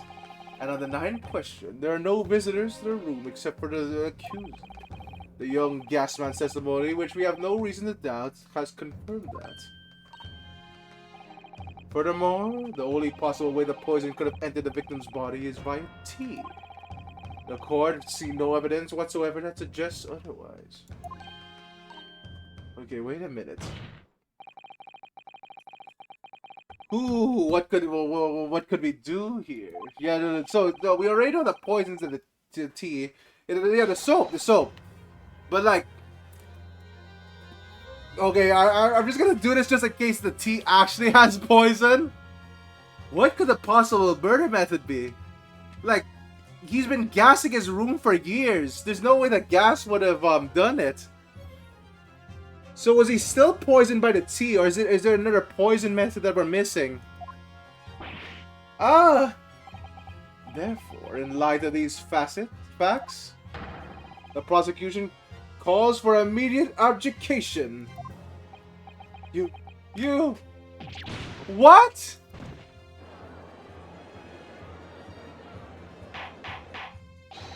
Order!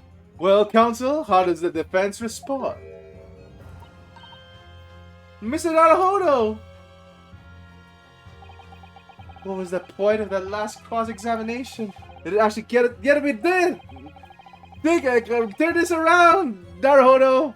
Raise an objection! We know it already! No, this isn't over! The defense will not rest! What? But counsel, you have successfully explained everything. You've identified a substantiated, unscrupulous method employed by Mr. Shamsphere to consume gas. What more is there to discuss? Lord Van Saxon just highlighted 3 facts in order to make this point. According to what he wanted the court to believe, not all of them have been objectively established at all. What are you trying to say, Mr. My Nipponese friend? At least one of the so-called facts is an assumption made due to lack of evidence. But the situation has changed now. Upon the cross-examining the latest witness to the stand, the latest witness to take the stand. Don't be absurd. What is this nonsense?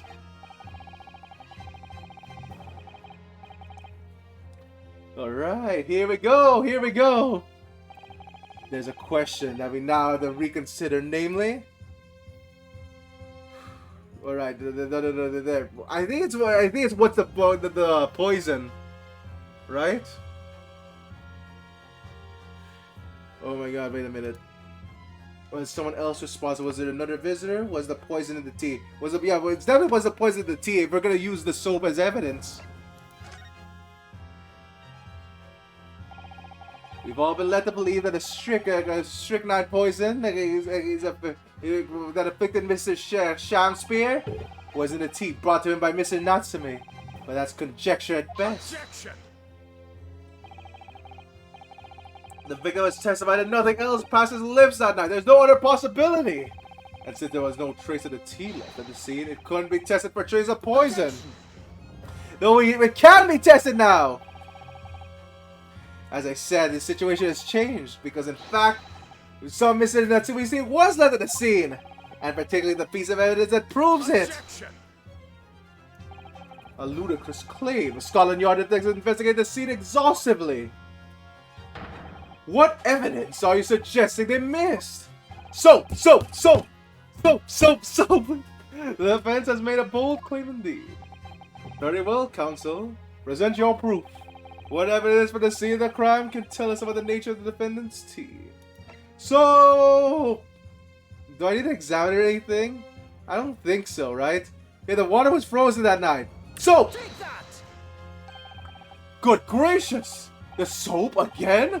The same bar the victim used to fashion the coins of ice? Yes, that's right, my lord. It's just come back to me. Something about when we first found this bar of soap in the scene yesterday. It's more bars of soap. So what are the bars of soap light up the ledge outside the window? I'm quite certain that when we originally stumbled upon the bars of soap, there was actually a frozen coin in each bar. So you just discovered the gas thief's coin factory. Fascinating. In a way, yes. But there's more. Water was frozen! The coin we found in soap at the time were in normal ice. There was something strange about them, you mean? Exactly, something very obviously strange. They were red. The ice was red? No, you mean? That's right, it's obvious to me now. The fake coins in the soap were made from frozen tea! Yeah! What? I want to remind the court of the statement made by Mr. Natsume early in this trial. Alright, yes, the pranks are frozen. What a throwaway line from a few hours ago. Woo! Came to help us in the end. That evening, yes, I made some freshly brewed tea that I visited Mr. Shamspear's room as a gift. A public water pump outside always freezes at night, so I bottled the water especially to make it. And this is the result. I will never touch tea again. Never! Yes, I believe there has been a snowfall that day. It was particularly cold. Sadly, on such occasions, the poorly constructed water mains in the East End are prone to freezing. So on the night in question, Mr. Shamspear, having no running water to use, was forced to use the tea brought by Mr. Natsume in order to make the fake coins! My word! There were 2 bars of soap in the window ledge when my additional assistant and I investigated the scene. That's right, we borrowed one of them. Which means that even as we speak, there's some of the defendant's tea still present in the scene of the crime. Frozen solid in a bar of soap outside of Shamspear's window! Extraordinary! Earlier today, Inspector Gregson informed the court that even if a single drop of tea remained in Scotland Yard, would be able to analyze it for poison. As such, we are now in a position to prove or disprove what has until now been mere conjecture. By finding out whether or not Mr. Natsume's tea actually contains strychnine at all. Holy shit! You smug Nipponese! Oh shit, Van Zykes! Oh, yeah, we got him. We got him. Is that it already? Is this the end of the case? There's no way, right? It's only been 4 hours. Cases are way longer than that. The police should be dispatched to recover the remaining bar of soap in the scene at once. And the defense requests the thorough analysis of the frozen tea embedded in it to determine whether or not it contains any poison. Holy shit! Oh god, okay. Okay, we're going. We're going! We're going! This is great! This is great already. Bailiff, can't read! Oh my god, I can't read! Bailiff, instruct the police to attend the scene at once! Yes, my lord, understood. Oh my god.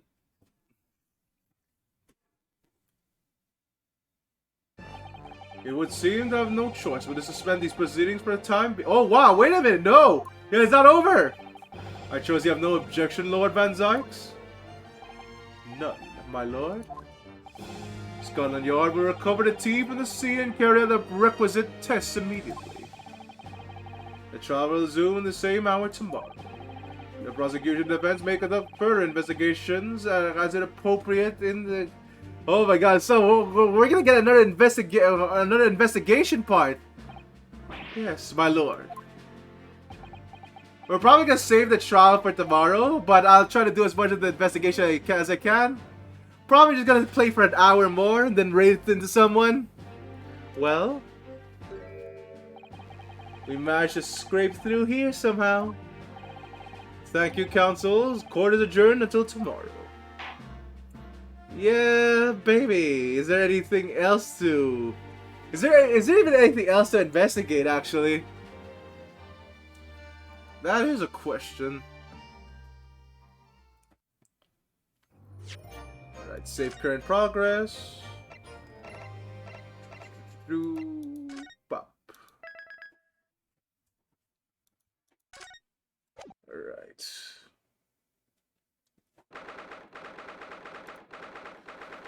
Okay, okay.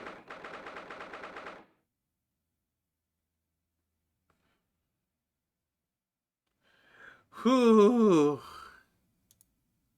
So what are we gonna investigate now?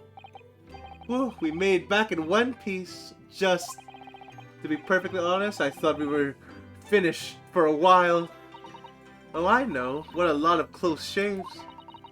There are many carriages on the streets of London. You are nearly flattered several times. Sasano, that's not what he means.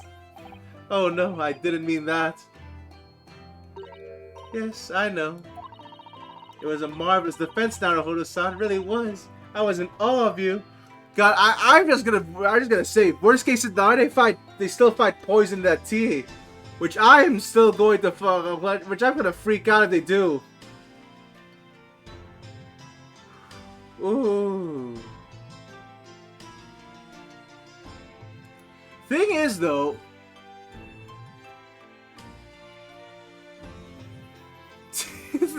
Thank you, Emma. Thing is, though, I think we're not done with figuring this out, cause we figured out the gas thief, but we're still figuring out, like, why is Shakespeare lying in the first place? Is a thing, right? Like, does he just not know better, or is he hiding something else? Oh, thank you. And now your fervent exploits have won us some more precious investigation time, yet again. Let's see if we can find new clues in the court tomorrow. Oh my god, we're gonna do some of the investigation part for an hour, and then I actually need to do sleep. You know, 6 hours of sleep should be enough for me.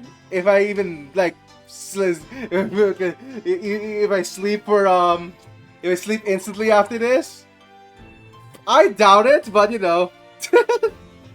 So let's do like some of this investigation, and then tomorrow we'll do the rest of this case. I suppose. Instant sleep. I don't instantly sleep though.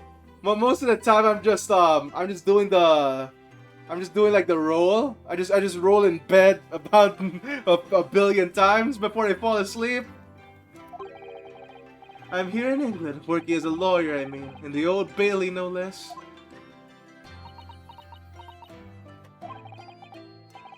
The truth is, it shouldn't be me, should it? It should be him that's standing in my shoes. It should be Kazuma. It was Kazuma-san's wish to follow in the Great Pit and work alongside him. Yes, I mean, I never had the chance to ask him exactly why, but he clearly had a plan. I wouldn't be here today if it wasn't for him. And you're doing wonderfully, Naruhodo-san. I have no doubt that Kazuma-san, well, would say exactly the same if you were here with us. Thank you, Susato-san. Oh, wow, that's sweet. Alright. Well, can we move? Alright, we can now move. I guess we're talking about Susato first. Alright, Susato, who's the killer? Today's trial. There's also the question... Wait a minute. Oh my god, RC on the door! You might have given me a clue to this. You might have actually given me a clue to this. You're saying that talk about you saying that strychnine is dangerous stuff. Cause if he was really making coins out of this tea, I don't think he drank it, right? Like he was making coins out of it. Which means that he most likely just touched it, right?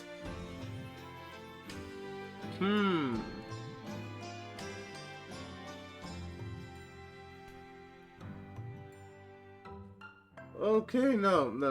Wait a minute. Yeah, it's strychnine. Yeah, he still got poisoned somehow. Are we gonna find the alternate poison method here, or is the tea actually poisoned? Okay, wait.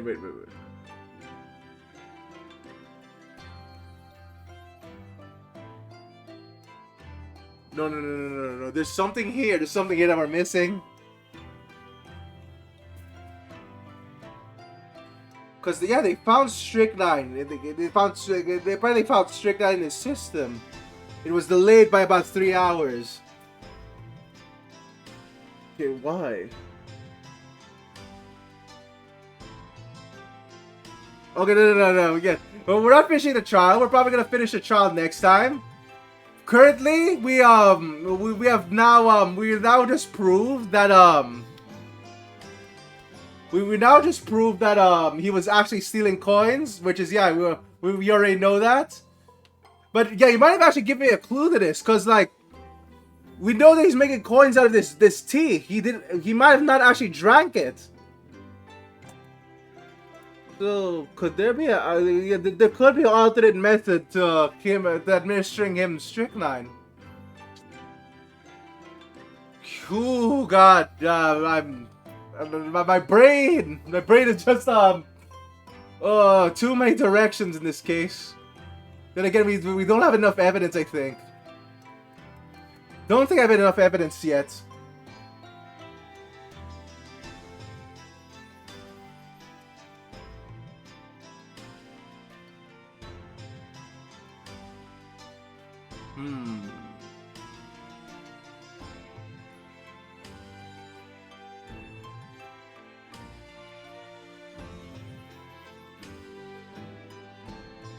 Wait a minute. Yeah, no, the water itself. They're currently testing the tea.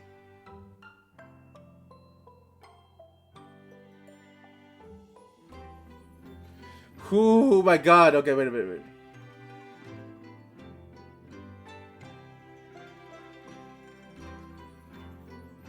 Yeah, no. Okay, no. There's something here. Yeah, the soap itself. So we already have the soap. Yes. Yeah, so the soap itself, the water itself, the gas.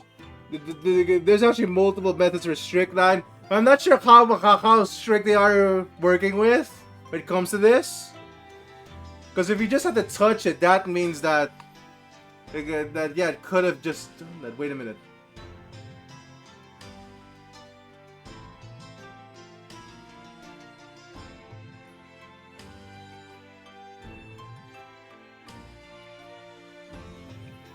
No, wait. Wait,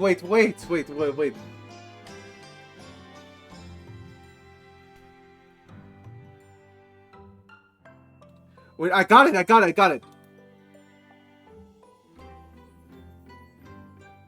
Again, yeah, it can't be the soap. Oh my god. Wait a minute, wait a minute. The wait. The letter! We haven't seen the rest of this letter yet. That could actually be a crucial clue. So, we haven't seen the rest of this letter. Actually, is there funky stuff on that? I don't think so. I think that's just, Is it? Wait a minute, wait the fuck, wait! Whoever opened this envelope really did bother with a letter open their scissors, did they? Okay, no, it's just, yeah, it's just a rip. Whoever opened it was clearly someone with an unrefined temperament. And judging from the angle of the rip here, the person in question must have been right-handed. Okay, so, it's just a clue on who opened the letter. I think perhaps someone's been reading too much of the Adventures of Sherlock Holmes. You can never read too much, Mr. Hodo. Never! Yeah, Sasato's right. You can never play too many mystery games. Okay, so that's not been poisoned, I think.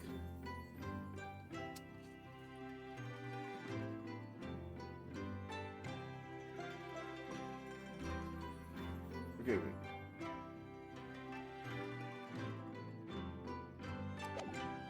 Okay. Damn it, wait a minute.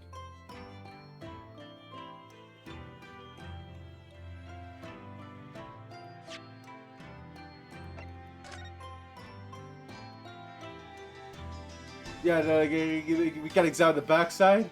I think it's just shaded like that. But okay. We don't have enough evidence. I'm just gonna accept that now.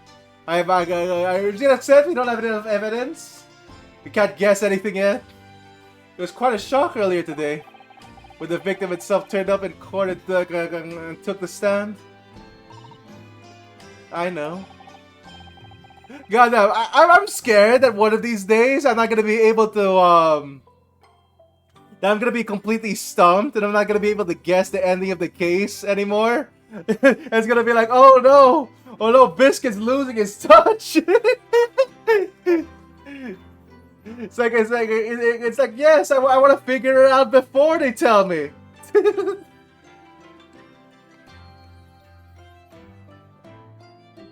Not only that, but finding out he's actually a barefaced gas thief as well. Yet that was certainly a surprise to us all. For a while, it seemed as though everyone had quite forgotten about Soseki-san poisoning the tea. Careful, you're phrasing, Sasato-san. He didn't poison anything. And there's more to this, Mr. Shakespeare, than we know. I'm sure of it. Mr. Shakespeare certainly wasn't noble, upstanding man everyone thought he was at first.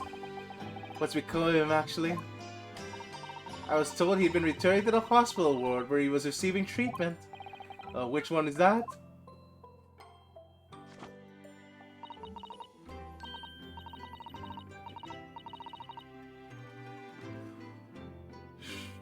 Okay.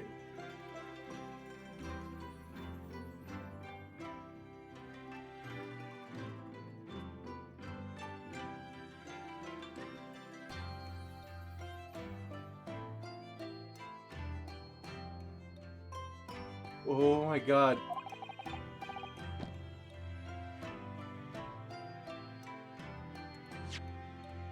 Wait a fucking second. Okay, we only have this. Olive green. Shoot, wait. I might have remembered something. Okay, no, we'll do it later. Yes, we visited Miss Green there yesterday. It's the same hospital in which she was taken. After Soseki-san stabbed her in the back. So be careful when you're phrasing, Mr. Naruhodo-san. Okay.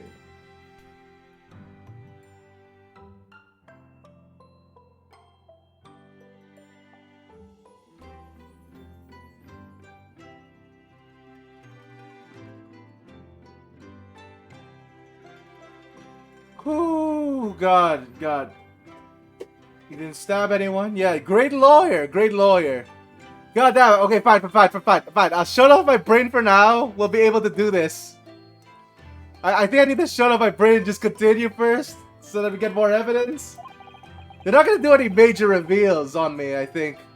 Perhaps we both owe Soseki-san an apology. Saint Bartholomew, yes, we We should probably visit the hospital later. What's next? So we know Soseki-san took the teeth of the victim in the night in question, but as he isn't the culprit, then obviously, yes, the poison surely wasn't in the tea. But if that's the case, how on earth did the poison get to Mr. Shakespeare's body? Shamspeare. I'm sure we'll find the clue to the scene. There must be something in Mr. Shamspeare's room that will help solve the mystery. Well, naturally, Scotland Yard detectives have been more to the place already than ever. It couldn't hurt for us to have another look around, I think. Definitely! And I'm desperate to know the outcome of the investigation to the tea left in the bar of soap. Well, if we run to Inspector Gregson, we should ask him about that. Okay, so the Kazuma's wishes. Yeah, I'm just thinking of the case while I'm reading this. Kazuma Sogi, the best friend I've ever heard, and a lawyer with such promise. He really saved my bacon in the horrible incident just before we had left Japan. I can still picture him now, looking so fierce and determined in court. And after that trial, that crazy idea he came up with. As a stowaway? Yes, you can fit inside the trunk if you curl up and small enough, I'm sure. No one will know. God damn, I really wish we could have just been a Kazuma's assistant or something. That like god damn. Oh well, we can have like an awesome we can have an awesome bro adventure with Kazuma in Britain, I guess. Well, why go to these lengths to accompany you in why go to these lengths so I can accompany you in Great Britain? Well, it's been on my mind ever since we've got through that trial. That you really ought to go into law, be a defense lawyer. You've got a natural talent for it, believe me, I guarantee it. I've never seen or thought I never even thought about becoming a lawyer. Well, I can't force you, obviously. You'll have to decide that for yourself. But anyway, London is a cultural capital of the world, the city at the forefront of everything. It can't hurt you to see it with your own eyes. No, that's true. I suppose, though, if you were to become a lawyer, then one day what? Oh no. Never. What were you about to say, Kazuma? Kazuma, what was you about to say? Oh god. Hey, are they gonna answer that through this? Okay. I hope there's a fucking notebook with what Mr. Kazuma was about to say there. Oh god, please. Please don't leave me hanging on that. Oh, sorry. I was thinking about Kazuma. Yes, he's forever in my thoughts too. To change the Japanese judicial system for the better. That was his dream. And why he's so desperate wanted to come to Great Britain to study, of course. Yeah, that's right, but I do wonder if his true intentions lay elsewhere sometimes. I don't know. I just thought he just takes hold of me every now and then, that's all. Okay, Kazuma's true. Okay, wait, are they gonna reveal anything? Naruhodo-san, what do you mean by Kazuma-san's true intentions? I mean, this. His katana? I never expected to inherit his sword after Kazuma passed away, of course. No, I know. It was because I asked you to take it. When I have it in my side court, I feel as though it gives me courage. Yes. Actually, the night before he died, he told me just a little about the sword. Okay, there we go. We already know this line. Karuma? Holy shit, that's a really long sword! Oh no, never mind, it ended. That's right, it's a prized sword that's been passed down to the generations of the Sogi clan.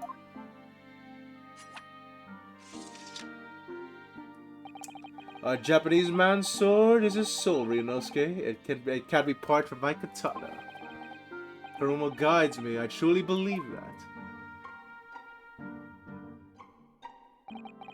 So its name compels its wielder to slice evil in two. Not that you would need much compelling. On that subject, there's something very important that I have to do in Great Britain. Oh, wait a minute! No! No! It's gonna be revealed! Because, remember the last case where we saw his name in the list? His name is in the list of other guys. So, he actually had another mission there, aside from being a lawyer. If we could actually decipher that list for the last case. Yes. I appreciate you seeing it through with me. Of course I will. Whatever it is, I'll see it through the end with you. I knew you wouldn't let me down. What did he mean by something very important that I have to do? Yeah, no, the list. I'm pretty sure. Wait a minute. Yeah, no. Okay, we don't have the list yet, so they're not gonna talk about it right now. I'd hoped the answer to that question would become apparent when we arrived here, but as of yet, I've not found a single clue. I see. Alright.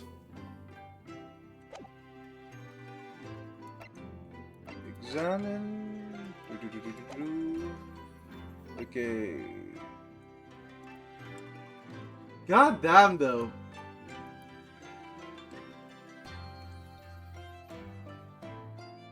Like, yeah, no. We don't. I keep trying to think of stuff where it's like, oh, can I make any guesses? No, there's no guess, Biscuit. Please continue. Continue with this. It'll be okay. They're not gonna reveal anything big yet. Oh, Runo and Susie! Hooray, you're back! Hello, Iris. You're in fine spirits as always, I see. I am, and you look immaculately presented as ever, Susie. Oh, you flatter me. You couldn't have become a better time. You could have come at a better time. I just made a pot of tea. I'll get some cups. I poisoned it. I poisoned it with strychnine. I hope you don't mind.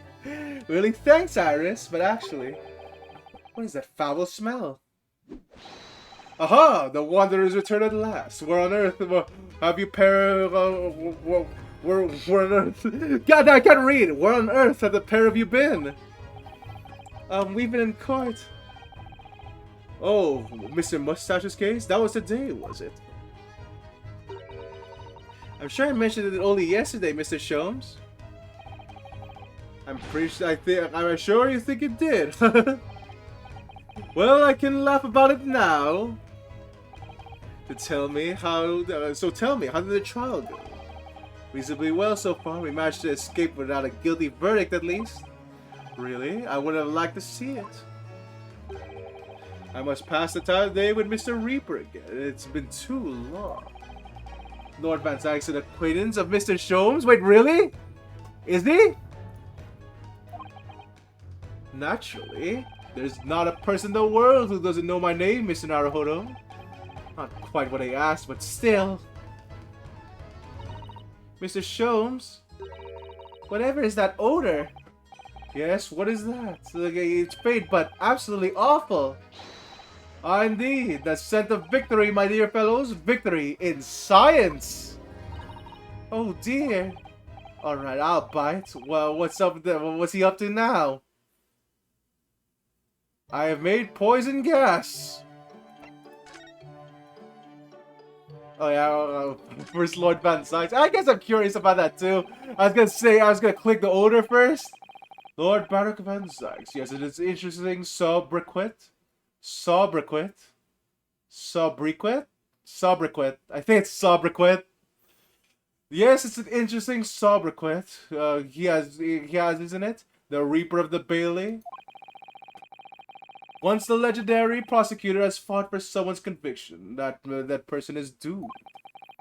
Even if he or she should not be found guilty by the courts, sooner or later the hapless soul will vanish from the capital. But vanish how exactly? By falling under a passing carriage, or drowning in the Thames, or succumbing to a sudden fever, or quite out of the blue, being set upon by a highwayman.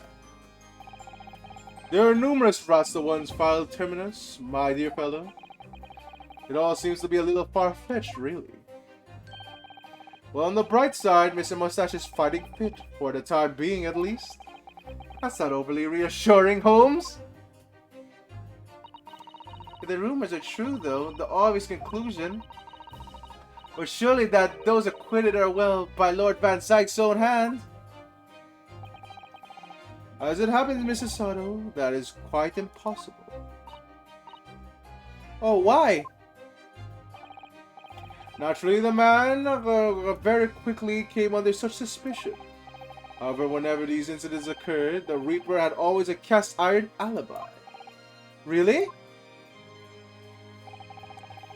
And so his reign continued, but 5 years ago, he vanished from the courts, never to appear as a prosecutor again. That is, until you arrived in my country, Mr. Naruhodo. Yes, so I have heard. In fact, it was the very day I arrived when I was thrust into the trial of the Old Bailey. Wait a minute! If Cosmo was still alive, would he be pit against the Reaper? That's possible. But that doesn't really explain the list yet. Okay. Yeah, no, that seems like too much of a coincidence now that Sholmes mentions it. It's racist. You know what? That could explain. Yeah, that could explain it. Auxiliador. He's like, man, a learned Nipponese friend. Yes, I shall. I shall deliberately rip his limbs apart. That bitter fight to the death coincided with the Reaper's resurrection. And really, it really did end barely, indeed. And here you are, facing Mr. Reaper again. Poor Runo. I don't know if you could you're just incredibly unlucky. To the courthouse! Or incredibly unlikable. I think it goes deeper than just me. I sense a general loathing of all Japanese people. Oh shit, yeah, here we go! We're going deep into the racism, I guess. But first, foul smell. So, what is that indescribably foul smell? Well, most probably this, I would say. What is that? My dear fellow, it is, of course, my latest invention. A chemical test that can identify whether or not tea is a genuine drop of some tea. Oh my! There are unscrupulous sorts of manning the stalls along the London's less frequented streets. They regularly sell what purports to be high-quality tea, but is in fact merely dyed leaves of drab flavor. Well, that is certainly unsavory behavior. So when one is presented with that, it appears to be black tea. One must be careful. Iris?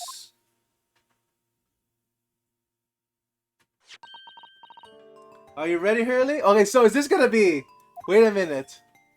Is this gonna be in the case, I guess? Let's add a drop of the chemical in this coat tea here. Do you see what happens? It turned completely black. And what a foul odor it's giving off.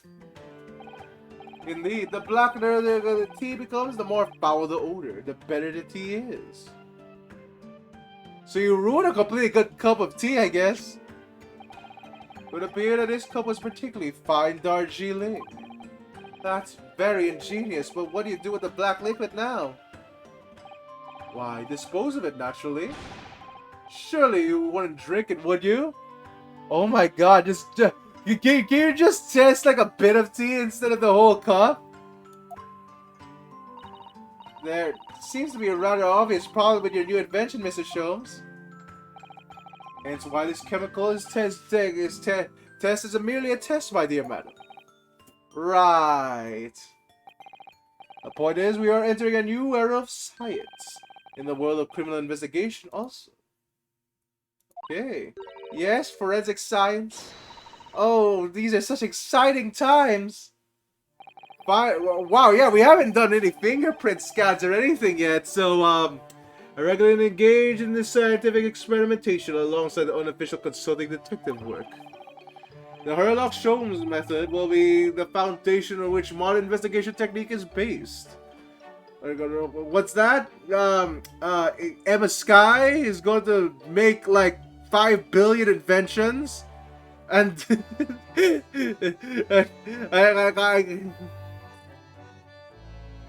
Sherlock invents Twitter. There's no way. Not in this time. I don't think he even has a computer yet, Auxiliador. But yeah, god damn it. Like, all of Sherlock Holmes' methods are just gonna be invented by Emma Sky at some point, which is good, which is really funny. This little tea indicant was a happy byproduct of my ongoing forensic science research. Forensic science? I suppose I should find out more about that. Alright, more! Okay, what are you gonna say about Japanese people? With Mr. Natsume, who is currently defending being Japanese as well, and as Miss Asano myself, I felt even more keenly in court today. For some reason, Lord Van Zyke seems to have an inherent disdain for the Japanese. Indeed. It is an interesting observation.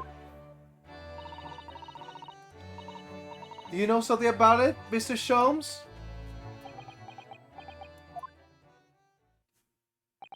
It was about 10 years ago that Baron von Zyke... Holy shit! Here's the backstory! Woo! Woo! Woo! Woo! Woo! Woo! Wait, really? Really, Auxiliador? Are you serious? I wouldn't be surprised about direct descendants. Like, it was 10 years ago that Baron von Zyke chose to enter the legal profession. But I'm extremely gullible, so you have to say something. However, before that time,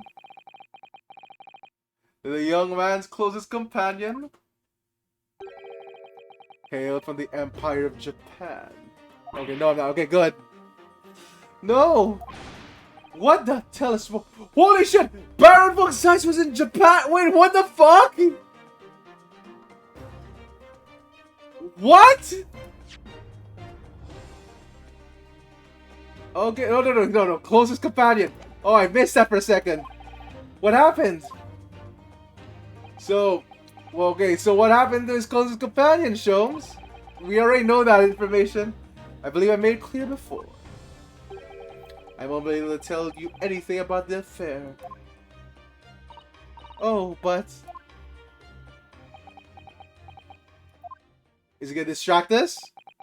The veil will be lifted on the events of the past in due course, I have no doubt.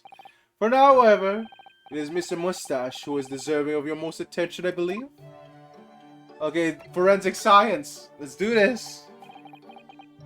Here we go, forensic science!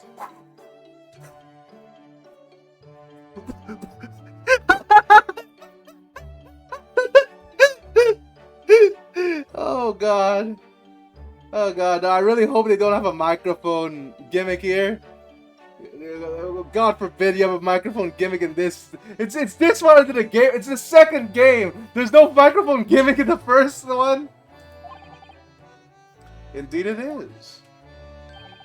An essential tool in the case that hinges on the knowledge of whether the sumpty is of high or inferior quality. Not a huge number of cases then.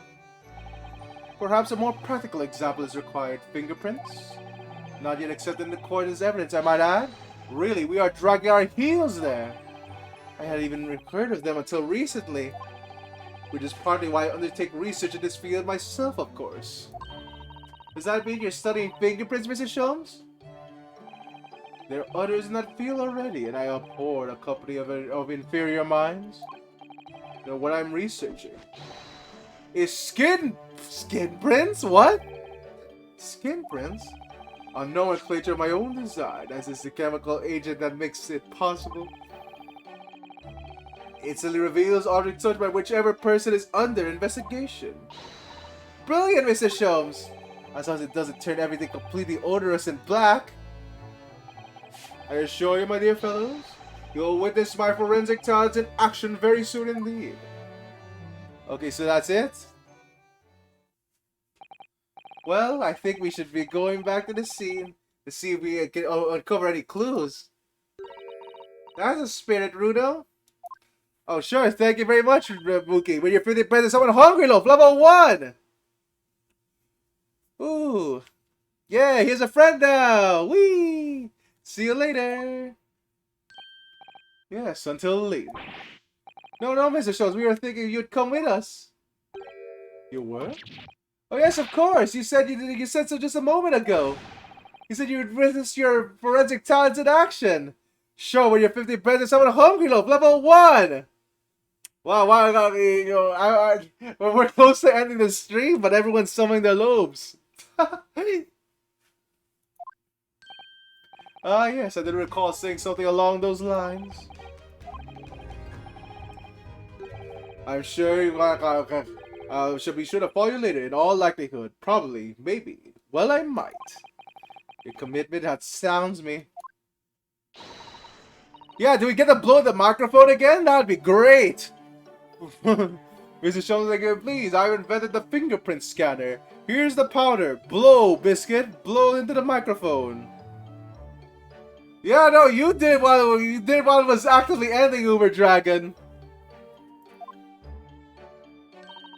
Bye, Runo. Bye, Susie. Oh God. Okay.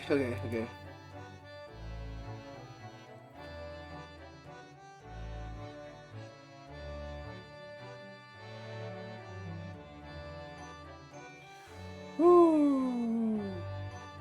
All right. So, you think Sholmes will actually show up? Yeah, okay, we have the boss. Well, we have a lot of options. I guess we'll go to this room first. Because now we know that he's been stealing gas. 22nd February. Mr. Natsume's lodgings. Ground floor. Oh, hey, look, I'm Gregson. I lie a lot. Oh, hello, Inspector Gregson. What are you doing here? Unfortunately, I can't hide the door. I might be having a collab tomorrow at 9 a.m. That's why I'm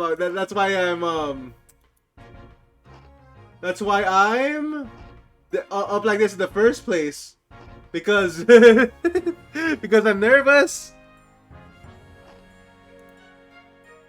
Well, not technically a collab, technically just a short thing, but I'm still nervous. Honestly, I really should get over that, where it's like, not on my channel. But I really should just get over that, where it's like, I accept more collabs. Because I really want to collab more, but, I get really nervous when it's working with other people. Ah, well, maybe one day I'll get over it. But it's been a year already. What are you doing here? Well, we were hoping to have another look around, actually.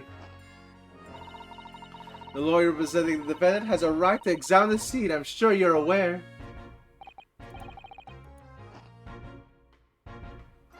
Ooh. Oh no, not getting over it, as in getting over it. But yeah, no.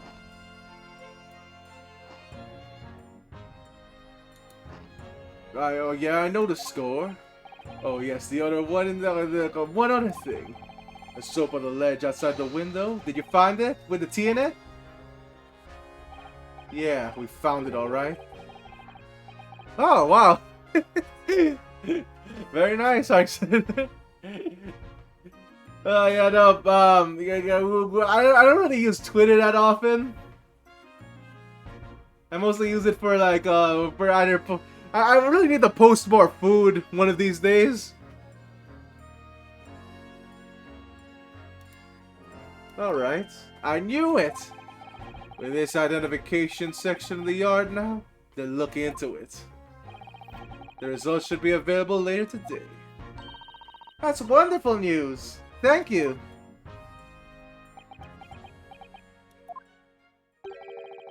Pretty impressive performance in court this morning. Sorry? Nothing. Forget it. Just make sure you don't disturb anything in here. Okay. Oh wow, Mr. Sholmes has showed up. Alright, what have you found, Sholmes?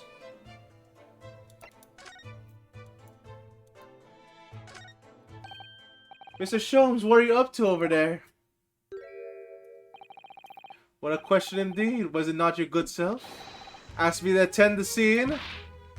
Oi! What are you doing here, Sholmes? What are you over there? What are you doing here? Dear me, once a great detective, one is always under scrutiny, it seems. Is now the time, Mr. Sholmes? Are you about to show us your forensic talents in action as you promised? Okay, alright, what's going on here? Give us the deets, Sholmes! Come on, I need more evidence! More evidence! Ooh, come on. With the greatest pleasure, my dear madam.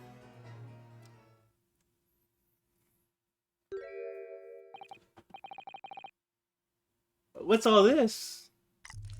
Oh shoot, okay, come on! He's using the goggles! Oh, this is precisely what you requested, Mr. Naruhodo. Here's Mr. Sherlock Sholmes' sensational skin print seeker gun! Moments ago, I took a sample from the teacup that was used by the victim. A sample of Mr. Shamspeare's cup?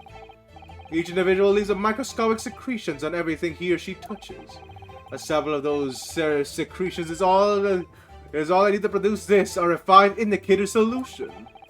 By liberally spraying the room with this chemical, everything the victim touches is instantly revealed by the aid of these goggles. Here, try them on. Oh shit, here we go!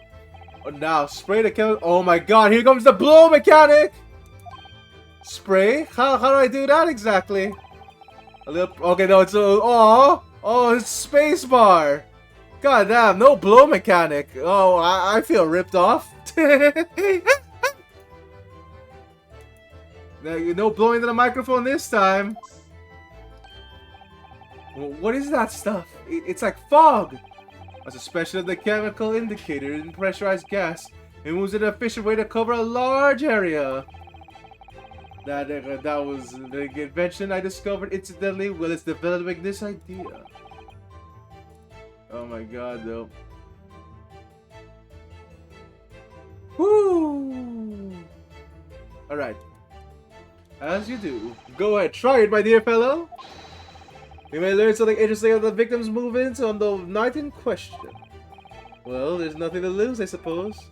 Let's explore! Alright, okay, after this, we're probably gonna raid someone. But nurse, let's spray this whole room! Wait, what?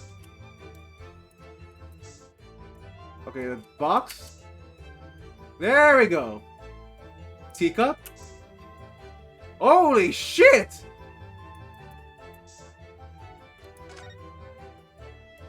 Okay.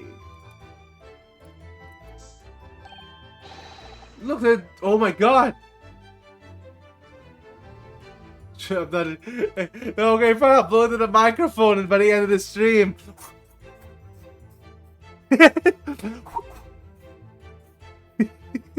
I'm not even sure if you can hear that.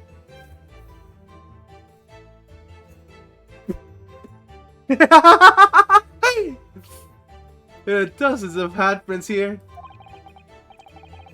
So there are a great many indeed, so much is that...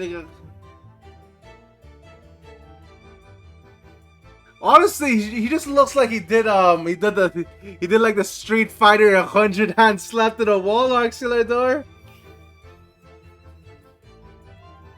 So there are a great many indeed, so much that it's hard to make out any individual print, in fact.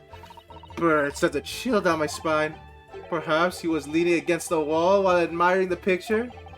Unlikely. I would say it's a rather dull scene after all. I mean, without wishing to state the obvious.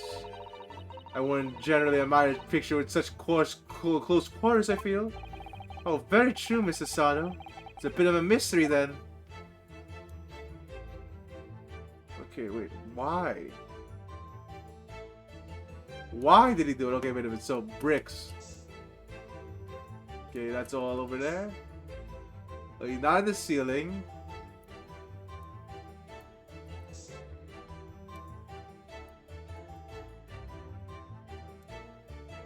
So, can't examine anything there. Wait, the letter! Wait, what? The letter has no handprints? You're fucking kidding, you're shitting me! Did he not tear the letter then? Holy shit, wait, he didn't tear the letter! What does that scrap mean then? Was someone else actually in this room?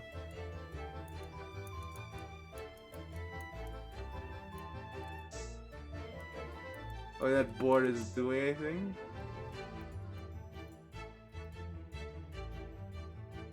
Okay, what are we spraying here? I feel like we sprayed everything.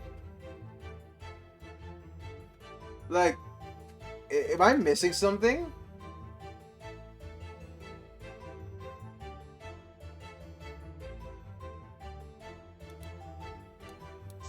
Yeah, no fingerprints on his underwear either, which, you know, that's... Oh, nope, never mind. Never mind, there's fingerprints. They thought of that.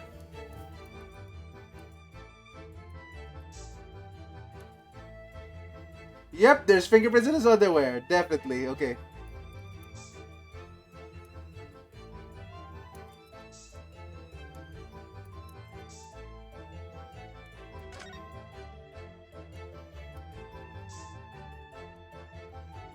Yeah, none in the letter. What the heck? Look at that, look at all this here. Ah, yes, interesting. It's a multitude of the victim's handprints. Why there's so many of them on the floor, like in this one spot?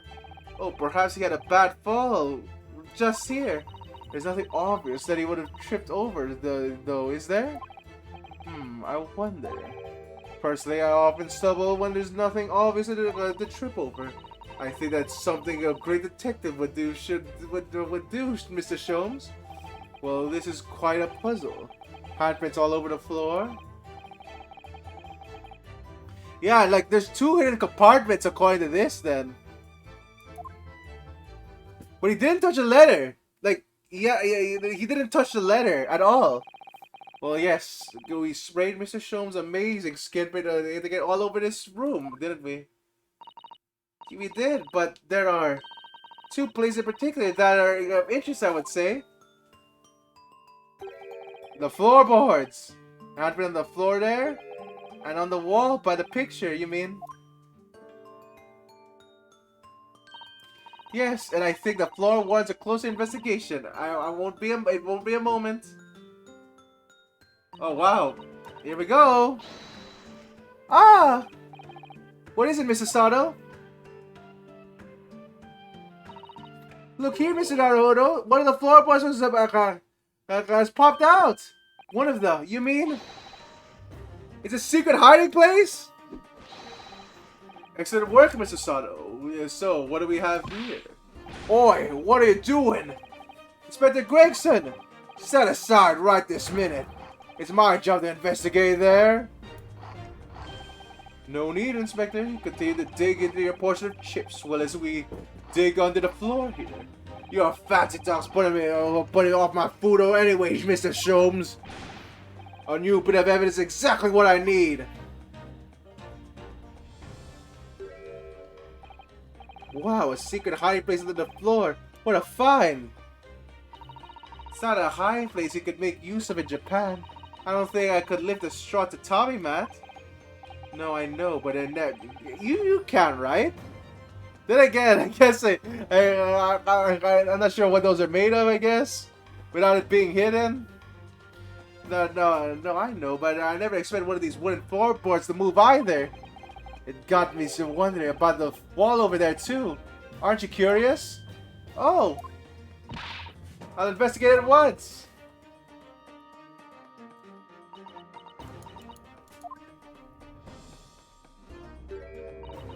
There's nothing behind the picture, sadly. Only the wall. How disappointing. But then, now, how do you explain the handprints?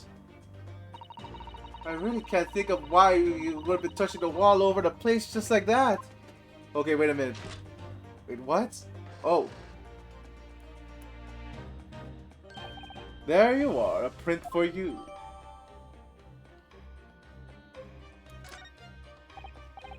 Okay, wait a minute.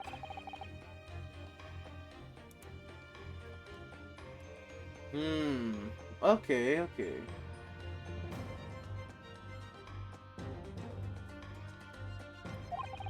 Now then. I wonder if Inspector Gregson has found anything under the floor there. I'm desperate to know. Okay, we're gonna ask Inspector Gregson about this, and then we'll rate it to someone. And then we'll do we might do the rest of this case. Next, so not next week, tomorrow.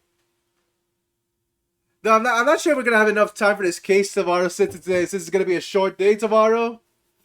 But you never know. We might be able to finish it in yeah, tomorrow. Wow, imagine that. Two mystery. And I don't know. Don't worry. I'm just gonna ask because I'm too curious about this. So, Gregson. No, not really, Uber Dragon. No. But okay, come on. I want to know what's under the floorboards.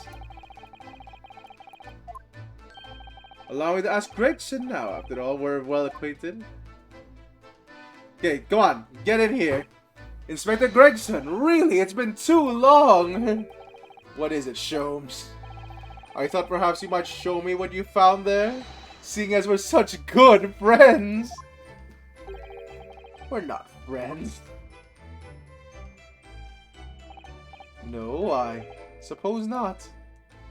Oh my god! Dismal failure. Yeah, I heard. Ugh, I killed to know what it's on. Oh my god, are we not gonna know? God damn, please. No. Okay, there we go. Give me. Alright then, fair is fair. What? You did discover the hiding place after all? Come on, give it evidence. I suppose I should at least fill you in. Really, Inspector? Thank you! Do it quickly, my dear fellow. If there's one thing I know about this man, is that he blows with a wind as fickle as the weather. Oi! Stop making out to be some kind of nut! There are 3 items under the floor there. A newspaper clip and a photographic print and a tin box. Now, what do you want to know? Oh my god, okay, well, what is this? Looks like it was cut out of the paper about 3 months ago. It's about a convict who got sick and died while he was serving time in Manchester. How terrible.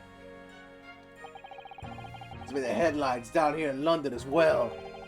The bloke has been sentenced to death, you see, but the nature got to him first.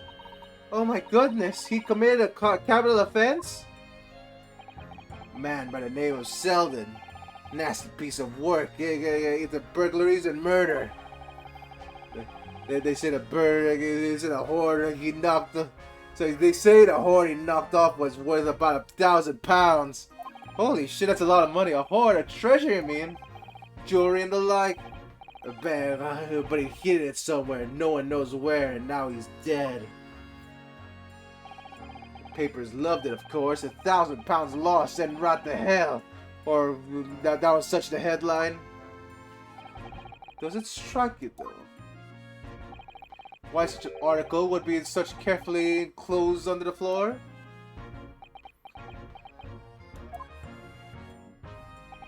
I suppose now you mention it, it does seem a bit odd. Perhaps I'll go over the paperwork where we got it settled back in the yard if I may turn if I can see if I can turn anything up. Capital offender, okay, so boots. Undiscovered. Can I examine this piece of paper? Okay, no. Prison, Selden, by natural causes.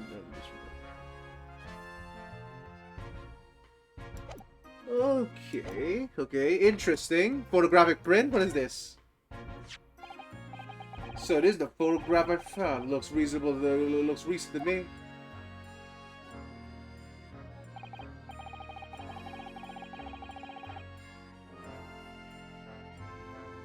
Wait a minute! That's the same guy! Wait a fucking second. That's the same guy! And the same guy we found on Olive Green's, That's the same guy we found on Olive Green's, desk before! So, okay, okay. He... Okay. What does this mean, though? We found it on her desk on the hospital bed. And the gentleman on the left is Mr. Garadev, and the landlord, of course. But who's the young man on the right? Mr. Garadev's son, perhaps? Perhaps. You can't take a print if you want. Really? Are you sure? We can't presume, therefore, that the yard already knows the identity of the young fellow, that is? Ah, is that true? Well, it's too bad if we do. Unfortunately for you, Lord, leaking information isn't one of my pastimes. My dear Inspector, if I may be so bold as to point something out. Pastimes are one of leisure, but this is for work. All the more reason I'm not telling you. Dismal failure. Yes, I heard. Okay, wait a minute. I wonder why a photograph like this was hidden under the floorboard. I mean, Mr. Shamsby himself isn't in it. Photographers are still rare treasures in the East End. I imagine Garadev was rather delighted to have all been immortalized. He'd probably have been proud to present it. Okay, 10 bucks. Come on. Last one, and then we'll rate someone. Now, it is a 10 bucks. Looks interesting, doesn't it? My suggestion, Inspector, that you open it. If we were to find something inside that reveals the truth behind this case, I wouldn't be in the least surprised. Yeah, funny enough, I've already had a look. It's completely empty. What? Shamspear, give us a clue, man!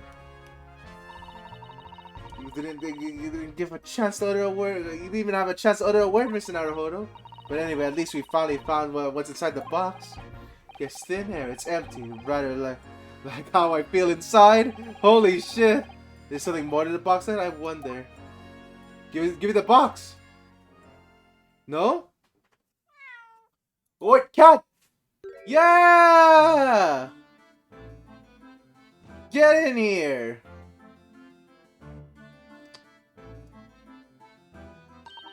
Oh look, it's that lovely little kitty cat. What was its name? Mr. Natsume's, isn't it? I don't think we've ever asked him actually.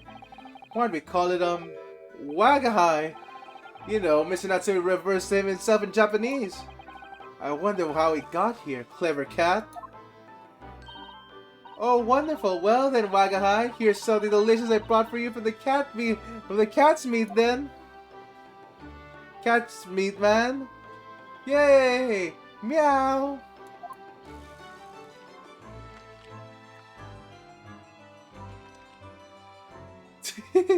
Yeah, I don't worry, Uber Dragon. I know that all too well. I used to work on feeding pets before, you know, but that was yeah, that's just adorable. He could be happier now. Look. I hope we can bring some happiness to his owner too. Alright. Is that it? Are we going now?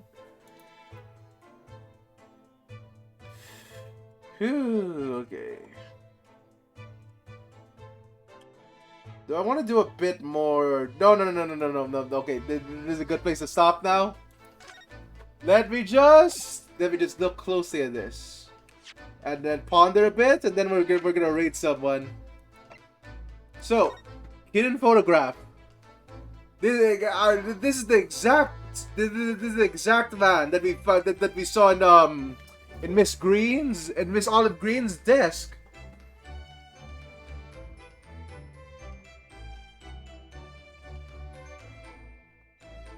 Wait.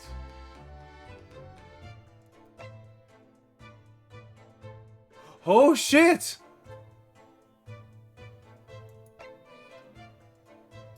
No. painting shows with the loose. Wait a minute. No. I think I know now. Okay. Here's my guess, right? Here's my guess. He's under the floorboards, and this man was clearly in the hotel. If he lives in this hotel, could this man's identity be the guy that died of suffocation before Mr. Natsume took the room, right? That makes sense, I think. What that has to do with the case is still a mystery. But I think this is the guy that died before Mr. Natsume entered.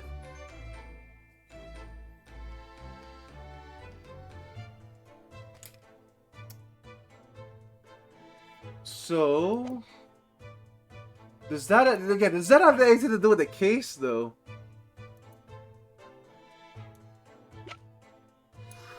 Phew, not enough evidence. Yeah, so Shamspeare was at a treasure hunt, I guess. Yeah, the guy, I'm not sure about this capital punishment yet. Burglar Selden. Ooh, God. Okay. Wait a minute. Okay, well, a few more minutes and then we're gonna rate someone.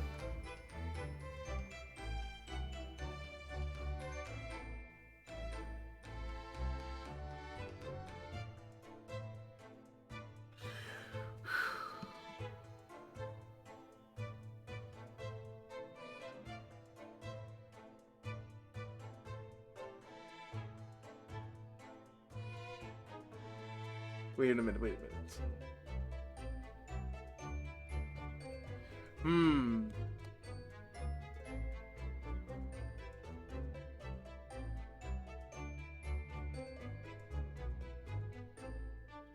Wait a minute. Oh my God, wait.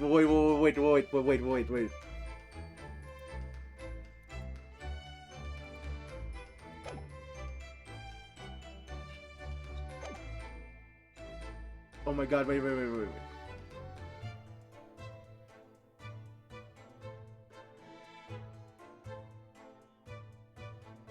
Holy shit, wait. Oh God, I think I just made a big connection. Wait a minute.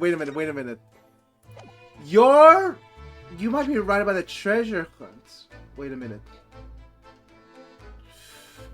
If he was in a treasure hunt for this... Capital offense, handprints on the wall. There's multiple handprints on the wall. That is true. Handprints on the wall. Handprints on the wall. Treasure hunt. And this folder. Wait a fucking second.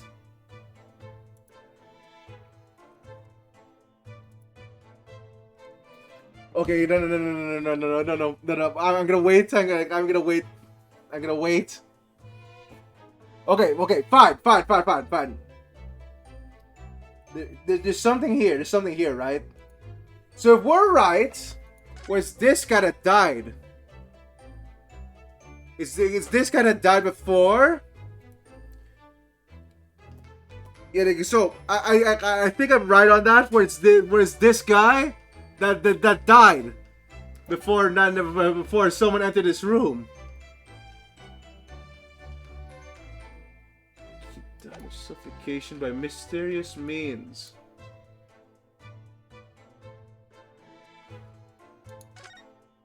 I think, he's connected to the landlord, but I think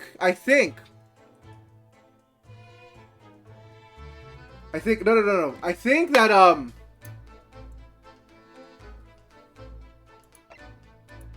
well, okay, I'm just gonna assume that whatever he died, it's actually a murder, right? So what if it's a murder. There's a murder. If I'm gonna assume that's a murder, there's probably another murderer. We're gonna probably solve this guy's murder at some point. If Shamspeare is actually the treasure hunt, did he potentially murder this guy using a suffocation method? That could be it. Then again, yeah, we don't have enough evidence. Because, like, his motive is that he's already in the room and he needs to rent it, right? That, like, maybe he's... No, yeah, but, like, he died by mysterious means. So, he died from suffocation. The guy before in this room died from suffocation. Which means... He died from suffocation. Yeah, he died from suffocation. By mysterious means. No, not this guy. I think this guy's different from this guy. So... This one died in prison. But, there's a story. Remember, Mr. Natsume's, said that his room is haunted, right? And that a former guy was here, but he died by mysterious means. So that means that someone died in this hotel, which is this guy. This guy was probably the one that Natsume's talking about in his ghost story.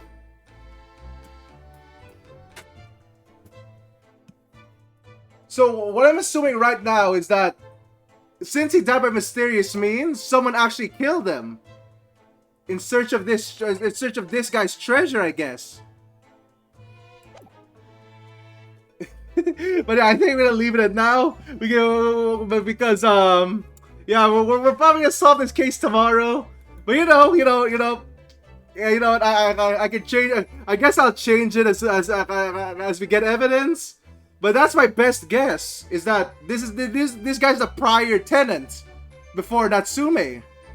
Or the Natsume or the other guy, or Shamspear came here, right? So, yeah, no. We're gonna raid into someone now. We're gonna raid into someone before I just think. Don't worry. It's only gonna be a short 1 hour collab, Arxelador. But I'll see if they actually do a schedule. If they do a schedule, I'll retweet it. Yeah, well, yeah. Thanks for a fun stream. All right, but yeah, don't spoil. I was gonna say it, don't spoil on me. But oh my god, I'm so excited to see the answer to this. Cause if yeah, can't believe we didn't get to blow the microphone. But oh my god. I can't wait to see tomorrow where it's like if I'm right or not. Cause oh man. Oh, I'm so excited. Like just with these few clues, we already have more insight into this. Then again, I'm assuming like 90% of this, right? Like I'm taking giant leaps. But really I believe that this guy was murdered in his room.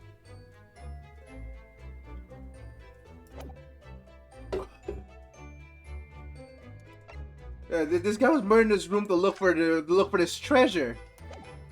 That's what I'm assuming so far. All right. But for now, let's save and then let's raid into someone. Ooh, God. Holy shit! If I'm right, I'm fucking psychic. But anyway, yeah, choking out the defendant. Yeah, that's entirely possible.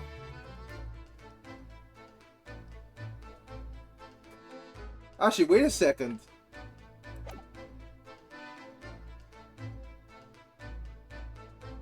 Oh my god.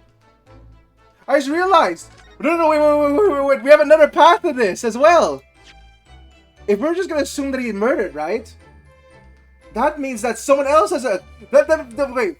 We saw this guy on Miss Green's desk.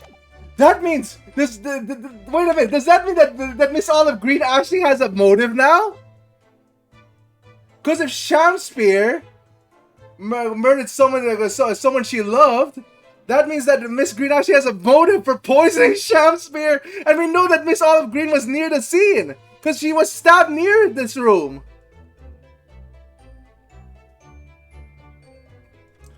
Holy shit! Wait a minute. I think I wait a minute. Wait, that sounds so right. Right? Okay, no. We're gonna find this out next. We're gonna find this out tomorrow. But oh my god, I'm so excited. I'm so I'm so fucking excited now. I can't wait to play more of this. Woo! Alright. My brain is currently leaking. Did I save already? I think I saved already.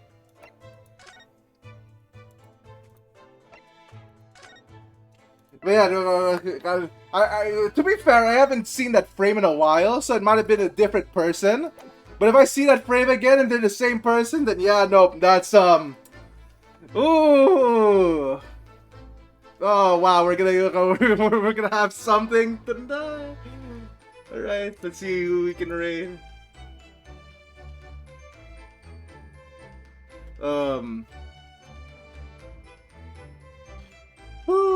Yeah, no, cliffhanger for now. Cliffhanger, right?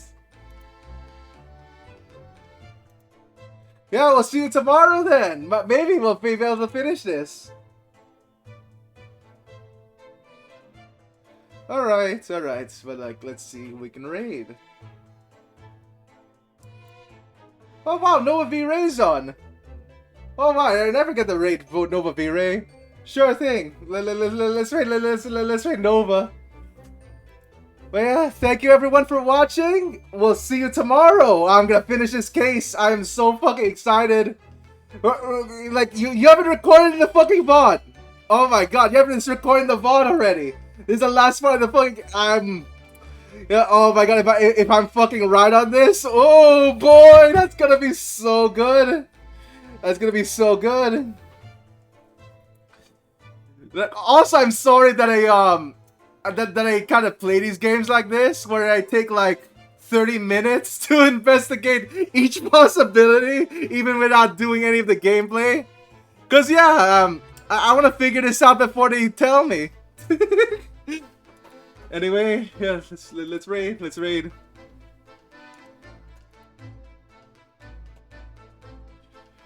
All right.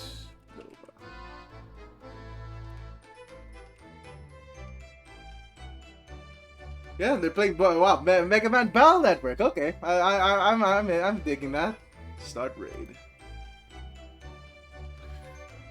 Whew. Well, yeah, thank you everyone for watching. I'll see you tomorrow for more Ace Attorney. We're gonna fucking figure out this case. Oh my god, I'm so fucking excited. Oh well, bye bye everyone.